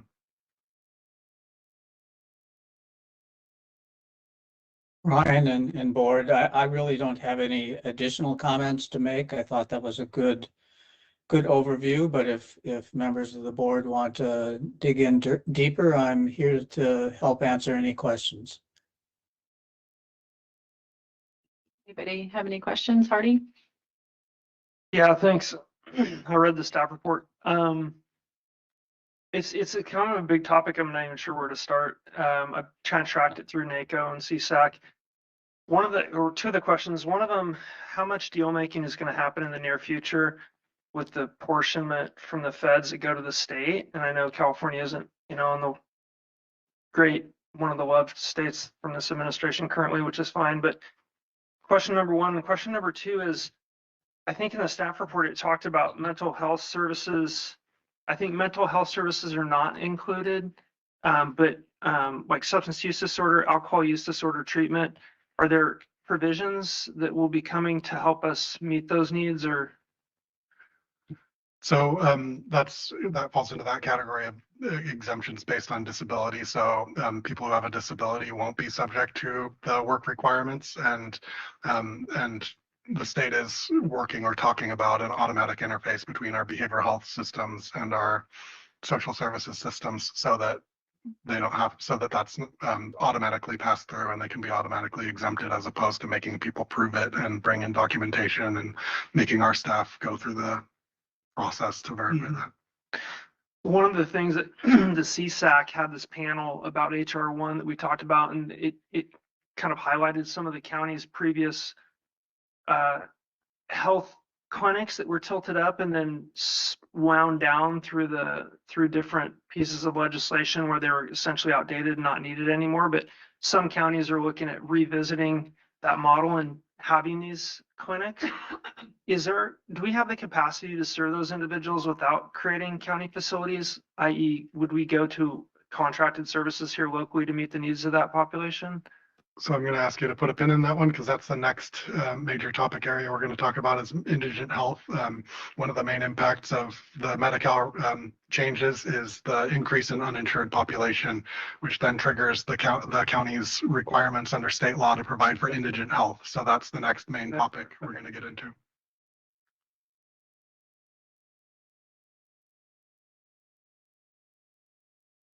So the one question I have has to do budget. So it might be more appropriate to ask it during Aaron's presentation, but have we quantified financially how much additional money it's going to cost the county? Just for example, on the Medi-Cal stuff, having to qualify people every 6 months instead of once a year. I mean, have we looked to see how much that's going to add to our financial burden?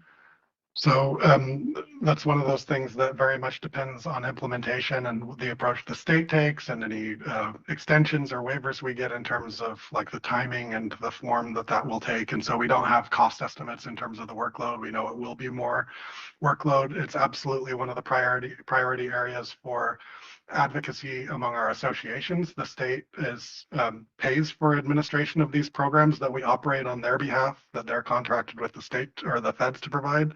And so they give us allocations to operate these programs, and we're advocating, and it's in our legislative platform to be funded for that additional work, but no specific details on the amounts. So it doesn't sound like you're going to get the information from the state in a timely manner while we're building our budget for 26, 27. So are we putting placeholders in there, or are we kind of going to do some guessing, I guess? So you're lowering your mic here. Happy for you to. We'll tag team this one. Thanks for the question, Chair. Erin Mettler, your Deputy CEO and Chief Fiscal Officer. This is exactly the type of situation that we plan for outside of the budget process, meaning that we have contingency plans to enact when needed. And so likely we would adopt a budget as status quo, nothing's changing, but in the background we would have a plan. And when it's time to activate that plan, we would bring an item to the board.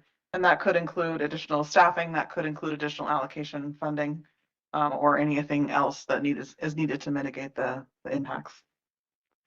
I will add that the governor's January budget was really a status quo budget that did not anticipate these impacts. And so I think the May revise, we're going to see potentially, depending on how things play out, more details on that or more kicking of the can down the road on some of these provisions.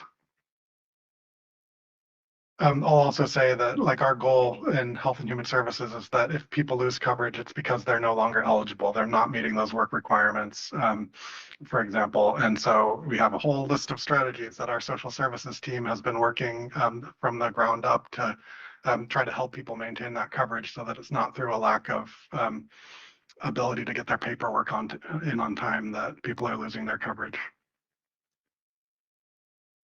Brian, perhaps as a follow-up to that and segue into the next, I mean, I know other counties have been discussing as a strategy that, you know, something that we need to be looking at is how we can keep folks enrolled in Medi-Cal. So maybe you've already pointed it out in terms of what that looks like in terms of implementation for Nevada County. Sure. So, I mean, we have a host of strategies here, but some of them include things like making sure there's some information that comes to us automatically, so we don't necessarily need to interact with the member of the public who's needing to renew their benefits in order to fill out that information in the system, so we can be more proactive at getting those things in there so that people don't fall out, and so that transaction is as low touch as possible, both in terms of our workload and, you know, the people that are on Medi-Cal often have complex lives, and getting in your paperwork now twice a year and proving that you worked or were in education for the last 2 months before you apply, that's going to be challenging for people. So we want to make that as easy as possible.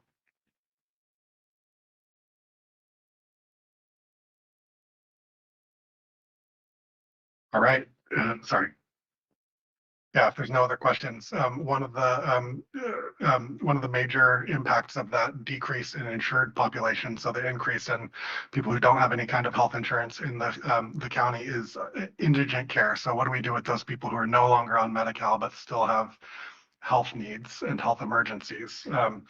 And so it's something I want to point out. I love history. I like the county's history. I've looked at our oldest board agendas, and if you go back to our very oldest board agendas, you see care for indigent or health care for the indigent on those agendas. The board used to have to approve the actual transactions, like we paid $30 for this person's treatment, and it's been a county service as long as there have been counties in California. And there's a lot of history there. Welfare and Institutions Code 17,000, which many of you have heard about at your state association meetings, gives counties responsibility, counties and cities responsibility for healthcare for the indigent. That responsibility was put into law in 1937. The state has long funded those obligations. So that's important to point out, because if you listen to the state talk about it, they're saying this is a county responsibility. The counties really need to be thinking about how they're handling this responsibility. But the state, prior to realignment, paid through state general fund allocation for counties to provide for this indigent care. In 1983, the County Medical Services Program was created. And so that's a consortium of smaller counties who formed this body. I believe it's a JPA to meet the indigent healthcare needs in smaller counties. And so if you look at larger counties, prior to the Affordable Care Act, they maintained a healthcare system. They would have contracts with healthcare providers to provide for people that were in their indigent care programs.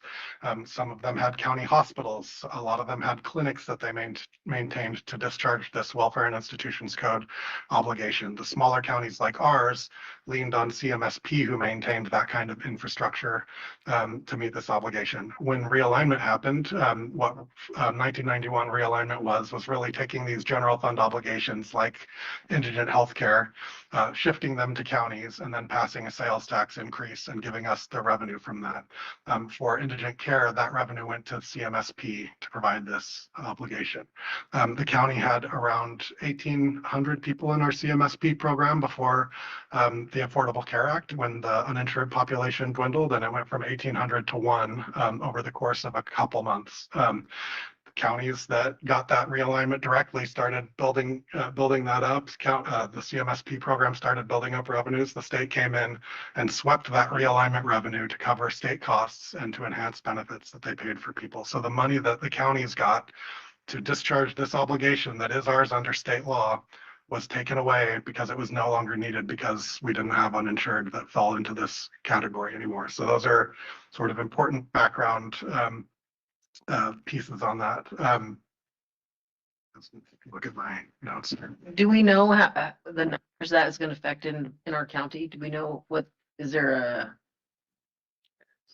a kind of a number, or yeah, do we know so that? In your packet, you have handouts that talk specifically about CMSP and indigent care, and one of the handouts has county by county numbers in terms of anticipated people who will become uninsured.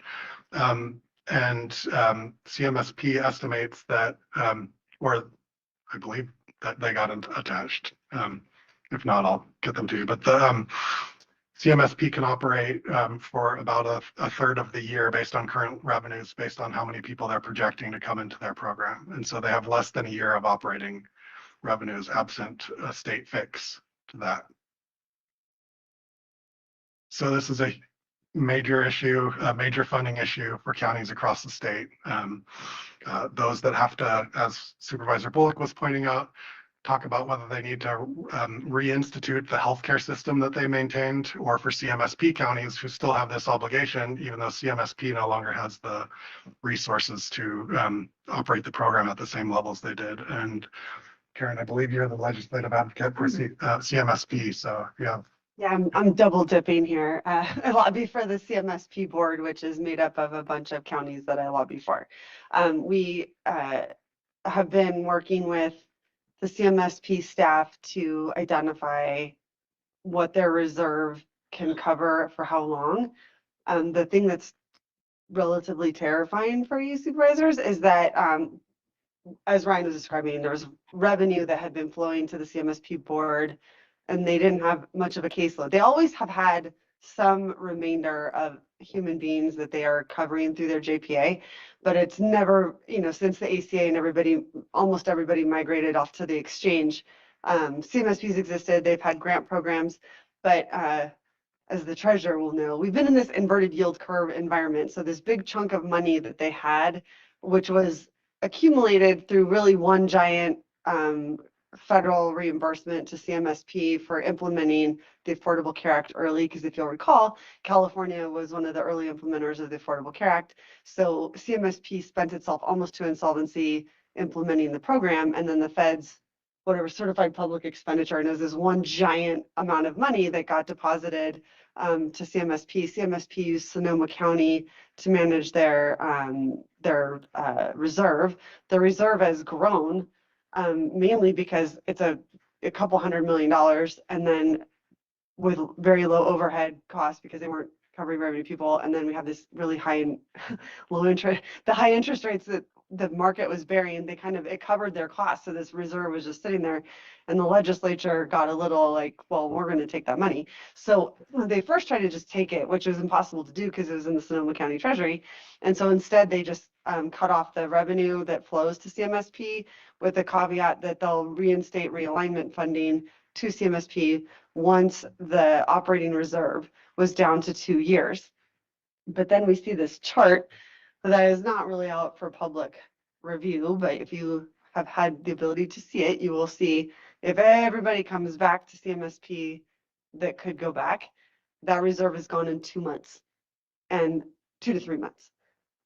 And so, okay, that doesn't really line up for legislative timelines. As you know, the legislature does their budgets. I mean, we kind of budget for like 3 months of the year, but if that money gets spent down in like October when the legislature's not in session, what do we do? So we actually have a meeting coming up here in the next week or so to talk to the Department of Finance about what it looks like for them mechanically to turn the money back on. And you care about this because CMSP is your buffer.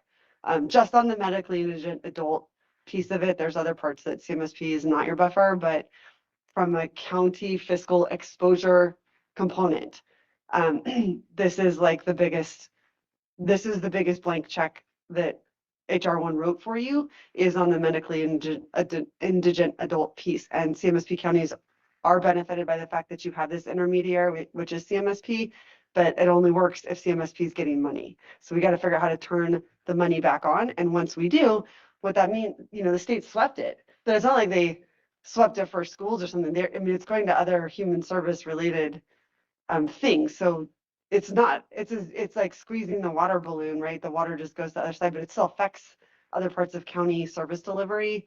It's not like you just get this money back from some other state program that doesn't touch counties. So this is where I was kind of saying earlier, the decisions that you'll make as a board and the direction you give Ryan is more than likely to be what's the least worst thing we could do. It's not going to be, we're going to, do this great thing and everyone's going to be okay. It's going to be how are we protecting the most residents that we can with the resources that we have. So those are but we need the money to get turned back on. So we're trying to figure out what that looks like with CMSP's council and executive officer. That's what we're doing on that front. And it's a key area of legislative advocacy for our professional associations as well. They're making the point that it's more than just turning back on the realignment. Healthcare costs have grown much faster than realignment revenues have grown. And so just restoring realignment won't fully fund indigent care obligations based on expected increase in uninsured populations. And it's in our legislative platform, so we should be able to be nimble. So any questions from the board? Or can we move on to the next? Yeah, go ahead.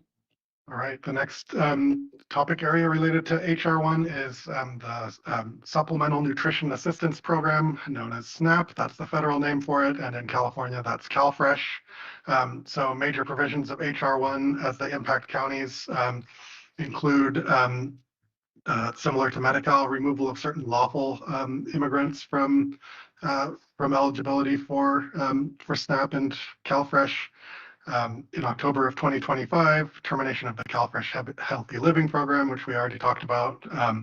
October 2026, the admin cost share. So the admin cost share is the most immediate and direct impact to county funding associated with HR1. So in state law, the counties have a share of the administrative costs of the CalFresh program. So the state pays a certain share, the feds pay a certain share, and then the counties pay a percentage of the state's share. And so what HR1 did was basically increased the state's share of SNAP administration, so the staff associated with administering the budget, and increased it by 50%. Because ours is a straight line percentage of the state's share, that means our costs associated with administering it will go up 50% if nothing is done to change state law. And so our estimated annual costs associated with SNAP admin are or were previously $800,000 a year. And so that will go up to $1.2 million a year.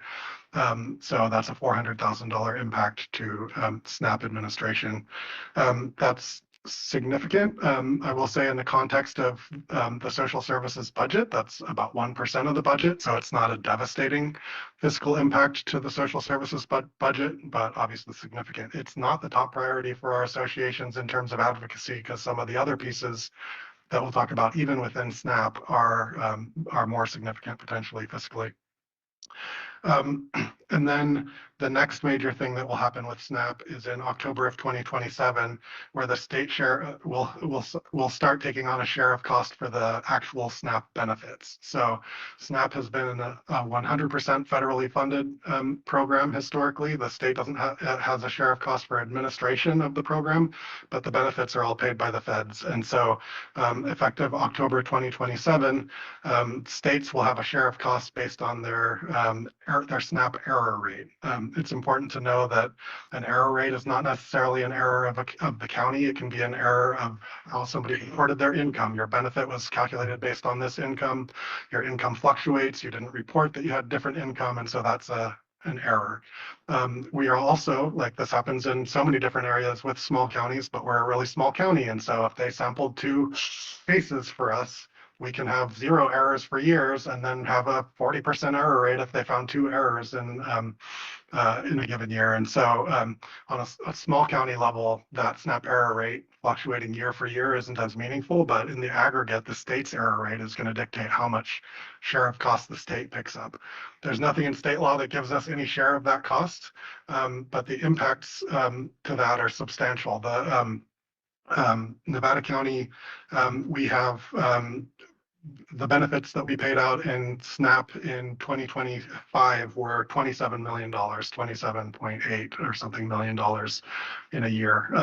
So that's going, beneficiaries being spent in the community at grocery stores and other local businesses. If we were to pick up a 15% share of cost of that, or if the state picks it up on our behalf, that's $4 million that the state would bear. It's hard to imagine the state being able to absorb this in addition to everything that they're doing without passing it on. So this is the top focus area for the County Welfare Directors Association in terms of like maintaining the state's role in fully funding, or like maintaining the counties and not having to pick up a share of that cost, because you can see 400,000 is the impact we'll have with SNAP admin, 4 million if we had to pick up the 15% of SNAP benefits. So that's my doom and gloom presentation on SNAP. I don't know if we have anything to add from our panelists or any questions from the board.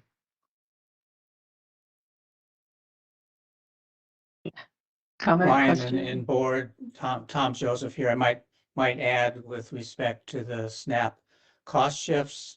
There has been attention paid to that issue federally. A couple weeks ago, the National Governors Association, the state legislatures, NACO, and other groups held a briefing after they had sent a letter to the Hill requesting at least a delay in these cost shifts. It's unusual for the Governors Association to achieve consensus on such a policy issue.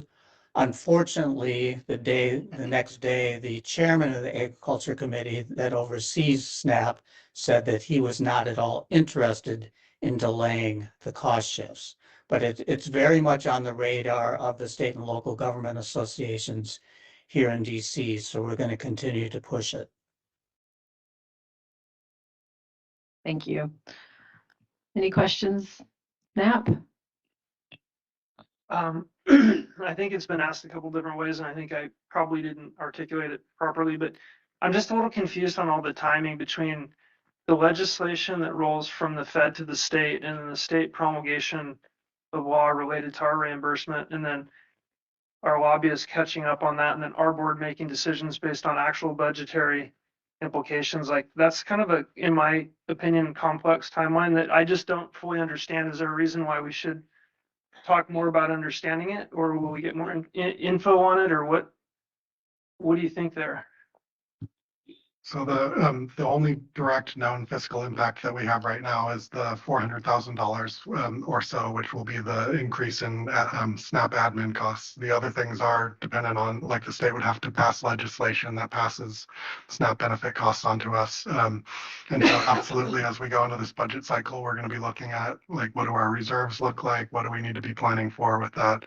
HHSA, like the county, is in a very healthy position going into this, and so some other counties aren't as fortunate in that regard as us, as they look at these potential threats, but we're in a really healthy place. But we'll be looking really closely and relying on the guidance we're getting from our state associations in terms of how things are playing out.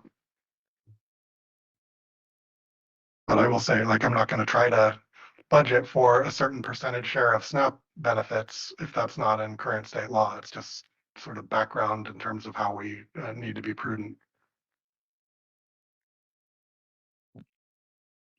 Okay. Did you have one other area that you're covering for Yeah, this?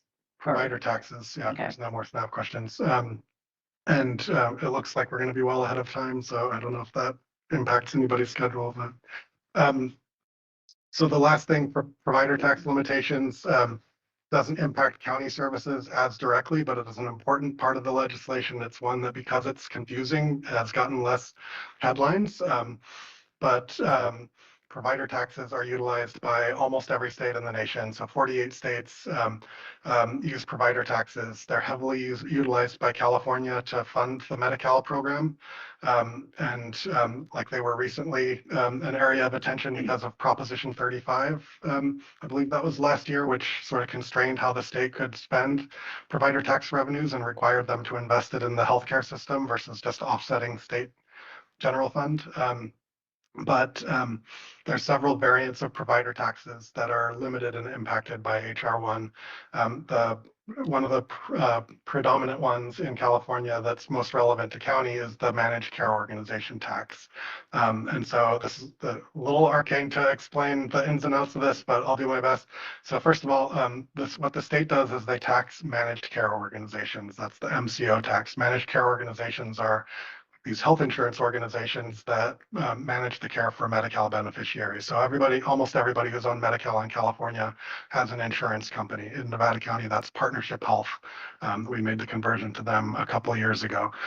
So those providers are taxed. That tax revenue is then used by the state to generate increased revenues that then they pay to the medical providers to be able to enhance the rates that they get for Medi-Cal, because the Medi-Cal rates themselves are very low. And so basically it's a tax mechanism the state uses to generate state dollars that can then be leveraged to pull down additional federal dollars and pay providers more for serving the Medi-Cal population than they would get just based on the native rates. And so in rural jurisdictions in particular, where there's a higher public payer mix, is what they call it in hospital land, the impacts of that are fairly profound. So like a lot of hospitals have very thin operating margins, and other healthcare providers. And so if they are paid the baseline rates and they no longer have access to this funding, it presents a significant challenge in terms of finances. The changes in HR 1 that impact this are multifold. One is that the taxes can't be disparate between Medi-Cal serving managed care organizations and non-Medi-Cal. California's is hugely disparate because it's basically used, the money that's taxed against these organizations that serve Medi-Cal comes back to them when we get that federal reimbursement, and then it's used to also enhance the rates. And so we don't tax in California the private plans because they don't get that money back. It's only against the public plans. And so it's almost entirely on the Medi-Cal plans that the tax is made. So that's no longer allowed under HR 1. The other things that happen is there's a ban on new provider taxes October 26th. So there's this limited window for new provider taxes to be submitted. And then in 2027, it starts phasing down the cap on the maximum percentage of provider taxes in the Affordable Care Act expansion states. And so California currently, it's around 6%, and it will step down to 3% eventually. And so the bottom line with all of that is big hole to the state budget, and it's the particular funding mechanism that the state uses to pay enhanced rates for medical providers that provide healthcare to people on Medi-Cal. So definitely impacts to our hospitals and to our clinics. Doesn't directly impact the county budget, but impacts the broader healthcare system in the county. So that's, I don't know if any of that made sense. It's taken me a while to wrap my head around it. I don't know, Tom, you were nodding at one Yeah, point. Ryan and members of the board, I did read today a report that Department of Finance, State Department of Finance has estimated that if there isn't a fix in the short term, that next state fiscal year, that would result in a $1.1 billion hole in the state budget. An additional 1.1 billion. An additional 1.1, according to the Department of Finance. Thanks. All right. Any questions for Brian or Tom or anybody on our panel on this one? No? One more HR1 thing, and something that also haven't gotten a lot of headlines, but the legislation also includes an increase, one of the few increases in Health and Human Services world, to the low-income housing tax credits. So the funding that we've used with Regional Housing Authority for multifamily housing, there's a 12% ongoing increase in tax credit financing that's part of HR1. So that's a bright spot in terms of new opportunities, and we'll continue to work with Regional Housing Authority and other partners to try to make sure we're leveraging that for Nevada County. Yeah, that's good. Well, that's the question. It's like getting 12%, but there's nothing to build on. It's not helpful. So, so I know a lot of you, this discussion on HR1 is all around Health and Human Services, but what are I mean, and maybe our lobbyists can speak to this, what are some of the other effects to the county in other areas, such as law enforcement or housing or community development or infrastructure? Are we calculating what those costs are going to be that will be associated with HR1 as well? Oh, can you tell that we've been like singularly focused on just protecting you? I don't have I've been in rooms with people who like parts of HR1 who wanted to talk about the good stuff, and I was like, I don't know that I have the brain capacity to absorb it. So I couldn't speak to the other pieces of it. I don't know if Tom can, but I've just been so singularly focused on this part of it that I'm not smart enough to talk about the rest of it. Maybe Tom might be. Well, and I too have been singularly focused on the Medi-Cal and CalFresh cost shifts and provisions. But having said that, and the housing and homelessness pieces, having said that, HR1 was a bill that really specifically addressed entitlements and taxes.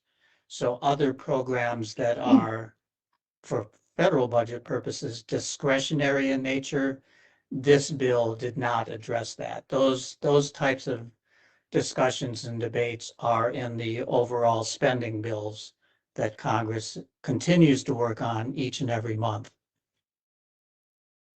And you may recall that HR1 was finding savings to offset the extension of tax cuts, and because it was limited, because it's using the reconciliation process to get over the filibuster, because it's using reconciliation, it was limited to those entitlement programs. And the areas where there was sufficient funding in the federal budget in entitlement programs to be able to come up with those big ticket offsets included Medicare, so health insurance for older folks, and Medicaid, the low-income health insurance. And there was a commitment to stay away from Medicare, and so Medicaid and SNAP ended up being where a lot of those offsetting costs occurred. But there were other components of HR1, and we'd be happy to follow up with more information, but the focus I brought based on where I sit was Health and Human Services. Okay.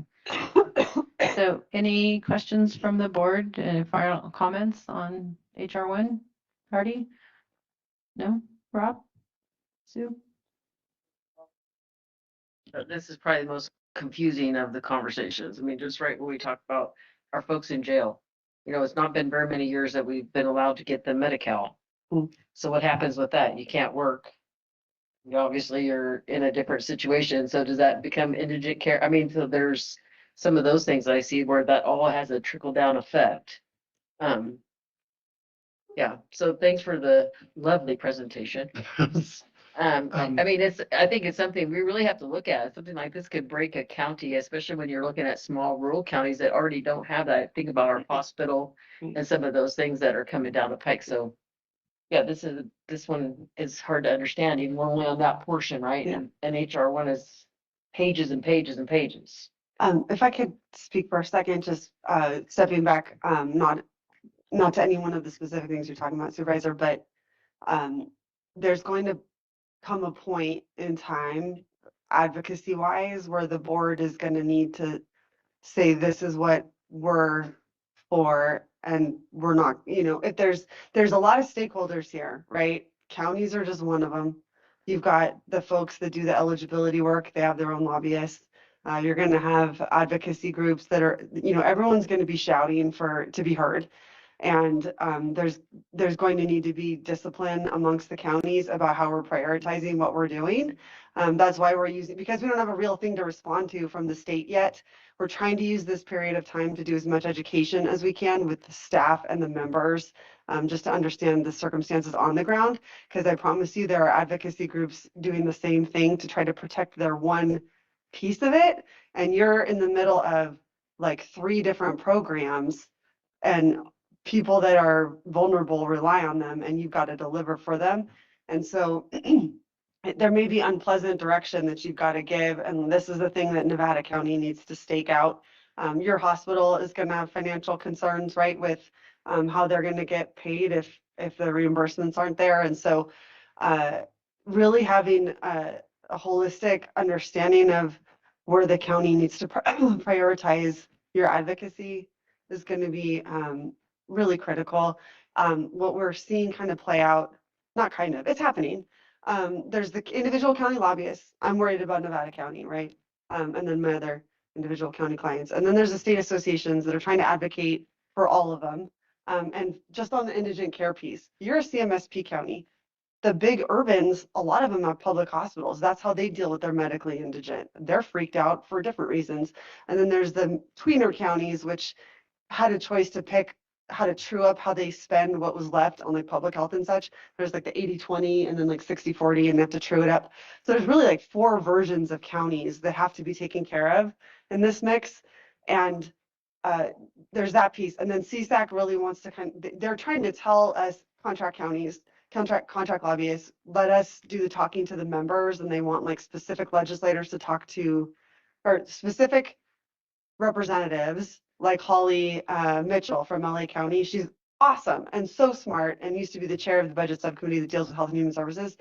They want her to be sort of the tip of the spear for counties, talking to the legislators about how to advocate, you know, what we're advocating for in this area. And so there's going to be a lot of competing interests trying to get the attention of legislators.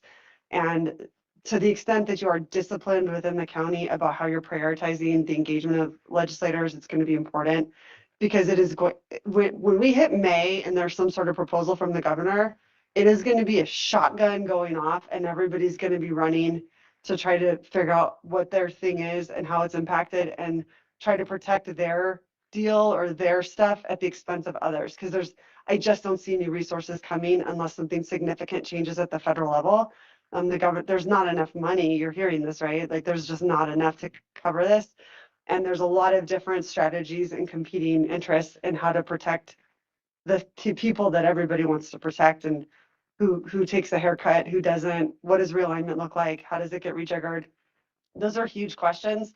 And Ryan is like, this is like the best thing I've seen so far about like how a county has tried to lay out for its supervisor, for the supervisors, what this means.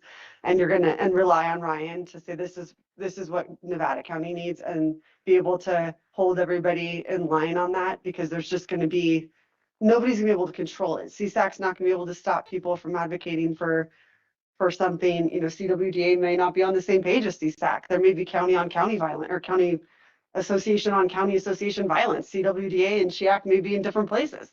And so the actual counties themselves, it's going to be important to maintain that discipline. I'm sorry to be preachy about it. I'm just watching this, and it's going to be like Lord of the Flies almost. It feels like it could get that way. So the prioritization that's best for your county will be important to be clear at the end. And that's why we're using that time to educate your members. So apologies for all the mixed analogies. I just trying to make sure I'm explaining it in a way that makes sense, because it's messy. There's not like a plan that we're all executing right now. It's just making sure people understand how bad it is, which is very depressing, which is why you probably wanted to wrap up 10 minutes ago. But this is what we're dealing with down in Sacramento. No, I think that the sooner we have a realistic picture of what's going to happen, the better off we'll be, and the more we can prepare for what's going to happen. And I really appreciate the acknowledgement that counties will potentially be fighting counties. I mean, we're constantly fighting urban things that come out of Sacramento that really only benefit the big counties or the big cities, but we're forced to have to follow the regulatory process, and it's expensive. And just trying to figure it all out on that basis. We obviously don't have the same clout in Sacramento that these big cities and counties do. So appreciate the presentation. Before we wrap up, any final comments or questions from the board members? No? Trying for delays at the federal end. Jay, what you guys are doing back there, for sure. Like a ping pong ball. It just, you go back and forth and back and forth. It's hard to track it. So. All right. Well, thank you all for the presentation. Thanks for doing the hard work here. The budget presentation, or the fiscal, I'm not sure that's going to be any more uplifting than what this was, but Erin's going to do her best to make it positive for us. So Lori, I know we're a little ahead of schedule. Can we do like a real quick 5-minute break? We sure can. So let's take a 5-minute comfort break, and we'll set the timer for 5 minutes. Thank you.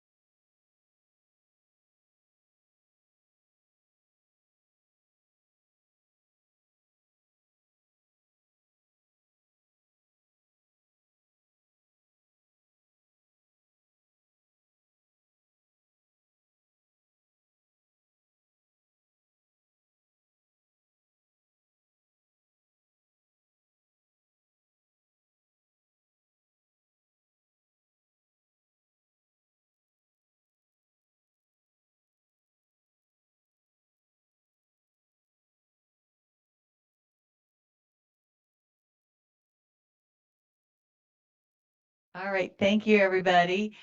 And I'm now going to turn this over to Erin Mettler to give the county finance update. Thanks, Lori. I will try not to be the bearer of more bad news, but perhaps offer a path forward for how Nevada County is going to respond to this dynamic environment that we are currently in and will continue to be in for quite some time. To start off, we're going to go through a brief agenda. I plan on hitting on our core services and county staffing, run through the pension obligation plan and the status of that. A little bit about federal and state budget impacts, although recognizing that you've just heard a lot of that already today, I won't spend a lot of time there. Looking at a forecast for the upcoming fiscal year, which starts July 1. And then we've got some changes proposed to the budget proposal review process that I want to work through with you. And then at the end, be happy to hear any discussion, policy direction, or questions that the board might have. So first off, our core services definition, the priority objective that I am responsible for is both fiscal stability, but also core services. And so one way that we keep our county fiscally stable is to fund our core services. And we take this definition fairly seriously when it comes to resource allocation and looking at how are we best providing our constituents and our residents with the best possible services from the county perspective. The areas funded in this core services include a lot of things, state mandates, emergencies, community health and safety, county infrastructure such as roads, our jail, our justice system, some basic public and mental health services, as well as some portion of social services. If we look at our staffing, I know this comes up a lot in terms of questions of how resourced is the county when it comes to full-time employees. This is a 30-year view, so back from 1995-96 all the way to 25-26. And really, I chose this length of a view to illustrate where we were and where we are now. A lot of movement has been done in the last couple of years relative to adding staff positions back. And really, we went from a low of 773 full-time employees in 2013-2014. And that was down from our high in 2001 and 2 of 1,055. So right now in 25-26, we're sitting at about 933 full-time staff members. And I broken it down by funding type because this is a little bit of a different view than by department. So now the top line is general fund. Our general fund continues to support all of our safety positions, a lot of our core service employees. The next line down, that green line, is realignment. So that's where your safety net services comes into play. Some of our justice services are also funded out of realignment, so they're in that mix as well. And what you'll notice about these top two lines is that the gap has been shrinking over the last couple of years. And that's really reflective of state funding shifts towards our social services and safety net programs, being able to capture more of the staffing needs allocation because the level of services required to be provided has increased. So we talked a lot in the last couple of years about behavioral health reform, and we've added a significant number of positions in that department to meet those reforms and those increased mandates. And that's why that gap between general funded positions and realignment positions has shifted. The bottom chunk of lines is really where our fees and state and federal funding and internal services, and we have a special tax in our library, those stay pretty consistent year to year because those funding resources don't necessarily shift dramatically from year to year. And so there isn't a whole lot of movement down below. We've also talked several times about our request for staffing change process. And over the last 3 years, we've been improving this process to respond to the needs when they are apparent, when they become needs. And so traditionally we had a once a year opportunity to request new staffing changes. And that was done in the fall in anticipation of budgeting during the spring. We've changed that process slightly so that we are open to receiving requests for staffing change throughout the year, and we can act upon them. You see these coming to the board as staffing change resolutions from our Human Resources Department. But really that allows us to be nimble. It also allows us to be responsive as things change, as new grant comes online or a new program or project gets funded. We're able to come to the board with a staffing need and activate that position if needed. At the same time, we maintain our vacancy review in the CEO's office, and really that provides us with some maximum flexibility, but also oversight on our county-wide perspective of how many vacancies are we currently carrying? Is that appropriate based on what we're seeing? Do changes need to be made? Is the program still needing to be fully staffed at that level? Have there been any changes? And that's not necessarily just from a department-specific or program-specific lens. It really is the holistic for all of the county, for all of those 933 positions. Is filling this one vacancy the highest, best use of the need? And does that fulfill the obligation as well? So we look at sustainability in terms of needing to fill. We also look at reclassification in terms of, is that staff position doing the things that it needs to be doing in the proper classification and at the right pay? And so that's in combination with human resources, with the department, with the employee, sometimes figuring out if their job duties have changed. Again, back to that behavioral health reform, because that's kind of a tangible example for you all. As the funding's payment reform has come into play, the job duties have shifted. And so we've come across a need to change some classifications within that department to meet the needs of the new requirements. So that's working in close collaboration with human resources again. When we do have grant applications, as you may recall, we don't necessarily budget for grant funding to come through during our annual process. We wait for that award letter to come to the board and be approved before we actually amend the budget, add the funding, and if necessary, add staffing that grant is going to support. In the past several years, we've added limited term positions or positions that have a time term on how long they are available, because it is tied to grant funding. So you'll see a lot of those are actually ending now that we've kind of exhausted our COVID funding and our stimulus money. Some of our OES grants are 3-year grants, and as they cycle through, those positions drop off. Our ERP project is halfway through. And so although we finished phase 1, we still have phase 2 coming, but some of those positions are rolling off in this upcoming fiscal year because the need for them is no longer there. So those are some of the ways that we kind of navigate and manage funding for staff, but also just the number of staff that the county has on any given year. Again, temporary and limited term employees, we use these also seasonal employees for our roads crew to plow the roads. For our summer programming at the library, often has temporary part-time employees. And so that's, again, another mechanism that we're able to use for our staffing. Moving on to our pension obligation plan. So I brought before the board in October a pension policy update, which outlined the requirement to develop an annual plan for how we're going to address our pension obligation. We are in the middle of drafting that plan. I would say it is substantially complete at this point. I anticipate bringing that forward to the board later in the spring for approval, and that will be for the current fiscal year. Right now, we are debating whether we use our general fund assignment for pension obligation as a way to buy down our long-term obligation and cost. So if you recall, in previous board presentations, I provided our unfunded liability, or our UAL percentage, and our coverage ratio. I don't have that information today because we're not quite ready for that. But there are 2 paths going forward with that obligation and that general fund assignment. There's about $6 million in that assignment right now.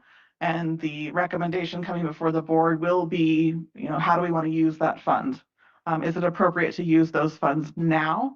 Or would the board prefer that we hold on to those funds or place them in a Section 115 trust, which is basically protected for pension obligation? So there's a couple different scenarios that we're working through. The highest best use of funds, and that's what I intend to bring back to the board in March. As part of that pension plan, we are in the process of developing our transparency website, which was also part of the policy.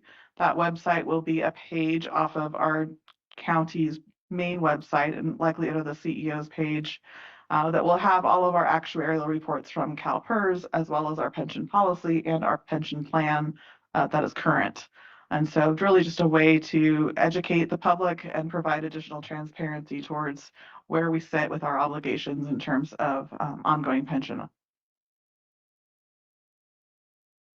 In terms of state and federal budgets, it's challenging. I think Supervisor Bullock, you said it perfectly earlier. There's a timeline within a timeline. And it's not really clear at what point does the board need to take action? At what point do we need to develop a plan? And being that our budget is a point in time and it is a plan, plans are the best based on the best information that we have at that time. They are meant to be flexible. They are meant to be able to shift as needed. So I mentioned this earlier today in response to Supervisor Swarthout's question. We will likely bring a standard budget forward for 26-27, recognizing that there are HR1 implications that are going to be kind of contingency. And behind the scenes, we will have that information available. We'll be able to talk about it. We'll be able to answer questions. But in terms of impacts to the direct budget, you may not see that in terms of that increase of costs. And really that allows us to have some maintenance of flexibility, but also be responsive in the moment. We don't know yet whether the 6-month redeterminations are going to require additional staffing. We are pretty confident that any changes in those areas in social services or in health and human services will be covered by a large extent, if not fully, by realignment fund balance. We have saved fund balance for a number of years for this reason. The time is now to use it. So we will be activating some of that fund balance, which we do kind of every year, but I guess it is a little bit buried in the nuance of details in the budget proposal. So you'll see that a little bit more prominently coming up. But again, timing is not necessarily on our side. We have an obligation to pass a budget by a certain time to activate it in our July 1st kickoff of our fiscal year. And we're not going to get the May revise until middle of May. And that really is pretty late in the game for us to make any significant changes. Although we could choose to activate one of our contingency plans at that time if it was appropriate. And then you would see that change in the budget hearing that comes to you in June. So there is a little bit of play there in the timing.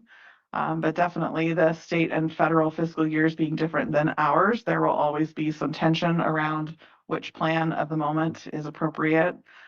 We do bring forward budget amendments to the board, generally on a quarterly basis, and a lot of times that is because circumstances have changed, contracts have spent differently than we anticipated, and so there's a need to change the budget appropriately, or these grants that come online if we have to catch up budget appropriation there.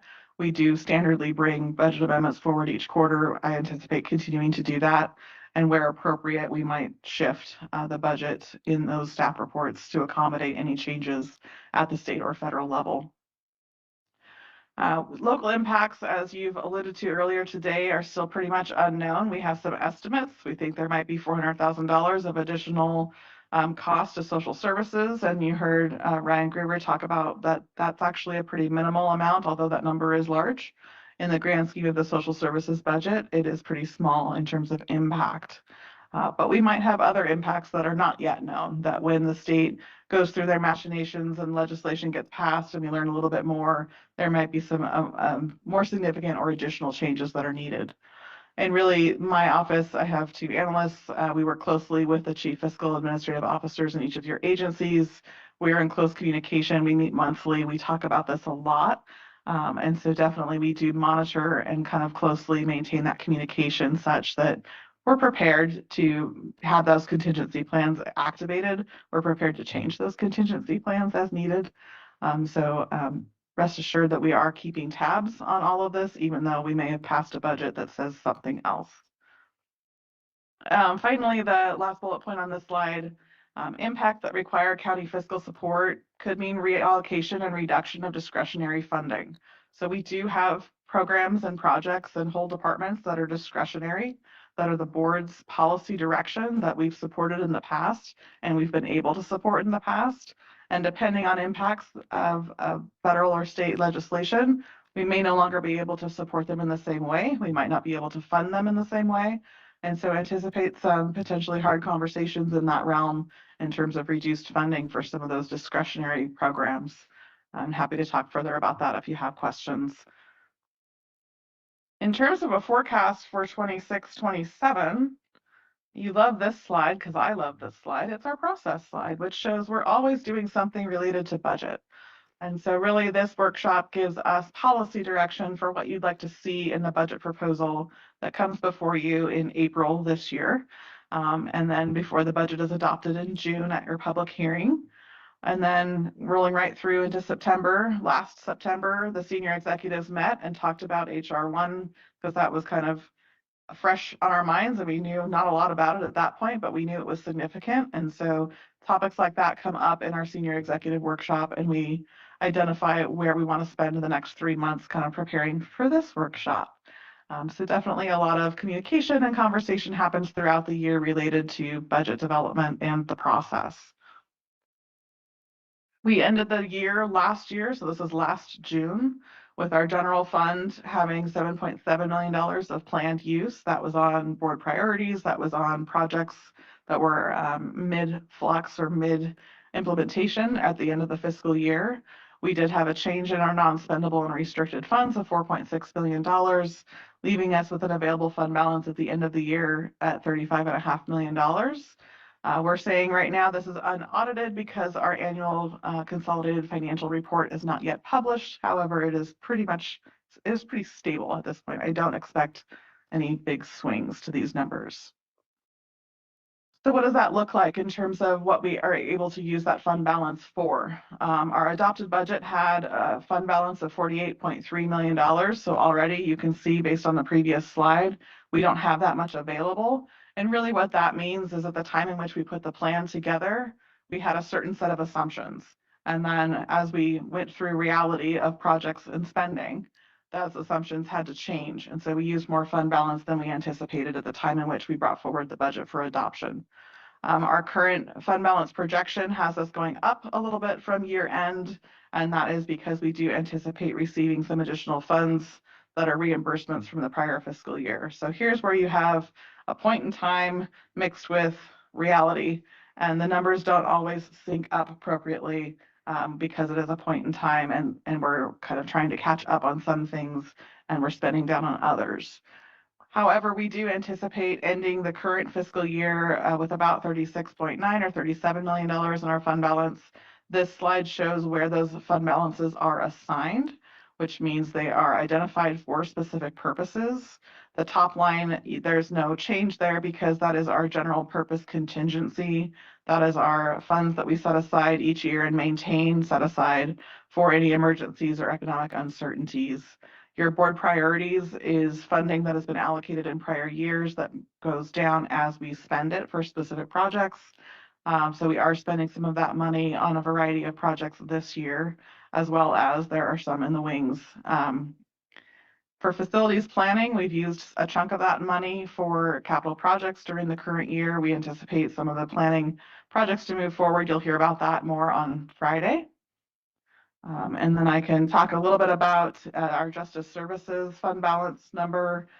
We heard earlier in public comment, there was some concern over the firing range at the Sheriff's Department, their project that has gone forward to the board. And I think it's important to note here that the Sheriff's Department does have specific Justice Services funds that while they sit in the general fund, they are restricted in terms of what they can be used for. And so they are choosing to use that for the firing range. And as this board has heard, that firing range will have significant savings in terms of time spent driving to and from the current driving range or shooting range, but also just having something local and available year round will be critical for our staff to remain highly trained. In addition, that last line, that special project continuation, that's a reminder that is the end of the ARPA funding. So the requirement to spend down is the end of this current calendar year. However, we anticipate that all of those funds will be spent as intended by the end of the fiscal year. Moving on to other major funds, this is the balance of the county's $415 million budget. So while we talk a lot about the general fund, and we do talk a lot about it because it's our discretionary pot of money and it is the funding in which is the taxpayer dollars, these funds also have some critical use and utilization within our county. So we have our roads funds here that maintain a balance, and they maintain a balance so that we can continue to pave the roads as they need to be paved. We can continue to maintain our infrastructure. Community Development Agency is CDA here on this slide. They maintain a fund balance as well as funds roll over as projects need additional revenue coming in, that's available there. Transit, you can see, has spent down their fund balance. They had received an advance on a significant grant for its electric infrastructure, our charging infrastructure, as well as some electric buses in the past. And so that's reflective of that project coming to a close as it's coming online. Airports on here, HHSA is on here.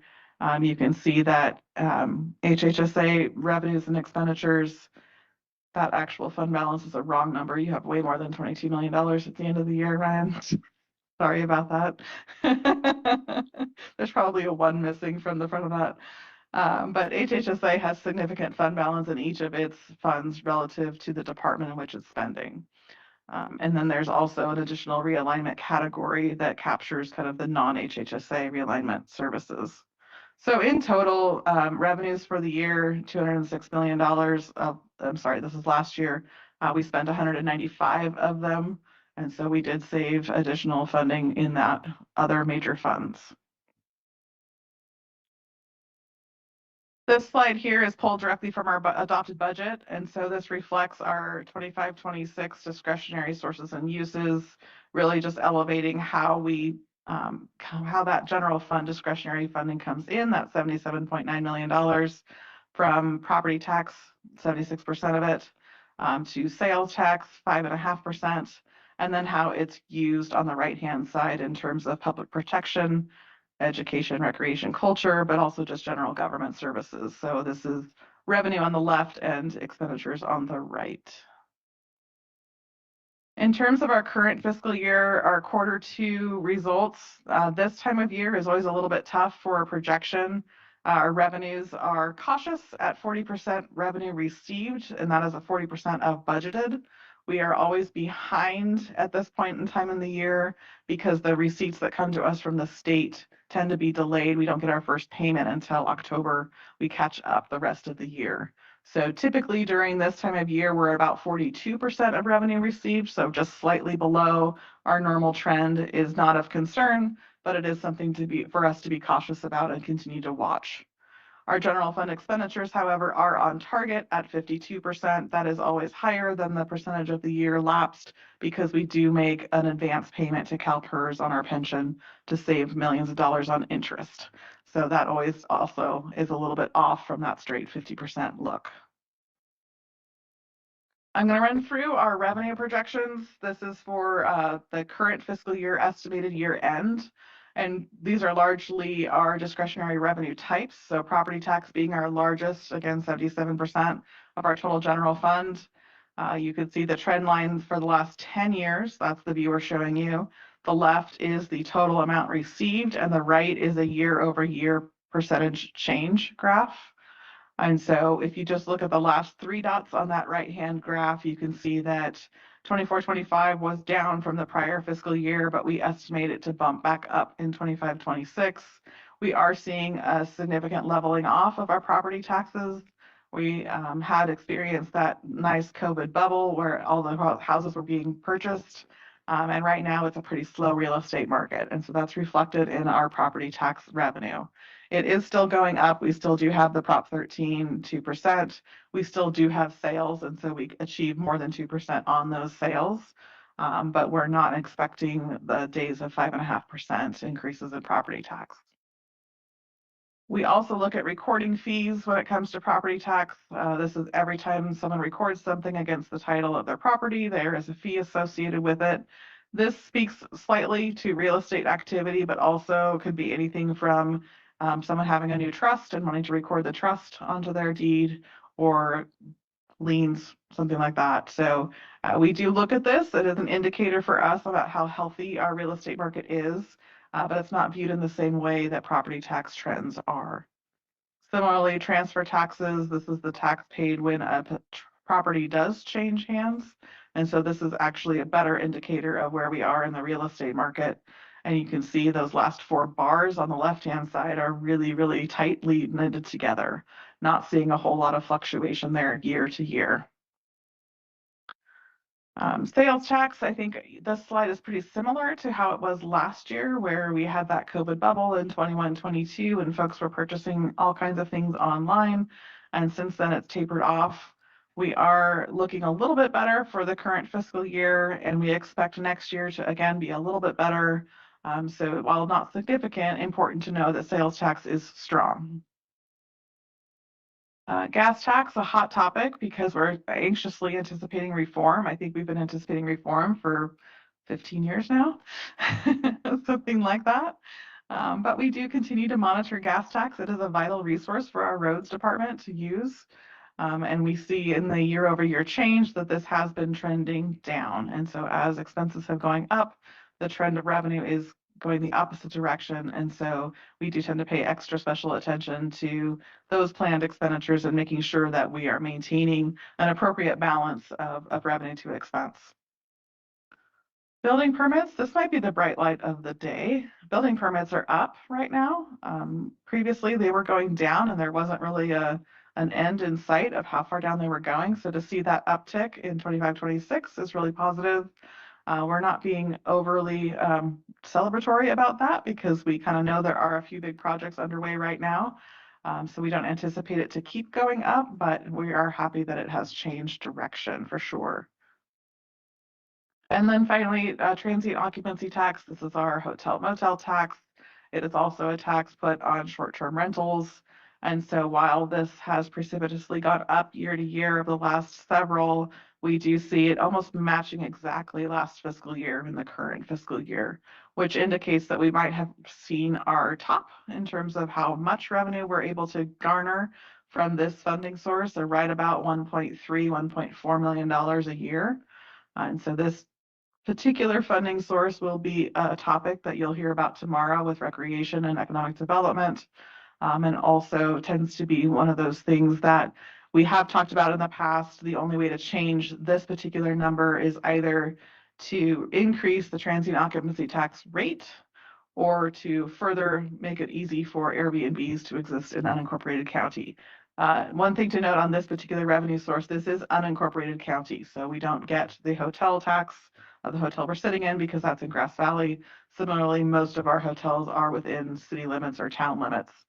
So most of the county's unincorporated revenue is from camping or from Airbnb or short-term rentals, that kind of thing. So takeaways for the upcoming fiscal year, our revenues are stable. That is good news. Seriously, great news. For our revenues to be stable, we still have to manage actively our expenditure growth. We still need to be very careful about maintaining our staffing levels, about not growing when we can't support growth, about shrinking when we need to shrink.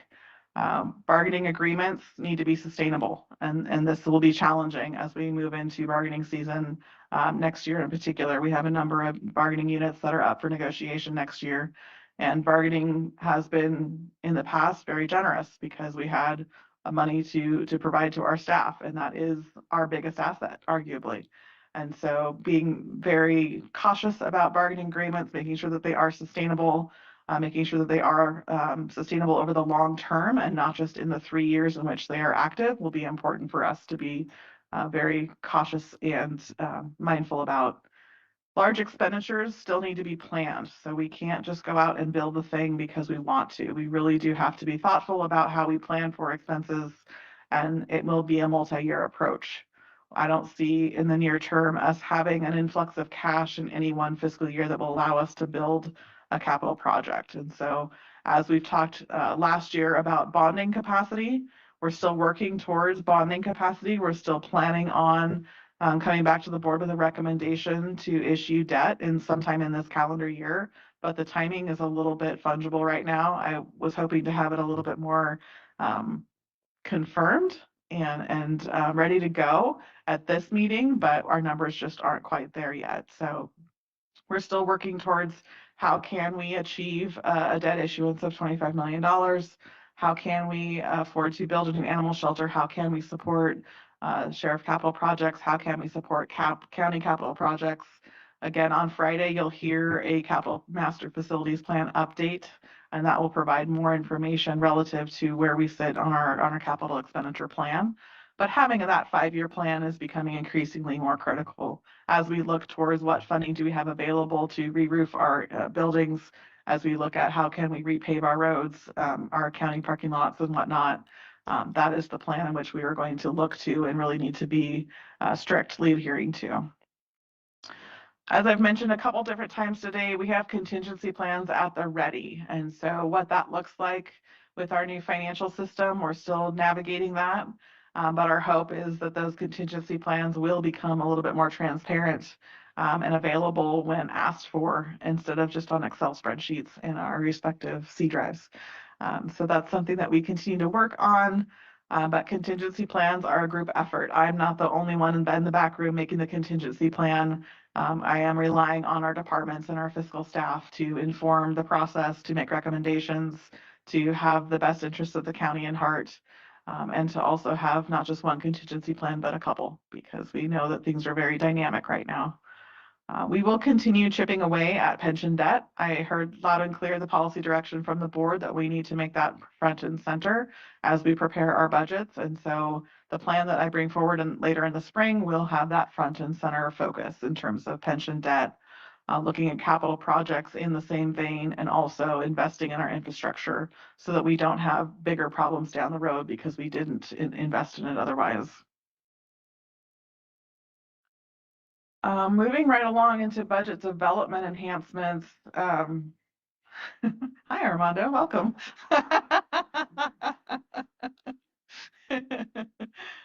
Wanted to talk a little bit about the budget development process, because while we have financial management policies that kind of dictate how we prepare the budget, I'm going to talk a little bit about sound fiscal practices for a healthy and financially responsible county, which at this point sounds like a lot of big words, but in practice really makes sense in terms of those guardrails that we prescribe. You know, making sure that we aren't overcommitting ourselves, making sure that we're prudent in how we're spending our resources, making sure that our recommendations to the board are based in both sound fiscal practices, but also according to the policy direction received.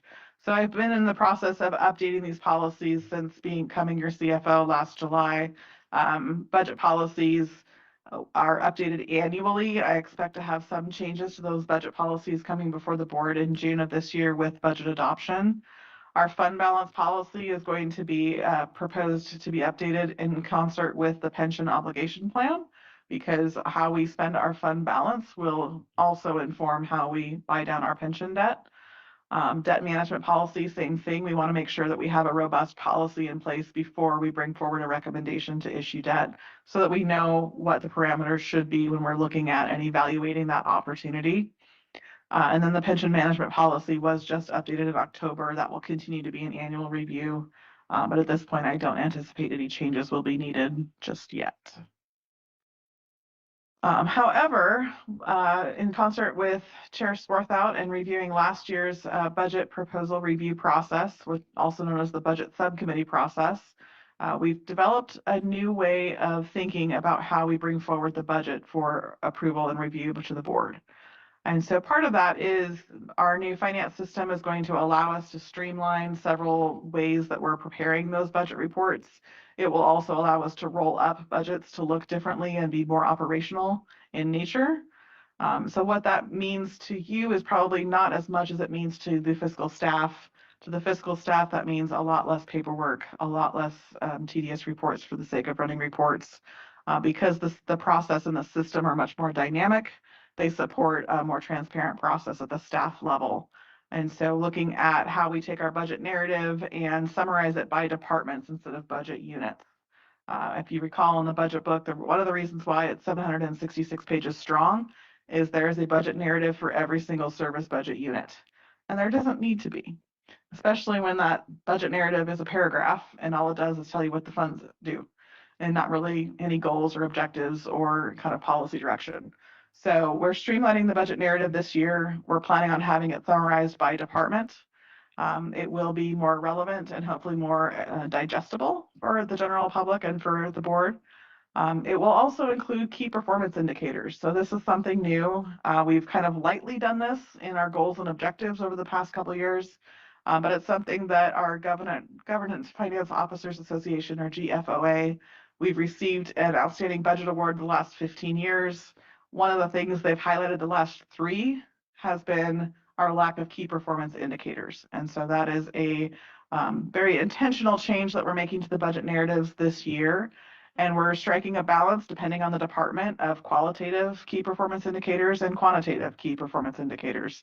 As you might imagine, your clerk's office has a lot of quantitative measures. How many agendas did we produce? How many resolutions did we pass? How many signatures did we request from the chair of the board? Those types of things are pretty easy to get to and tangible, but we have other departments that don't have by the numbers, that they are more qualitative in nature. And so how do we measure what we're doing? How do we assess that we're doing the right what and the right when? And so you will see a difference, a change in those narratives coming forward this year. In addition, I alluded to this earlier, instead of a budget subcommittee process whereby your chair and vice chair go through department presentations for sometimes 10 days in a row, we are proposing to shift to a 2-day public workshop where all 5 supervisors will sit, similar to today. You will hear presentations from your agency directors and your elected offices and myself, and all 5 board members will hear the same level of information, be able to ask questions, and that will occur in April. So earlier in the process, it will be at the end of April, but ahead of the budget public hearing in June. So there will be about a month in between that workshop process where we can make changes. We can be responsive to the needs of the county, to what's being communicated to the supervisors. Supervisors have that insight and ability to inform staff that I don't like this proposal, or hey, I really would like to do this. Is there some way we could make that happen? That 2-day public workshop is still intended to be very informational, similar to how this workshop is produced. It will be a lot of us sitting up here talking and a lot of you asking us questions. But in terms of kind of getting into the nitty-gritty details, we will still retain a budget subcommittee of the chair and vice chair, and any more complex issues that need further deeper dives, like a whole hour spent just on social services because of the HR1 implications, or if you want to look at the contingency plan for a specific department or program, those types of topics will be referred to the budget subcommittee. They will review in depth with staff for however long it takes before they're able to make a recommendation back to the other 3 board members. So that's a little bit of a change, hoping to bring a lot more, not just transparency, but opportunity for all 5 board members to come along in the budget development process, so that by the time you hear the public hearing, you hear the response from the public, and we bring forward the budget for adoption, you are much more confident, if you will, about what's in there, and we'll have an opportunity to ask those questions, get your answers. And this is a proposal at this point. So while we're moving forward and planning for this, I'm happy to hear feedback from the board members on things that you might want to see, or whether you're in agreement with this proposal. As mentioned on this slide, budget subcommittee will still convene both before and after around specific topics. We are proposing that those convenings be on an as-needed basis, and we'll work that out with the chair and vice chair, but really reserved for those larger complex problems or those more nuanced decision points that need to be made.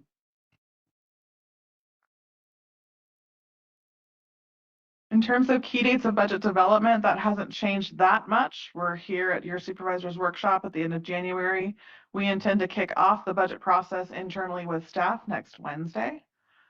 They will be submitting documents starting the end of February and throughout March. My budget analysts and I will be working with the department fiscal analysts to make sure we're understanding their budget proposal, we're resolving as much as we can any gaps in funding, and we're able to make a recommendation to the board, which will come at their workshop on April 28th and 29th. Those are the current dates planned. Again, there will be about a month and a little bit for us to produce the actual budget document. So one thing I should note about the budget workshop, that will not be a completed budget. You won't have a 700-page budget document in front of you to review at that point in time. It will be too early for us to produce that level of document that has everything ticked and tied and balanced out. It will be more of a conversation and plans from their agencies about how they're going to spend money and where there are opportunities for additional policy direction. So in May 15th is our deadline to publish that draft budget book. You will still have that draft budget book published in the middle of May, still have 2 to 3 weeks in which to review that, ask questions of staff, We might have a budget subcommittee meeting or two in that interim period. We will be doing some more public outreach during that period as well, working with our PIO team to make sure that the public has an opportunity to digest the information and ask any questions that they might have of the supervisors. And then planning forward, budget hearing on June 9th, that will look largely the same in terms of a presentation from me of the comprehensive budget, and then coming back for budget adoption 2 weeks later with any additional changes. So along the way, there's like lots of opportunity for iterations, for questions, for things to change, to be nimble, and to be responsive ultimately. And with that, I'm happy to entertain any discussion or questions that the board might have. Thank you, Erin. Really great, comprehensive, a lot of stuff to cover, and you do it very succinctly. So much appreciated. In regard to the changes of the budget process, you can all thank me for having to spend an extra 2 days versus just the chair and the vice chair. But I really felt, especially my first couple of years on the board, very disconnected from the budget, because you come to the meeting with the discussion, and I think that it was like an hour presentation and there was very little discussion because it's a very daunting, large document. And then last year, having had the opportunity to sit and listen to all the presentations, my thought was all of us should be hearing that at the same time, not just the chair and the vice chair. Plus, I think it gives an added component of transparency, because those will be public meetings. The public will be there. We'll probably have some sort of public comment on it, either in the beginning of the meeting or at the end of the meeting. But really wanting the public to be able to see how our budget is formed, how the departments come in and what they ask for, and some of the tough decisions that we have to make. So I appreciate the indulgence. If it doesn't work next year, the chair can change it back. But I appreciate the fact that, making changes oftentimes in a large organization such as the county is difficult. So I'll try this and see how it works. So I guess at this point, questions, comments from my colleagues. So who would like to start? Artie? I know you always have lots of good comments on the budget, or Rob, whoever, yeah. Oh, yeah. Thank you, Erin. Super succinct presentation. It was great. And having sat through a few, very detailed.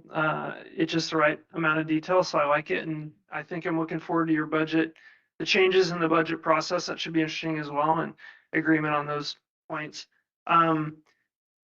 Overall, I think it's great.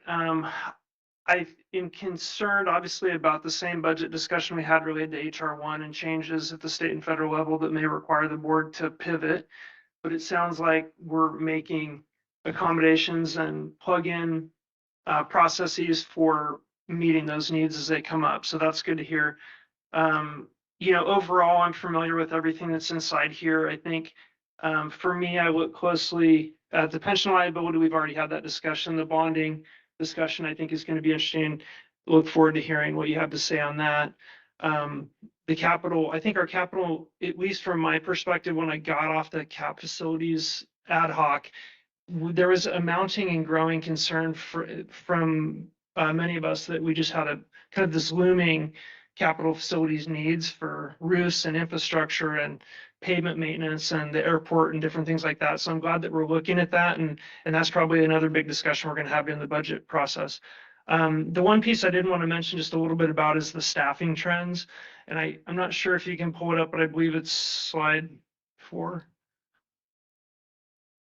Apologies for the dizziness. Page 4, thank you. Yeah, there you go. Yeah.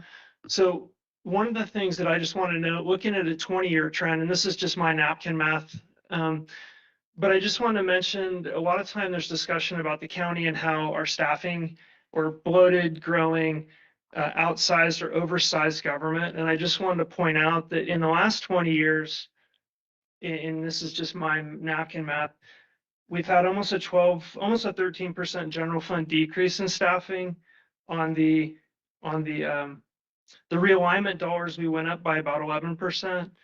And then the remaining is a decrease of about 8.3% if you take the net average, it's a decrease, a 20-year decrease in almost 10% for the staffing levels.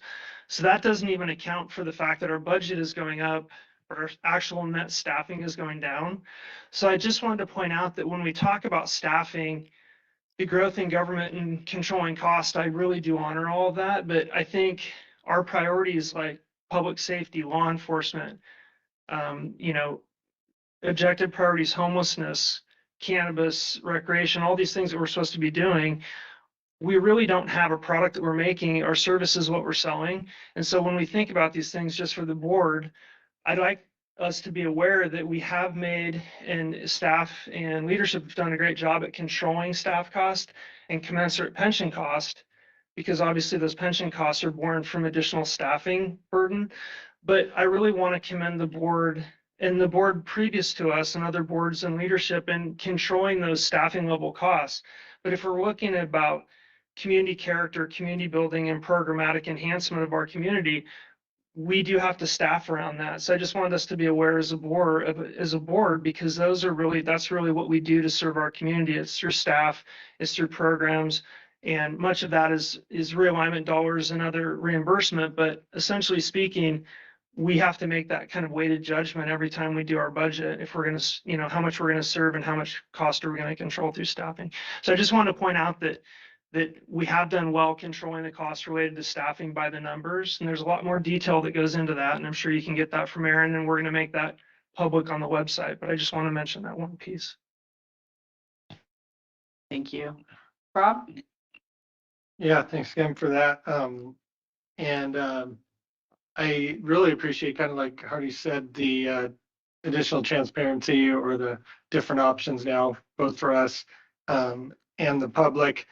I am looking forward to the new kind of process, because I too felt, I don't know if overwhelmed is the word, but just you showed the 3 weeks between the non-budget subcommittee supervisors seeing the budget and that first meeting. I can't believe those 3 weeks, because it surely didn't feel like enough time to really absorb it.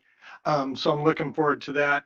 I also really appreciate the work you've done on the pension obligation plan, and I'll look forward to continuing that process. And you mentioned the 2 different paths as far as how to further attack that or address it, should we decide to do that. One specific question, and I know it might be more appropriate for the capital facilities plan that we're going to talk about on Friday, but you mentioned the shooting range, and I know it was brought up in public comment earlier today. You talked about the justice, or it shows the justice funds, or what's it called? Justice Services general fund balance. Mm-hmm. And I think because it's categorized like that, there's a perception, maybe in the public and elsewhere, that those are unrestricted funds. And specific to the shooting range, those were the $10 million, let's say, that we approved. Those weren't general fund unrestricted dollars. Am I right in understanding that? They were restricted. And so, just case in point, one of the points brought up today in public comment, those funds that were allocated to that couldn't just be used for roadside vegetation management by the Public Works Department. Is that an accurate kind of summary of that? Yeah, it is accurate. The firearms range project is a combination of justice specific funds that the sheriff's office really does control, and that's based on board policy direction previously. This assignment that is here, the $7.7 million, stems from a couple different things. And so the sheriff's office does receive funding from the federal government for providing some beds in the jail. They also receive some salary savings back when they have vacant positions, and that goes towards future projects such as this. So while the funds are restricted for justice services uses, it really is the sheriff's call what to propose using those funds for. And that does still come to the board for budget appropriation, as it did last September for the shooting range. And other projects that have been funded with these funds, for example, body-worn cameras. Some of their drone operations have been funded through this particular set of funding. We are in the fund balance policy revisions that are coming in March, going to better clarify what these assignments mean and what it means to be assigned. Because we run into the problem of having like technical accounting definition, our Governmental Accounting Standards Board or GASB rules that dictate what it is to be assigned, what it is to be restricted, what it is to be unrestricted. And that's an accounting speak that serves a purpose. But when it comes to navigating, this $42 million of money that we have available, it becomes pretty challenging to make that accessible to the public and understandable. So more clarity is coming, but you are correct, Supervisor, in stating that those funds could not just be used for roadside vegetation or for housing or for anything else that the board wanted to. There would have to be a process by which they would unallocate and then reallocate to those specific uses. And so that would be not recommended and pretty hard to unravel. Yeah, and that was my understanding. I just think it just speaks to what sounds like we're already doing is increasing the transparency and the time for both us and the public to absorb the budget. So yeah, kudos on that. That's about all I have. As a question. Sue? Well, those guys covered a couple of my questions, but I would say sometimes it takes a long time to save the money in those balances that before we get to spend them. I think that's the other part that's important to look at. So there's things we want, we have to save for, and that's how that works. It was interesting. The other thing I wanted to talk about is just a little bit real quick about staffing, because we do hear a lot about that. How can we have this many staff? How can we this? If we look at how many million of dollars comes in, or thousands, however you want to keep the dollars, but in grant funding and the things that we do through staffing that allows us to do the projects in our town, that's why that's so important. And then we just talked about in human resource H1, what administrative costs are going to cost as we go and the workload that comes with there. So you have to look at some of that as we look at what we accomplish here. And I think people need to, they could follow some of our folks around and see what they have to do every day. I think it'd be really important to be able to have a better picture of what we actually do sometimes. I think sometimes we don't tell that story well enough because there's a lot of work that goes in between all this. Even your staff trying to put all these together, right? This isn't something you just put together over in a nighttime period of time. So there's a lot that goes here. I'm looking forward to our presentation. I think it will be a little more robust with us all sitting there doing this. I'm going to say I've always enjoyed working on the budget just because of the intimate details you have of each department. And I think that'll be a really good opportunity for people to hear that. And I'd like to say, a lot of times we have those, nobody even comes to listen. A lot of people come and want to talk about our budget or tell us what we're not doing, but come and be a part of the conversation because it really is an in-depth conversation about how this county survives and how we run. And we're very well run. Like I said, this county's sitting pretty good, and a lot of, with HR1 coming, a lot of counties aren't sitting as comfortably as we are right now, and that comes from good management of our dollars. So with that, this is a good presentation. I look forward to our budget subcommittee. I wasn't doing it just so that we had to get out of that 2 solid weeks of every day having to listen to numbers. I swear, it really is for transparency purposes. They start those meetings really early in the morning too. Can you put up the slide that has the budget, the money that's left over at the end of the year, the fund balance? That one? No, it was the one that by department. This one, yeah, thank you. So just a question, you said that the HHSA number was wrong, so it's looking like it's 22, but is 122? It's likely 122. Is that 122 or it's not 22 million, it's 122,000? 122 million. These are in millions. Millions, okay, I just want to be clear on that. I don't have the correct number in front of me. HHSA typically carries a healthy fund balance because it is so tied to state taxes. Right. And when state taxes are healthy, then we don't have a lot of people that need social net safety net services. And when state taxes are not so healthy, when revenues at the state are down, that's generally when HHSA sees an uptick in the number of clients needing services. And so that is already kind of backwards. Okay. So my question is, so, you know, in the presentation right before you, they talked about, we know there's going to be a shortfall of $400,000 in Health and Human Services.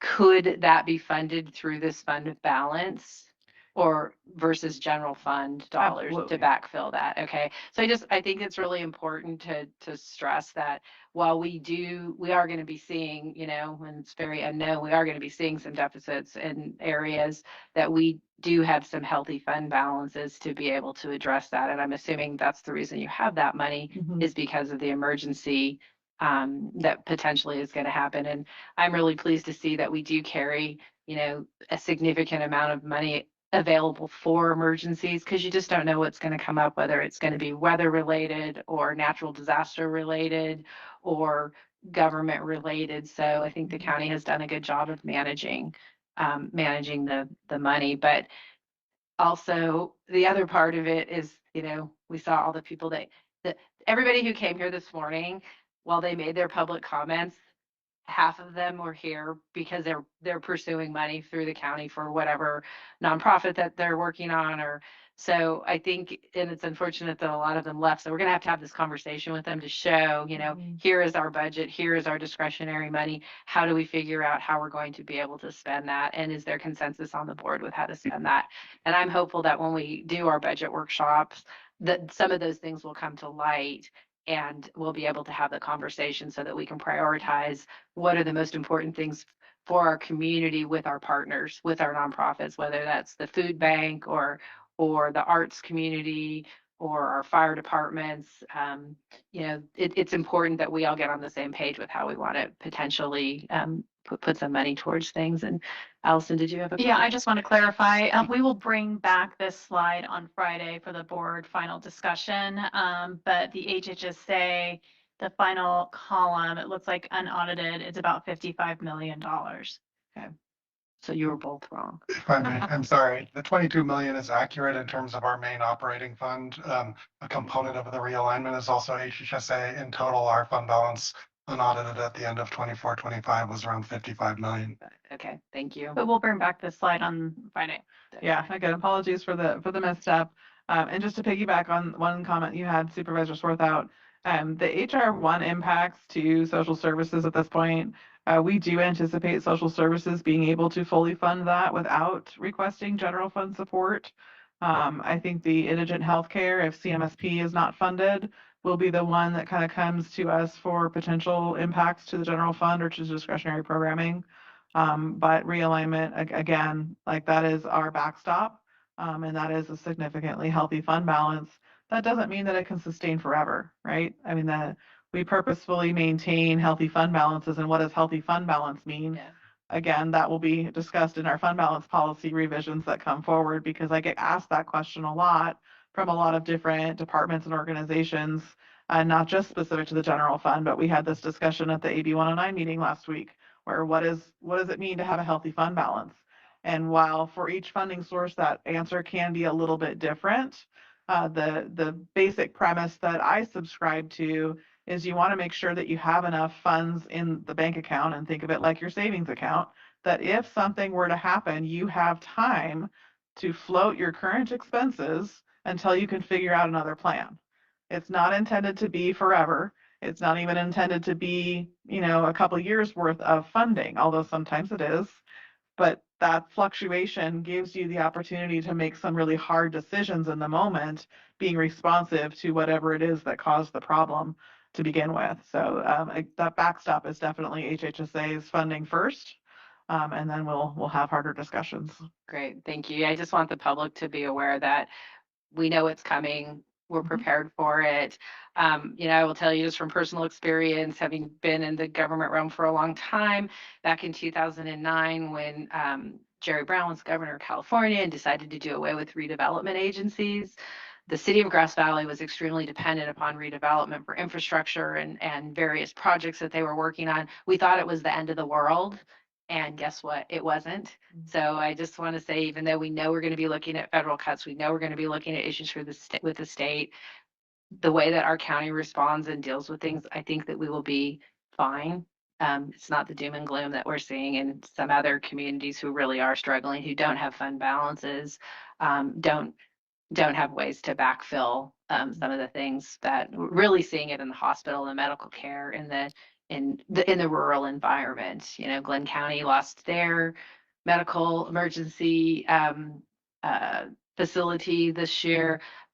We've seen that the hospital, Butte County in Oroville, is potentially facing Chapter 11. We are not in that situation here in Nevada County. We're lucky we have Dignity Health here and Western Sierra Medical and Chapel Day that really helps cover a lot of those things. And they're all looking at what's going to happen, and they're all preparing for it as well as what we're doing. So thanks. Any final comments? Yeah, Hardy. A quick question, the fund, excuse me, the fund balance policy, I'm not totally clear. Are you is there a revision being addressed to that and you're bringing that forward?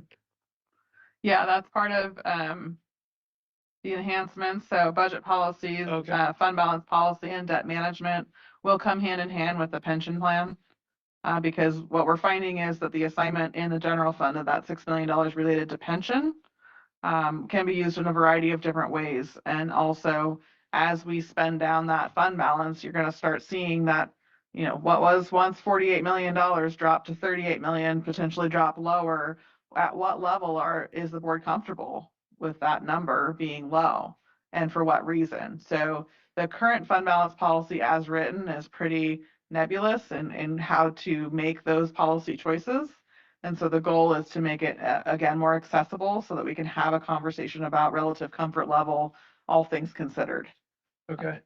One more quick question. The realignment dollars, and I know that and Ryan, you can both answer this, but I think with the state changes in realignment dollar money use, but we also, in the last couple of years, have changed Medi-Cal payment reform, essentially. So we're billing, and some of our services and service provision are being billed out at a rate that's more sustainable for our county. And I don't know, I guess my question is philosophically, if we can add staff members that will help provide additional services to our community without any cost to the county, is that our goal? I guess that's a question for our board to some degree, because when we have other funding sources that can provide positions or provision of service to our community members, is it the goal of this board to do that? And I would just raise my hand and say, heck yeah, that's something that I want, right? I want to serve others with grant funded money or money from other sources that'll help our community. Just a question for us to ponder, because that realignment dollar may be changing, but we've also had unrealized gains in Medi-Cal payment reform.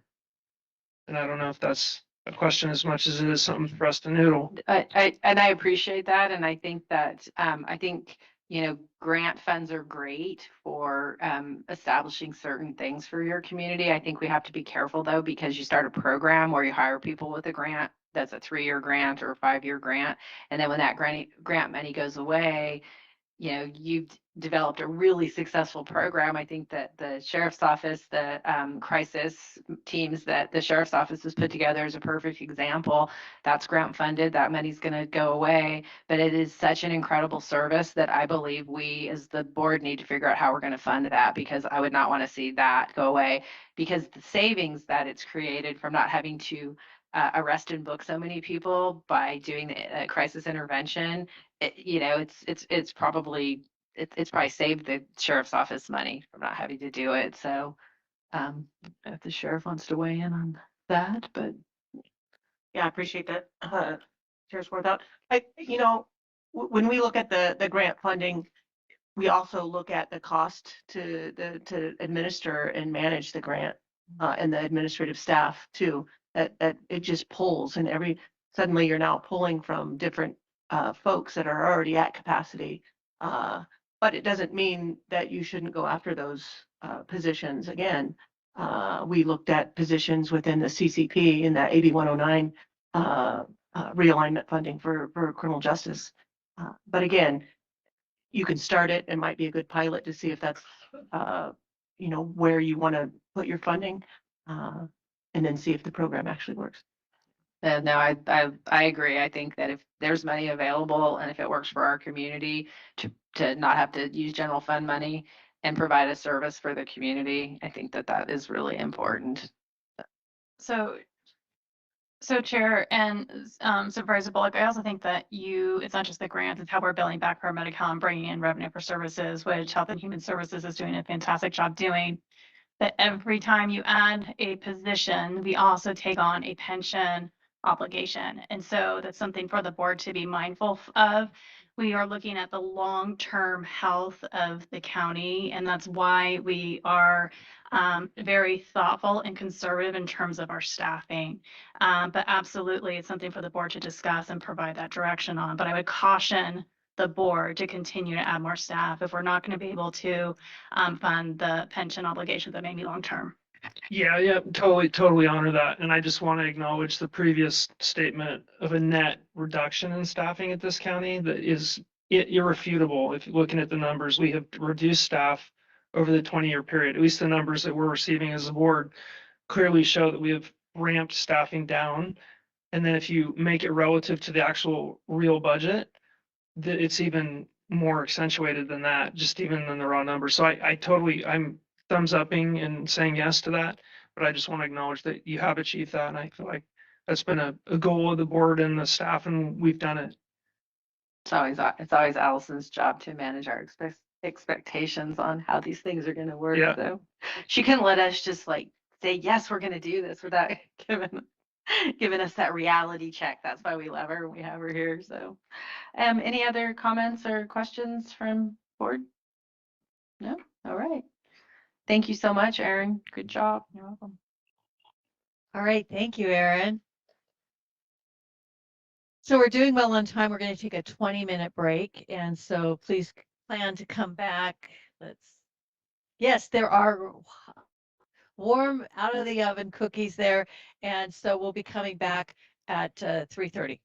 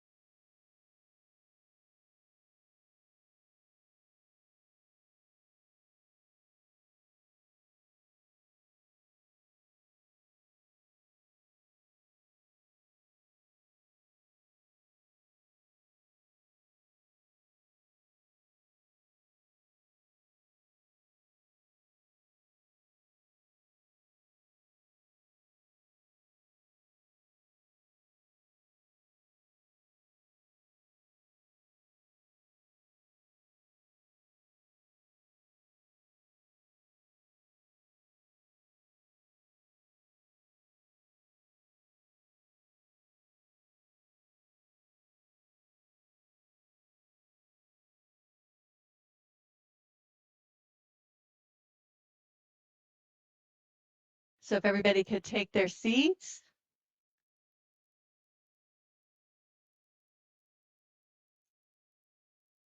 Okay, we have all of our supervisors here.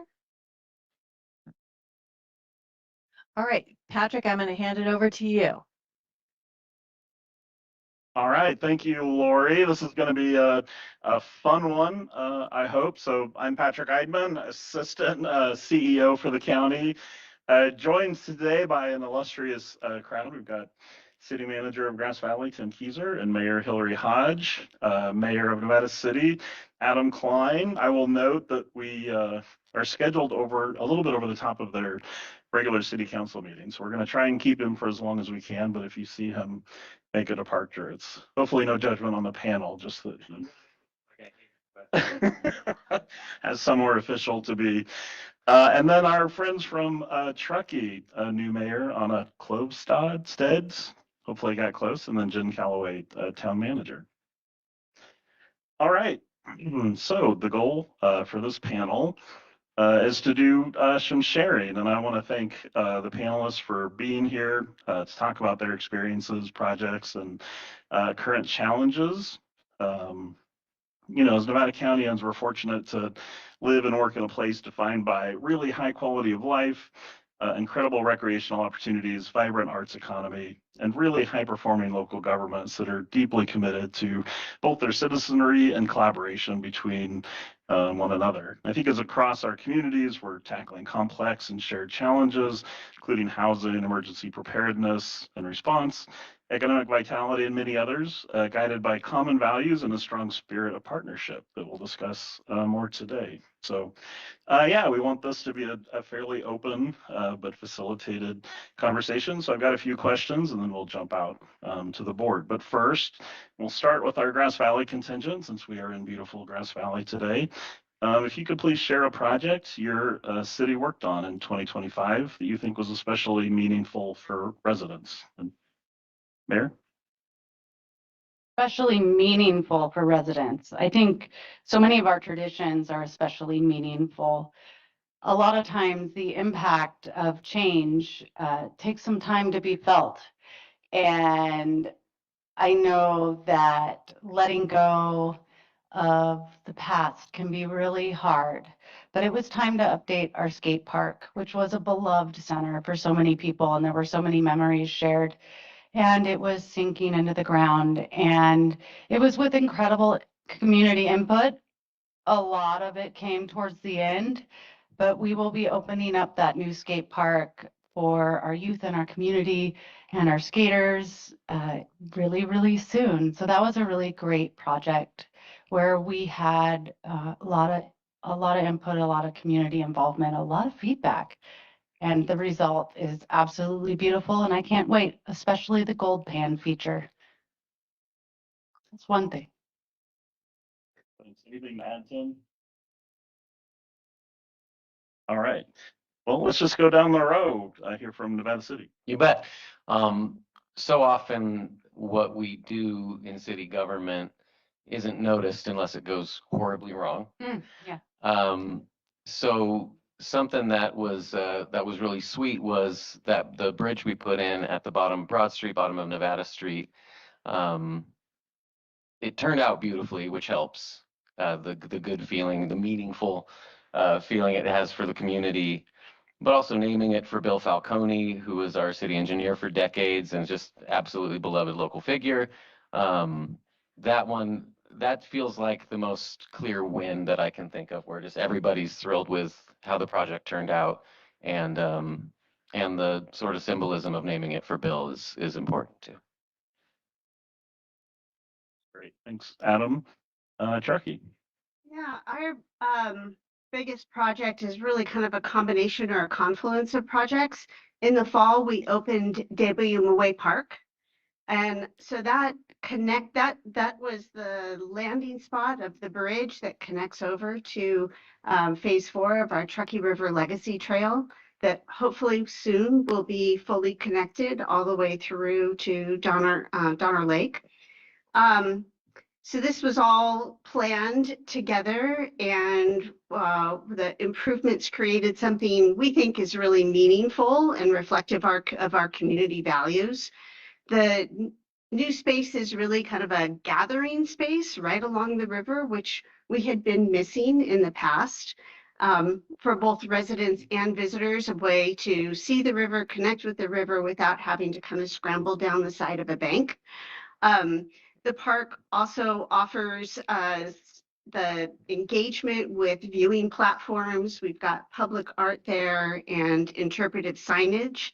And one of the probably most meaningful parts about this was the actual opening ceremony. We had the opportunity to partner with the Washoe tribe who named the park. Debayumawe is a Washoe term for this particular section of the Truckee River, which means water running out.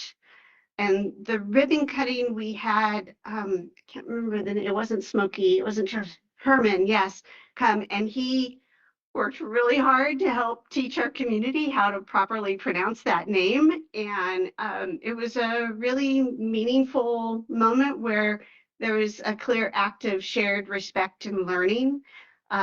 We've also been really happy that the partnership with the Truckee Donner Land Trust was so successful in that bridge and the connection to Truckee Springs. So overall, it symbolizes for us what we really believe Truckee is about, which is building spaces that bring people together, honoring the history and the stewardship of the land, and investing in accessible and beautiful places for the residents and generations to come.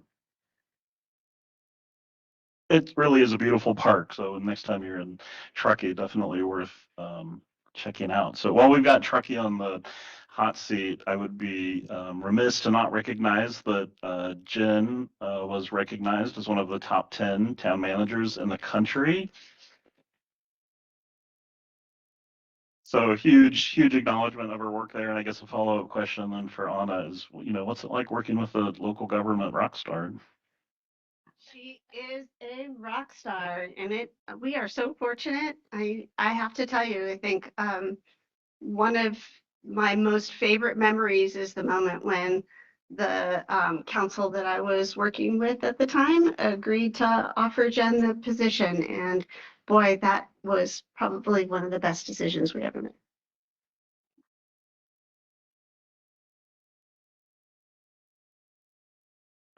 So all right, next question up. I'm confident that we all share a similar goal, and that is to find better and more effective ways to communicate and generally engage with the public. So I'm curious to hear from each of you if you've explored new or inventive ways to better connect with community, and if there's any bragging you want to do around increased engagement or big turnouts to meetings. Nevada City. Because Nevada City's Nevada City, we get real good attendance to our meetings when something's horrifying on the national level. So tonight should be pretty busy. But we recently, okay, I'll tell you this. I'm not taking credit for this idea, but we do the yearly mayor rotation, and we've got a tradition now of a theme for each year that the mayor decides upon. My predecessor, Gary Peterson, had the year of the neighborhood, and because music is my favorite export of our community, I decided that this year would be the year of advanced music appreciation. And our Public Arts Commission commissioned a gallery showing in City Hall with visual art celebrating the music of our area. And the idea was brought up by staff that we would have live music in council chambers for this event. And so we had 5 different artists play in City Hall, and really great turnout of people. And the thing I kept hearing over and over again from people was, this is the first time I've ever been inside City Hall. Now, they will be disappointed if they start coming to meetings, because we don't often have bands, but now they know where it is. And if they hear something's going to be talked about, they can just think, oh, I know how to get there. I know where that is. And maybe that will result in better turnout. Check back next year. Great, thanks, Adam. Grass Valley. So communication is such an important piece of what we do, and I don't have to tell anybody in this room that the availability of misinformation online and otherwise it is rampant and spreads quickly. And so a lot of times people don't always know what's going on and they feel fear because they heard a rumor. And one of the things that I have been proud to offer is open office hours to make myself available to the community. But in addition to that, because I am not just the mayor, but I live, work, and play in Grass Valley, I helped to start the marketing consortium with our group of nonprofits and our nonprofit marketers in town. It's a little bit to be a support group element because we were being asked to do more with less, to help combat misinformation, to promote the incredible and beautiful events that happen in our community, hosted by our nonprofit organizations and our arts community. And we are all on the same page, and we are lifting each other up and hacking the algorithms to make sure that our events get shared with the world. While this event took place at the Nevada Theater in our neighboring town, it did include several Grass Valley residents. But one of the most heartening things for me this year, in 2026 already, was the MLK Choir in conjunction with the Bethel AME Church out of Marysville. And that included community participants from our entire community. And the crowd was so incredibly big that the mayor was turned away. But those kinds of things, when the community knows about them, when they hear about just the wonderful things that happen in our community, when people visit here, and I saw the notes on the tourism dollars, and a lot of that is done by our nonprofit partners and our community members. I'm heartened to know that we are telling the story of what a great place this is to live, work, and play.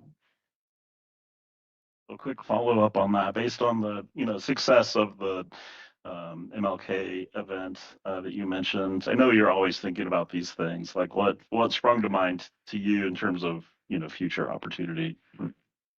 I think it's all about collaboration. When the community works together towards a common mission and a common goal, we are much more successful than when we work in silos. So when we're able to get together and meet together and row in the same direction, the results tend to be sold out crowds and uplifted voices and smiles. All right, let's hear from Truckee. Well, I really want to thank you for this question because it kind of felt like a plan, because this year we did something really extraordinary in my eyes, and beautifully executed by our staff. It was a community-wide block party. What we've learned is when it feels like it's a fun event or it's welcoming or it's relationship based, as people really show up, and especially when you have really good giveaways. So we, through our first community block party, we had about 900 attendees, and most people stayed for a pretty decent amount of time. The average was about 90 minutes, which told us that people were actually really engaging. And what we had there was booths from all the different agencies around our community set up, and they were talking about what they do and the services they provide and answering questions and connecting with our community. We had local dance performances, we had local musicians. It felt like a little hometown fair, and it was incredibly fun and successful. We gave away raffle prizes and had a bunch of people that were engaged in outreach to the community, in particular some of our more challenging divisions of the town. I think it was one of the best moments I had was watching the planning department, which has been under an incredible amount of scrutiny in our community, give away dog bandanas and how excited people were about that. And then it really gave them the opportunity to have that personal exchange with one of our planners. We also had the elected officials there from a lot of different agencies, which I think is a really unique thing about small communities is, like Hillary said, yeah, I'm the mayor, but I also live in Truckee. I work in Truckee. I play in Truckee. Both my kids went to Truckee schools. You know, we're part of the community. And I think that's been really enjoyable. And then the other thing that I would be remiss if I didn't mention, I'm sorry, I've got two, is the Dark Skies photo competition. Thanks to our collaboration with Nevada County Arts, that's been an incredibly successful engagement with our community, and not just educational, but really inspiring and people getting really excited about this opportunity. We had 80 different photographers participate this last year. And you just found it to be a really great way to collaborate with with Nevada County as well towards a common goal. And I understand, is it Nevada City that's about to get their Dark Skies registration? Yeah. Kudos to you, man. You're gonna one up us already. Can I just add on? Because I think, first, Mayor Adam, your speech coming in to be for your mayor term was so heartfelt and sincere. And I think that's part of community engagement. It didn't feel scripted or unauthentic, and it was very lovely. And so kudos to you for that. And kudos for bringing in the music and the excitement and the joy. And I think we should be challenging all of us to bring that to every meeting. Maybe it's not a band at every meeting, but maybe it's a local students group that's doing something, or our poet laureate reading a poem, or a dance performance. It is so welcoming for members of the public that may not be comfortable coming into our government setting with our government language and our government process, to break that barrier down and just say, come and have fun at the start of our meeting, see what our community is about. It's a great way for staff to get oriented to the conversation. And even if it's a very difficult meeting ahead, I think we can really leverage that and make it fun and engaging. Thanks, Jeff. As a segue, the Nevada County Arts Council's Creatives Meetup in March is going to be at Grass Valley City Hall. So hopefully someone will bring a guitar. And at some point, Adam and I are supposed to do a duet. We'll see if it ever happens. Yeah, I'd like to just quickly thank Truckee for the invitation to the block party, and I'll just share a quick anecdote. But we signaled interest in being part of it initially. You know, sort of like, well, how much space do you need? And I'm like, oh, don't offer that because we'll show up in a huge way. But we took a big section for multiple of our departments, and as the date got closer, I would get calls of like, oh, we might have to squeeze you down a little bit, and it just it speaks, which was fine, I'm not complaining, but speaks to the success of the event. We got really positive feedback from our teams that were up there, so thank you for letting us be part of a great event. For participating. It's all Jen's idea. All right. Maybe on a less positive note, but maybe a little frank conversation here about a problem or a challenge facing your community in 2026 that's front of mind for you. And then, also thinking through if there's potential partnerships, folks, at this table or in the room that might be of help on that front. So let's start with Truckee. Okay, well, my biggest personal one, I think there's a plethora, and I don't want to misrepresent that this is our only focus in Truckee, but it is my personal primary challenge, and that is that we're still challenged by climate change in our community and in the region, and the projected impacts. And especially right now, we don't feel like there's a good partnership on the federal level to help us mitigate that. And in particular, we're concerned about our snowpack, but An even more urgent concern is risk of wildfire, impacts of smoke from wildfire, and other extreme weather that often impact our communities very directly. So we already have really strong partnerships in place for this. And one of them is the Climate Transformation Alliance that we have on the eastern side for both Placer and Nevada County and our fellow agencies and businesses up there. So that's where we really work together in order to share best practices, programs, projects, procedures, grant opportunities in order for us all to have a lighter lift to get there on all of these things. We implemented successfully in Truckee single-use water bottle restrictions, foodware and waste reduction in initiatives, and community-focused sustainability programs, all kind of towards working on that goal, or towards that goal, as well as a pretty robust decarbonization roadmap for our community, which is helping guide the next steps to reducing our overall emissions and supporting cleaner energy choices for our residents. Also looking at expanding things like heat pump incentives, which it can be a challenge in getting people to feel comfortable transitioning to all electric, but we are working on it with both residents and visitors. And then with this, we also see a really great opportunity for cross-jurisdictional collaboration, because the more we have similar programs and policies, the easier it is for builders, businesses, residents alike. And I think we're also, really excited to learn about what other communities are doing and agencies are doing so that we can partner and lift their programs as well. I think we have great opportunities to continue to partner on incentive programs, funding opportunities, contractor and workforce development is a real key one for us.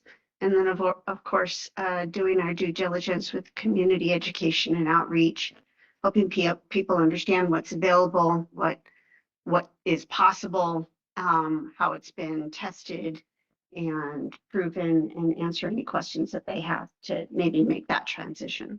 Anything to add on that? I think you covered it perfectly. Well done. Thank you. All right, Grass Valley, what's front of mind for you all? Yeah, I think the instability at the federal level is definitely something that affects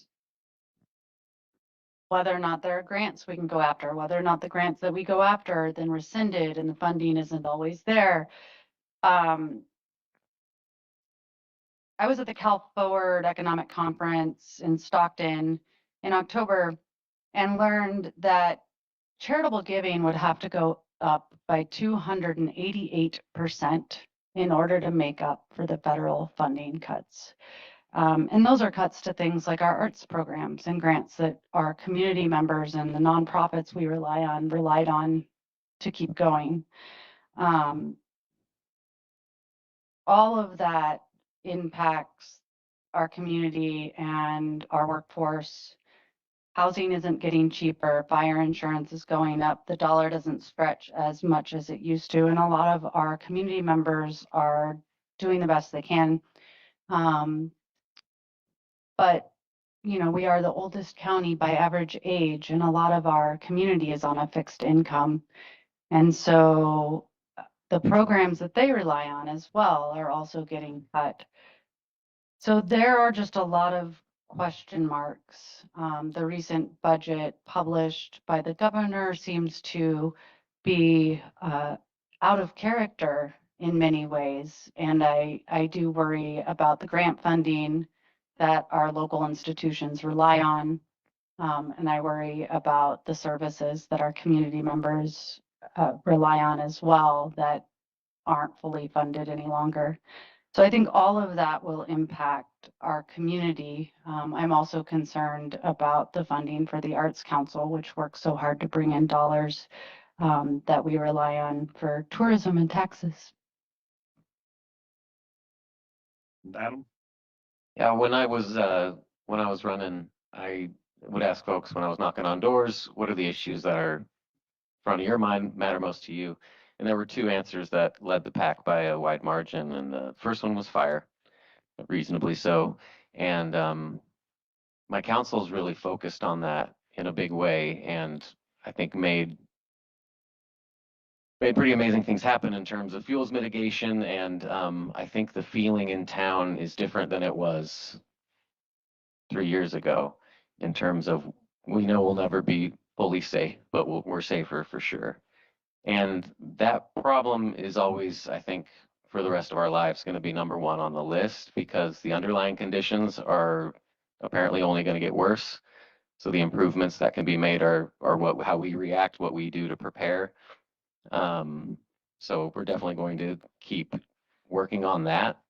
But I think our success in that area leads me to the number two thing that everyone was concerned about, which was housing. And Nevada City proper, which we're just 2 square miles in size.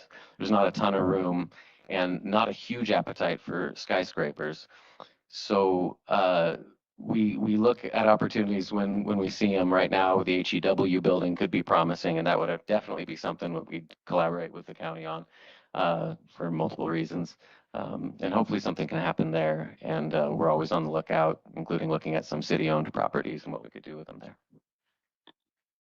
So while you've got your mic on, regular readers of Ubinet will know you've recently selected a new city manager. Curious if you can tell us a little bit more about her. Yeah, she's phenomenal. Her name's Carrie Wright. She's coming to us from Stockton, where she's leading economic development. She gave the best job interview I've ever seen. Saying that, I realize I've only been to job interviews that I was being interviewed in. So, shoot. That explains a lot. Okay, she was phenomenal, and she starts at the beginning of March. We're very excited about that, and I think we'll be able to hit the ground running. And I'm very excited to introduce her to all of you. We look forward to it. All right, next one is your thinking cap question here. So from your perspective, what is a common misunderstanding the public has about local government? And how might we all work together to improve knowledge and understanding on that issue? Let's keep it with Adam. Fun. I think we all have the thing where there's someone on the school board with a name just like ours, and people think that we're them. Relatable. For me, a big part of it as an elected person now is that. And your out of office emails really drive this point home. We're just people who live in this town in addition to doing this job. And so like we all have jobs, and it's a real time crunch, this job. And so we're not able to get back to people as quickly as we'd like to always, but we're trying. And for the issues that people are saying, like they really affect them, that their government's dealing with, it's like it affects us too. Everything we vote on, it's like that's going to affect our lives in some way too. So we're maybe more thoughtful about it than people assume. Rocky, what are your thoughts on this one? Down the biggest challenge we have is the misunderstanding of jurisdictional control. So we have 17 special districts up there, and anything happens in Truckee and it's automatically the town of Truckee's fault, or they should fix it, or they're emailing me like, why is this happening? And so that's a real challenge for us, especially when we can't help them. And we have to send them to somebody else. That's incredibly dissatisfying, and I get that. But we have to really honor and respect those jurisdictional authorities. At the same time, we want to work collaboratively with all those special districts and partner agencies to make sure that we are providing the best service that we can to our community. So for us, the town of Truckee doesn't control any type of utilities: water, electricity, gas, fire protection, recreation is separate. regional infrastructure is also often managed by other agencies. We have a lot of Caltrans territory coming right through Truckee. So this can be really confusing for the public, and we're constantly working on ways to help them understand those differentiations. And I think one of the things that the town of Truckee did a few years ago was the See Click Fix and app. And at least now that anybody can send anything to that, and then we have a way of kind of where the gatekeepers were sending it off to the appropriate agency, because oftentimes it's not even it within the town of Truckee boundary. That's another real challenge. We've got a lot of people that have Truckee 96161 is their mailing address. They don't live in our jurisdiction. This came up when we were developing our short-term rental ordinance, and about 50% of the call-ins that we had at the time were North Star properties. We're like, you guys wouldn't even apply to, this wouldn't even apply to you. So when issue comes up, we're really just trying to help people with who to contact, which agency is responsible, and then also how are decisions made and how can they influence those decisions. And that becomes really challenging because with 17 special districts, nobody can make it to all those meetings. So I think that's one challenge that we continue to face in demystifying that and trying to create a more streamlined opportunity for people to contribute and comment and feel like they have a meaningful voice in these conversations. Maybe just to add on to this and maybe to underscore both of your points on this. As the mayor typically gets a lot of more communications than other council members about whatever issue is concerning the resident at that moment. And Mayor Klostad recently had one that I think it was 6 or 8 email exchanges back and forth with this one resident on an issue mostly outside of our control. And to speak to the amount of time you spend, how much effort you're putting into one conversation. And by the end of it, the resident understood it was something outside of the town's control, who they needed to connect to, felt heard, and at least responded to, which was great and a great investment of time. But it's hard when you're volunteering for these positions and you have day jobs to invest that in every conversation. And Grass Valley. Repeat the question, please. Of course. From your perspective, what is a common misunderstanding the public has about local government? And optional follow-up, how might we all work together to improve knowledge of and understanding on that issue? I think a common misconception is that we are unavailable, aloof, unhelpful, and I have not found that to be true of any of the colleagues I have worked with in these 7 years. They are the most caring, invested, kind, available people I have ever met, because being an elected official is service. It really is. And it's fairly thankless on most days. And we really do want to help. And it's not as hard to get help. I worry because I've seen people come to the podium at City Hall shaking with a piece of paper to ask for their pothole to be fixed. And my heart breaks because of the Brown Act. We can't respond to public comment. So we can't tell them in real time, oh, if you had called Public Works, we could have just handled it for you and we could have taken care of it. And so the exchange and the interaction for non-agendized items makes it really difficult to help people when their question that they brought that week had actually been answered at the last meeting, for example, or something that is on the agenda for public comment has a time period and you don't have to come to City Hall. We've had moms bring all of the kids, and I could tell it was really stressful, but they could have mailed something in as well. And so the ways in which we can be communicated with are often, I think, mystifying to the public. But City Hall is like your library, but for parks and potholes. you can just come in and talk to staff at the city of Grass Valley, and I'm sure my colleagues feel this way as well. We have the most incredible staff, and they're there to welcome you and help you through the process and find the right paperwork. And if it's not our jurisdiction, it's really hard to let them know, like, we're sorry you came down here, but actually that's Adam's problem. No, and they'll always try and help get them to the right person, or sometimes to the right organization.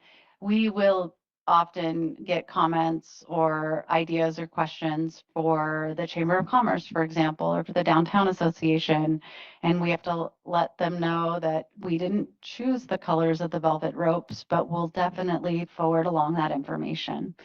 But I think, yeah, that we're here for the people, that we are the people, that we live in the town. We shop in the grocery stores, we sing in the choirs, and we're here to help and make our community wonderful for everybody.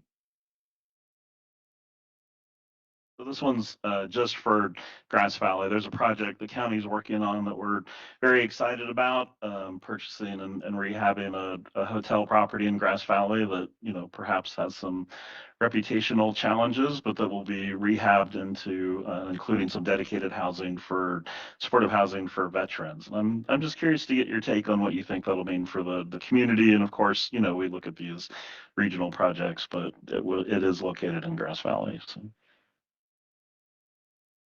So far the feedback that I have had from the community and the conversations that I've had with the community are 100% positive. And so meaningful for the people in our community who are struggling and facing challenges with housing and this particular demographic. I learned at your presentation that we have the highest number of veterans per capita than any other county in California. And the people who have given so much to our country and to its protection deserve our protection. And so, you know, just the enthusiastic moral issue and the right thing to do and the funding resources and the availability to get this done is a win. Aesthetically, though, for that neighborhood, the neighbors are thrilled. And I think it's going to be great. Thank you. And I just want to thank county staff because this has not been an easy process. We've asked for this a couple times and worked with them. So it was very nice, Ryan reaching out to us, you know, is this something that's going to fit? What's going to fit in your community? And having that communication with us, I think has been hugely beneficial at making this a positive project because we have mentioned several times of trying to get something for veterans housing. Unfortunately, either the grant money that was available or the location, it just didn't quite work out. So I just really want to comment and thank Ryan and his team of working with us to get this project. And I think that's a key in more things that we do. The more that we can have earlier conversations about things and work together, I think the results are so much better. But I just really kudos on this project. I think it's going to be a great project for our community and something that's much needed. So thank you. All right.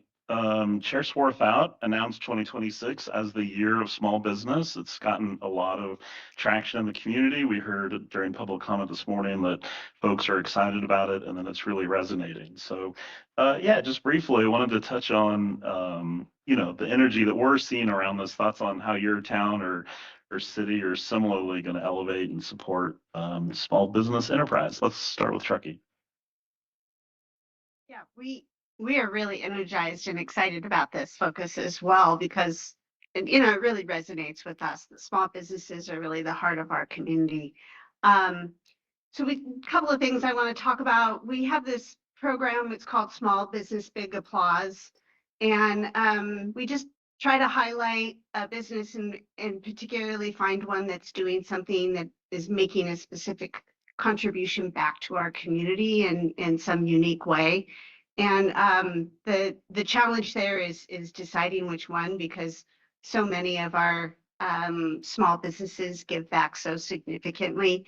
I mean, you see it at every kid's sports games because there's advertisements or, you know, some way that they have sponsored that program. We're very close knit that way, which is really lovely.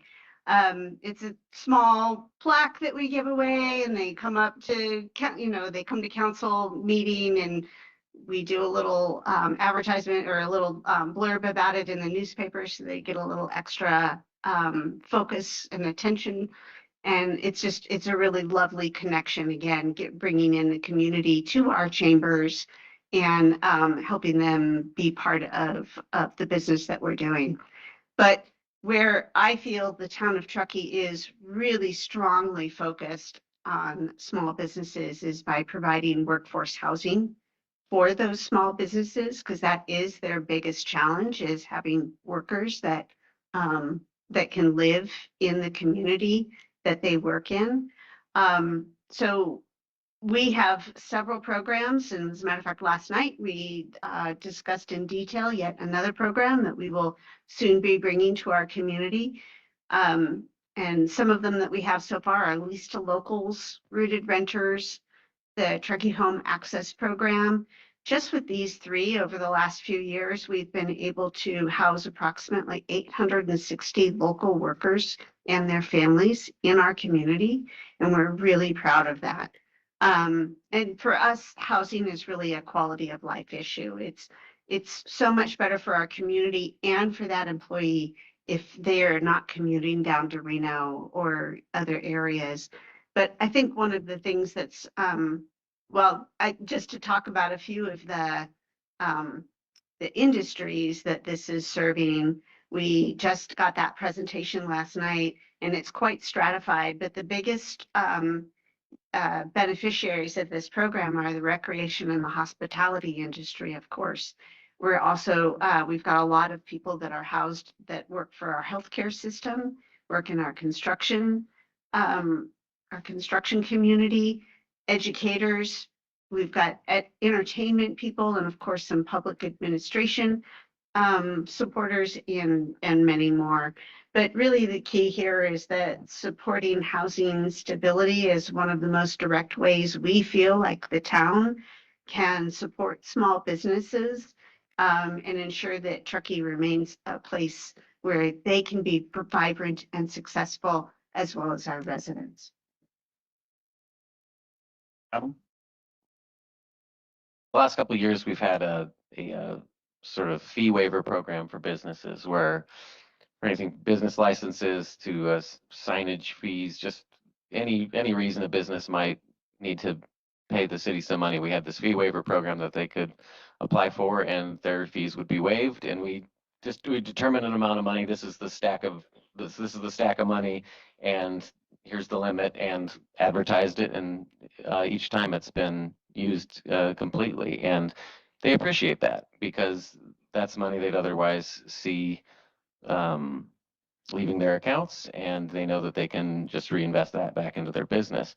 I've also seen businesses where I tell them about that and they say, yes, but while you're here, would you like to buy a book? And so they like that too. When you actually just shop locally and they can see that you're doing that, they appreciate that very much too. I recommend that. Our downtown is famous and gets a lot of the attention.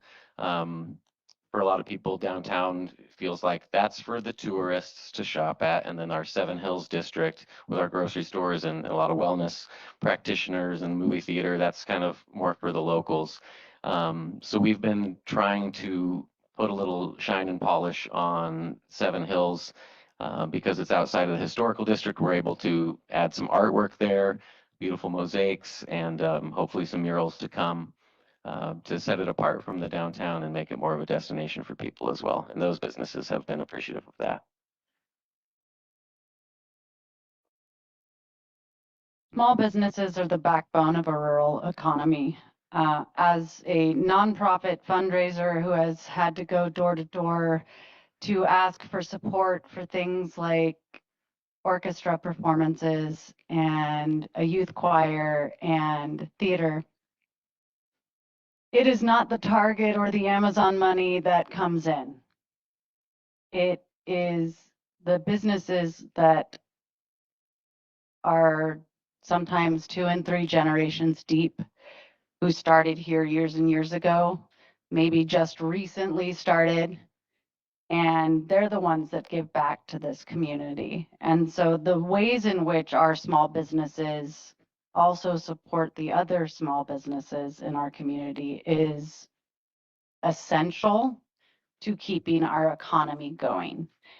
And I worry that when people move here from other jurisdictions where they've shopped in corporate grocery stores and have drank corporate coffee, you know, they don't realize that when you go into Sereno's on Main Street, the guy handing you the BLT is Jerry Sereno, and that the desserts are his mother's recipe.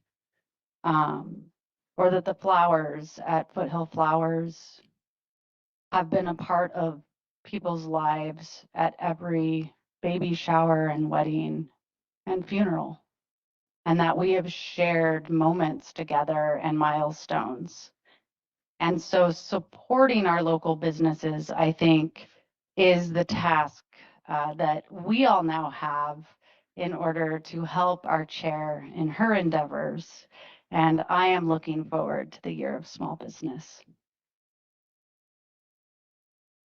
All right, Chair Swarthout, I'm going to hand it over to you. The panel at least didn't argue with me when I suggested they take some questions from the board, so all yours. Well, I have 14 minutes and 31 seconds because I'm going to take this whole one. Okay, just kidding. Well, first, I want to thank you all for being here and taking time out of your busy schedules. I want to thank Tim for not saying that the biggest obstacle the city had was the county, because I know that's what he was thinking. So I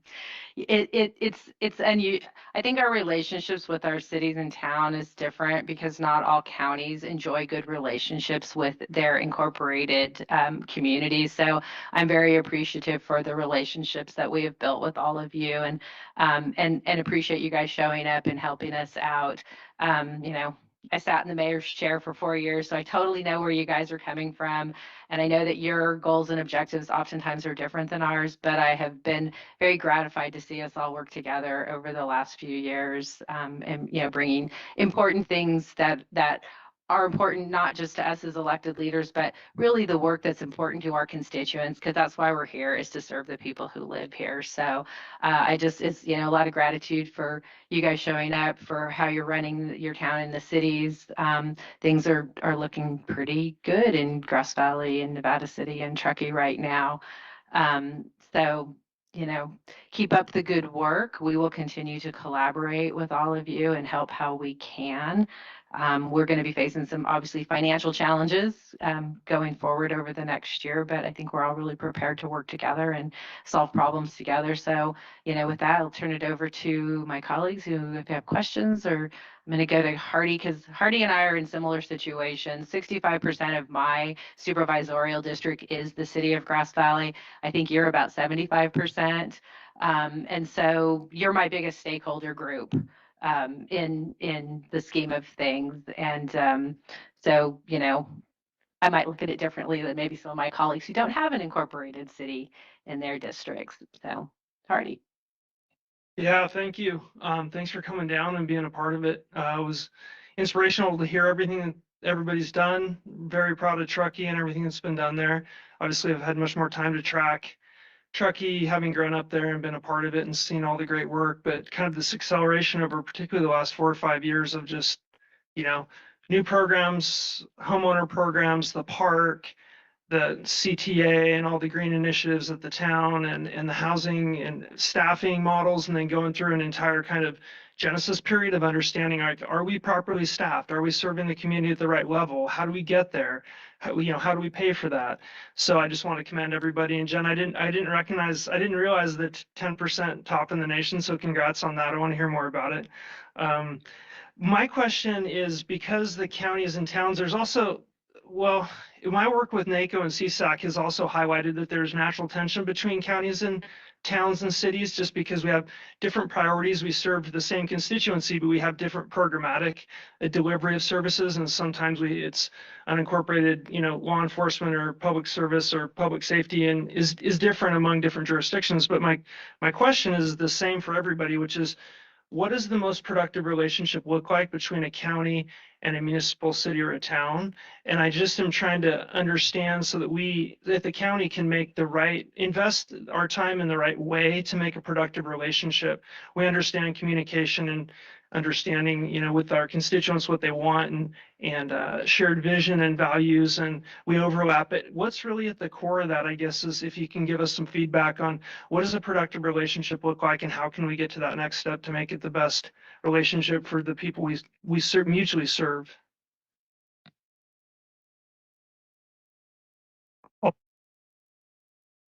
Our town first. I'll jump in and say I think that we've had some opportunities to really hone in on what that looks like. We have a really fantastic partnership with the library effort that's happening. That's a very methodical, step by step. We've got a long runway to get that project going. And the communication has been very clear and the structure is very clear and the alignment is very clear. And then, speed that up to something that's more challenging. It's more challenging from a community perspective. Timelines don't line up with maybe community expectations. The Navigation Center is the example. And I think I bring that up in a very positive way, and that, well, it was a very difficult process. It's difficult for our community. It's unknown for our community in Truckee, and really having to go through that education. It really highlighted that sticking with it, perseverance and resiliency, and working through the hard conversations and working through what is the goal, what are we all collectively trying to accomplish together. I think we got an amazing result in the end that was better than we even envisioned starting the process. So my point being, sometimes we just have to check the assumptions at the door.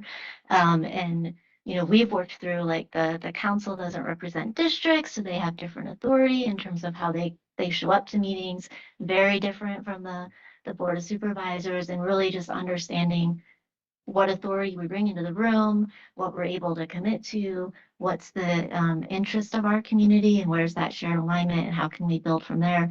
And I think we've made a lot of progress in that area and in understanding each other. Yeah, I agree. And I'll just go to one of my favorite sayings is we are always better together than we are apart. And we do serve the same constituents. And so with that framework and knowing that we really are ultimately playing for the same team and coming from that point of we've got to do this together because individually we are not as strong. And that is always a motivator for me. And I've really enjoyed a fantastic relationship with Supervisor Bullock and look forward to another year of that. Yeah. When I got elected, I was told that in the past, Nevada City didn't get along with Grass Valley, didn't get along with Nevada County, didn't get along with Nevada City's Chamber of Commerce. And I thought that was perhaps a misstep. I've benefited from, I've got a great friendship with Heidi, and as you said, we serve the same people. She also has additional people, given that we're just 2 square miles, but communication's the obvious quick answer to this, but beyond that, I think actual partnership where it makes sense, where if we're dealing with an issue and we realize that this is bigger than just us, I know that I can go to Heidi and I hear from Heidi when she needs something, to not see it as us versus them, but it's just we're all doing this together and everyone's going to benefit. It doesn't just have to be, it's not a scorecard,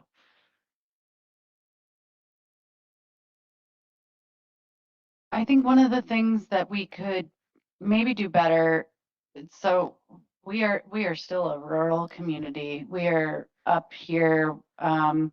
Ryan gave one of the most eye-opening statistics at the town hall hosted by Bright Futures for Youth on youth homelessness, at the difference between what rural communities receive back in funding versus what our urban and suburban counterparts receive from the state.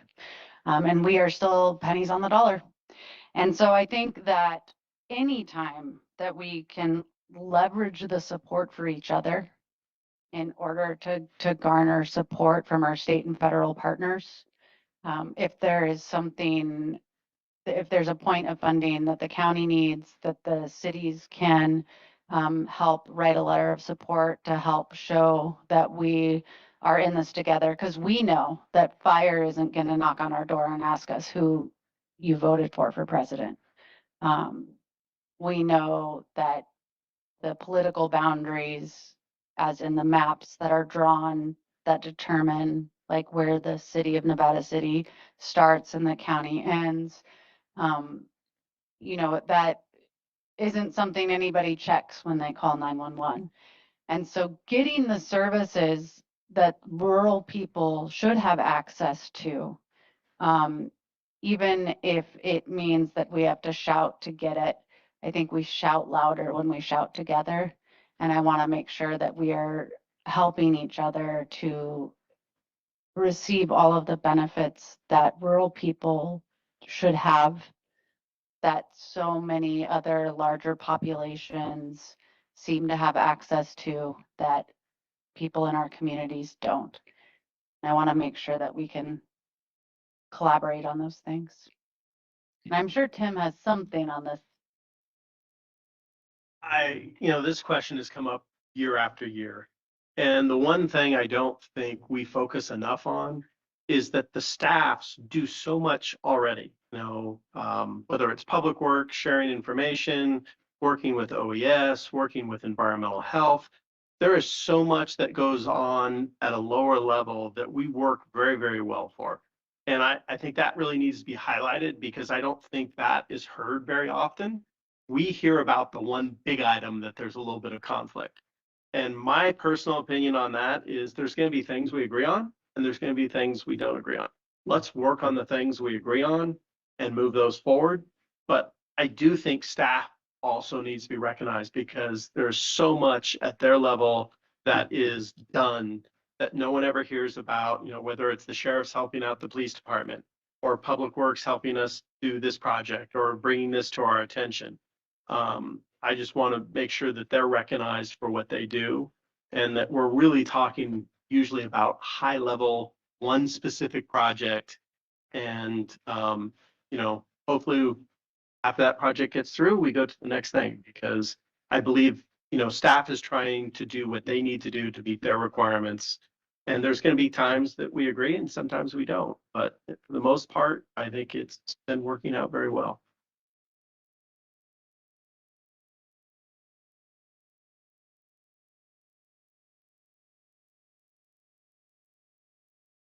Yeah, no real questions. It is different when you represent just rural district versus having the county, the cities. But we need the cities because that's where my people shop.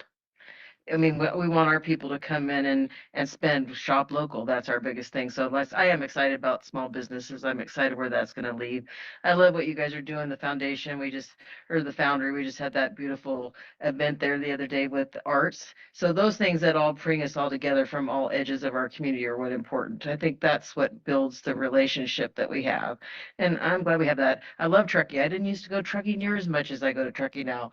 And it's fun. It's the Legacy Trail is amazing. The park is beautiful. So I think those things that we all share, recreation is a huge part where we all have to communicate. How do we make it better on this side like it works on your side? Building trails. Those are all things that we're all going to continue to do together. We can't do them alone. So I do see the importance of it. Even in my rural district, we need our cities and towns. We need to all be part of the same community. So I love that. So thanks for all being here today. It's important. Thanks for having us. Yeah, again, thank you all for being here today, and great discussion. Our door is always open to any of you. I know that one of the things I've always enjoyed my tenure as elected is the mayor-manager meetings, because I think it's an opportunity for all of us to sit down and talk more informally about the work that we do. I always used to say you got to show up, because if you don't, they all talk about you. So I will always be at every single one. So, you know, this collaboration, working together, we've had that kind of theme throughout the day. We know that we are stronger when we all work together, and you know, the work that we do, whatever it can be to help our cities and our town to really be successful and be a huge contributing part of our community, because you obviously are. People don't go, oh, let's go to Nevada County this weekend. They say, let's go to Nevada City, or let's go to Truckee, or let's go up to Grass Valley. So we really understand the importance of, you know, all the work that you guys do. And again, really appreciative of you being here today. So with that, thank you so much. And hopefully you'll all, we've got a little presentation with our culinary group, and then we have a little reception with some food that they prepared. So hopefully, I know Adam, you've got to go. You have a meeting tonight. Good luck with that. And you know, stick around for a little after meeting socialization. Thank you very much. And so this next portion is the CTE technical education, and Aaron Mettler is going to introduce it. And then after this short presentation before the mixer, I need just 1 minute of your time before our chair pauses the meeting. Aaron. All right, we're nearing the end of our day, so thanks everyone for hanging in there. I'd like to invite Jeff Dallas and Kelly Sawyer and our culinary students from Nevada Union High School to join me up here in front and center. This is a little fun activity that we developed this year based on our activity at the Senior Executive Workshop, where we got to go on a tour at Nevada Union High School for their career technical education programs. This is something near and dear to my heart because it didn't exist really when I was at NU, but I'm here today because I had an internship opportunity in college, and that really springboarded me into understanding that local government is a thing and that there's career opportunities here. So I'm super happy to have Jeff Dallas on board as part of our county team, and his work with the schools over the last 3 years, kind of developing this career technical education expansion, all of our internship opportunities, and really impressed with the culinary program itself. My son went through it for 2 years, actually 3 years, while he was at NU, and so he cooks, which for a 19-year-old boy, that is impressive, let me tell you. And I don't just say that. So I'm happy to hand it off to Jeff for some opening remarks, and you'll hear from the kids. Thanks, Aaron. You know, my position is a shared position between the county and the high school district, and that's a result of Allison's vision. And I think it's been great for both the high school district, and I think it's been good for the county as well. The high school district, what I do with the high school district is I help them find internship opportunities. Nevada Union has 15 CTE pathways. By far, the most popular one is the culinary arts program run by Kelly Sawyer and supported by, did I see Katie over there? Katie Reef, former Lady Minor. And then they now have a third teacher in the program, Brian Schulze. So 3 teachers in that program. It is just exploding. In fact, if they had another kitchen, they could probably fill it up again. In addition to teaching and learning about the culinary arts, they have this unbelievable commercial kitchen that Kelly runs. It's got teaching stations, and kids can look up at their television monitor and see what Kelly's doing up in front. And so it's a great opportunity for kids to learn how to cook. What I'd like to do is just give each of these young people an opportunity to introduce themselves quickly, and then they can tell you what they're planning on doing. My name's Henry Robbins. My name's Jolie. I'm Kelly Sawyer, teacher, not student. My name is Jade Friedman. My name is Soren Dunbar, and then I plan on going to community college locally here at Sierra, and then actually not Sierra, down Rockland, but and probably transferring somewhere for business. So in addition to all the learning they do, they also have a catering business that they run, and and that's what you're going to have the opportunity to experience today. So thank you for all of your support. We have 10 Nevada Union students, Nevada Joint Union students that are that are interning with the county this year. And Armando's agreed to take another one on. So if you are interested in having a student intern in one of your departments, then we can help you out. Thank you.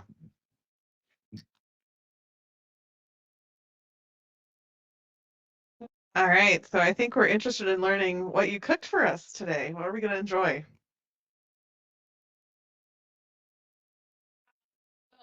Last we came here for the Christmas catering event where we made cocktail meatballs, and we made those again because everyone loved them so much. That's one.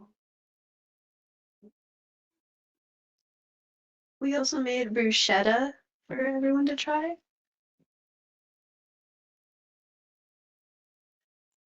Forget. We didn't plan this, so. We also set up little simple charcuterie boards that you can just pick out if you want. And We have stuffed mushrooms, Yeah. vegetarian stuffed mushrooms. They do contain walnuts. And we have two types of bruschetta. One is a traditional bruschetta and the other one's a goat cheese and roasted pepper bruschetta. Yes. You want to talk any? Thank you so much. We're going to give Lori her 1 minute and then we will break. All right, thank you. We will see you out in the lobby in just a second. Oh, yes. It's after the fact. I'd just like for you to tell us a little bit about your catering business that you're running, if you don't mind. That's what I thought I was gonna do, but I wasn't prompted, so I'm like, okay, I'll leave. So I'm not too sure. Yeah, so they are part of my culinary management class, which came to happen because we were just organically getting requests for catering orders. We didn't set out to do this at all, but we just got a lot of requests from on-campus events, and then it kind of got to off-campus events. So I was begging the admin, I need a class to help me with this. And this is the third year now where we've been having a culinary management class. We've been doing a lot of catering orders. Again, no promotion. It's just been happening. People ask us, can you make this? I'm like, sure, we'll give it a try. And it's been going pretty well so far. Like Jeff mentioned, we're also pushing them out into internships. We had one out in Emily's Catering last school year, and she's actually working there now. And we're trying to get some more out this school year. And we also have a full running, I don't know how many of you guys have been in the classroom, but we have a full running coffee bar in our classroom where we're teaching them to be baristas as well. So a lot of hands-on learning in there. We also have a really cool partnership that we started this year with a Universal down in Sacramento, where it's all about using food recovery system to make meals for our students and families who are food insecure. So we had our first launch back right before Thanksgiving. We served 200 free meals to families in our community that needed it. It started with just students, but I had people at my bowling league that asked me for it. So I hooked my bowling members that needed it for their dad or their mom. And then we have some more events happening this year to, we're making like staff meal kits right now, kind of thing like HelloFresh, Blue Apron for staff members, and all the proceeds go towards free meals of those for students and their families who are in need. So that's a really cool partnership we have going on this year. Yeah. Yes. That's fantastic. So, and just so what funds all this? So we have our CTIC funding, grant funding. We have Perkins. We do have a tiny bit of site funds. Seems to get smaller every year. It does for some reason. And then we are able to use some funds that we make ourselves through catering events, through our little minor diner. So we are able to support ourselves just a little bit more. Yeah, that's fantastic. I've been to a few of the events that you put on there. You guys have done amazing. It's exciting. Awesome. I will plug this if that's okay. I'm still sticking to culinary forever, but we're also starting a child development program next school year on campus, which I'm going to be opening up and hopefully having with the goal, our long big term goal is to have a daycare and a preschool there. Because when I student taught, we taught the students to be preschool teachers. And then we had preschoolers, about 16 of them come in and they taught the curriculum. It was super awesome. And we would love to get people out doing internships in that as well, hopefully next school year. So that's my plug if people know people in that area. Sorry. That's awesome. None of this happens without Kelly's leadership. She's absolutely a kid magnet, and she is the absolute perfect person to start the new pathway. So those of you that remember ROP, this is ROP 2.0, and it's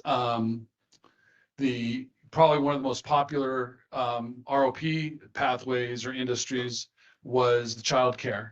And so we pushed a ton of kids out working at local daycares, local elementary schools.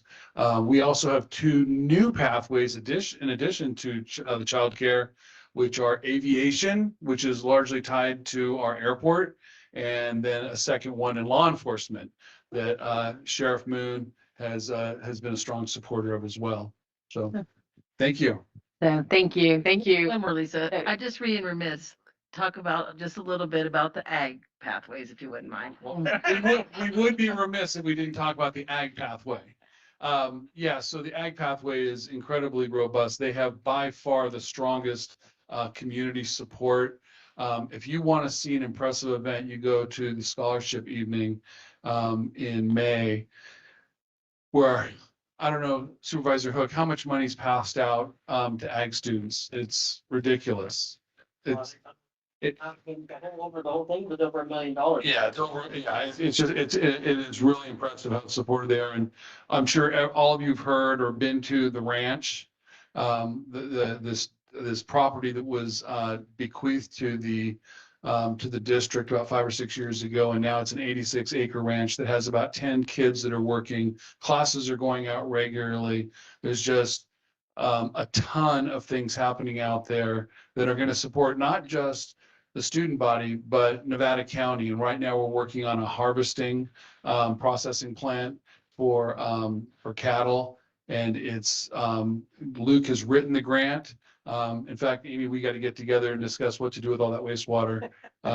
But this has been like the unicorn, because that won't just help train district students. It'll be an opportunity for our local ranchers to not Las Vegas to get their to take care of their USDA beef. So it's really a huge boon for the community.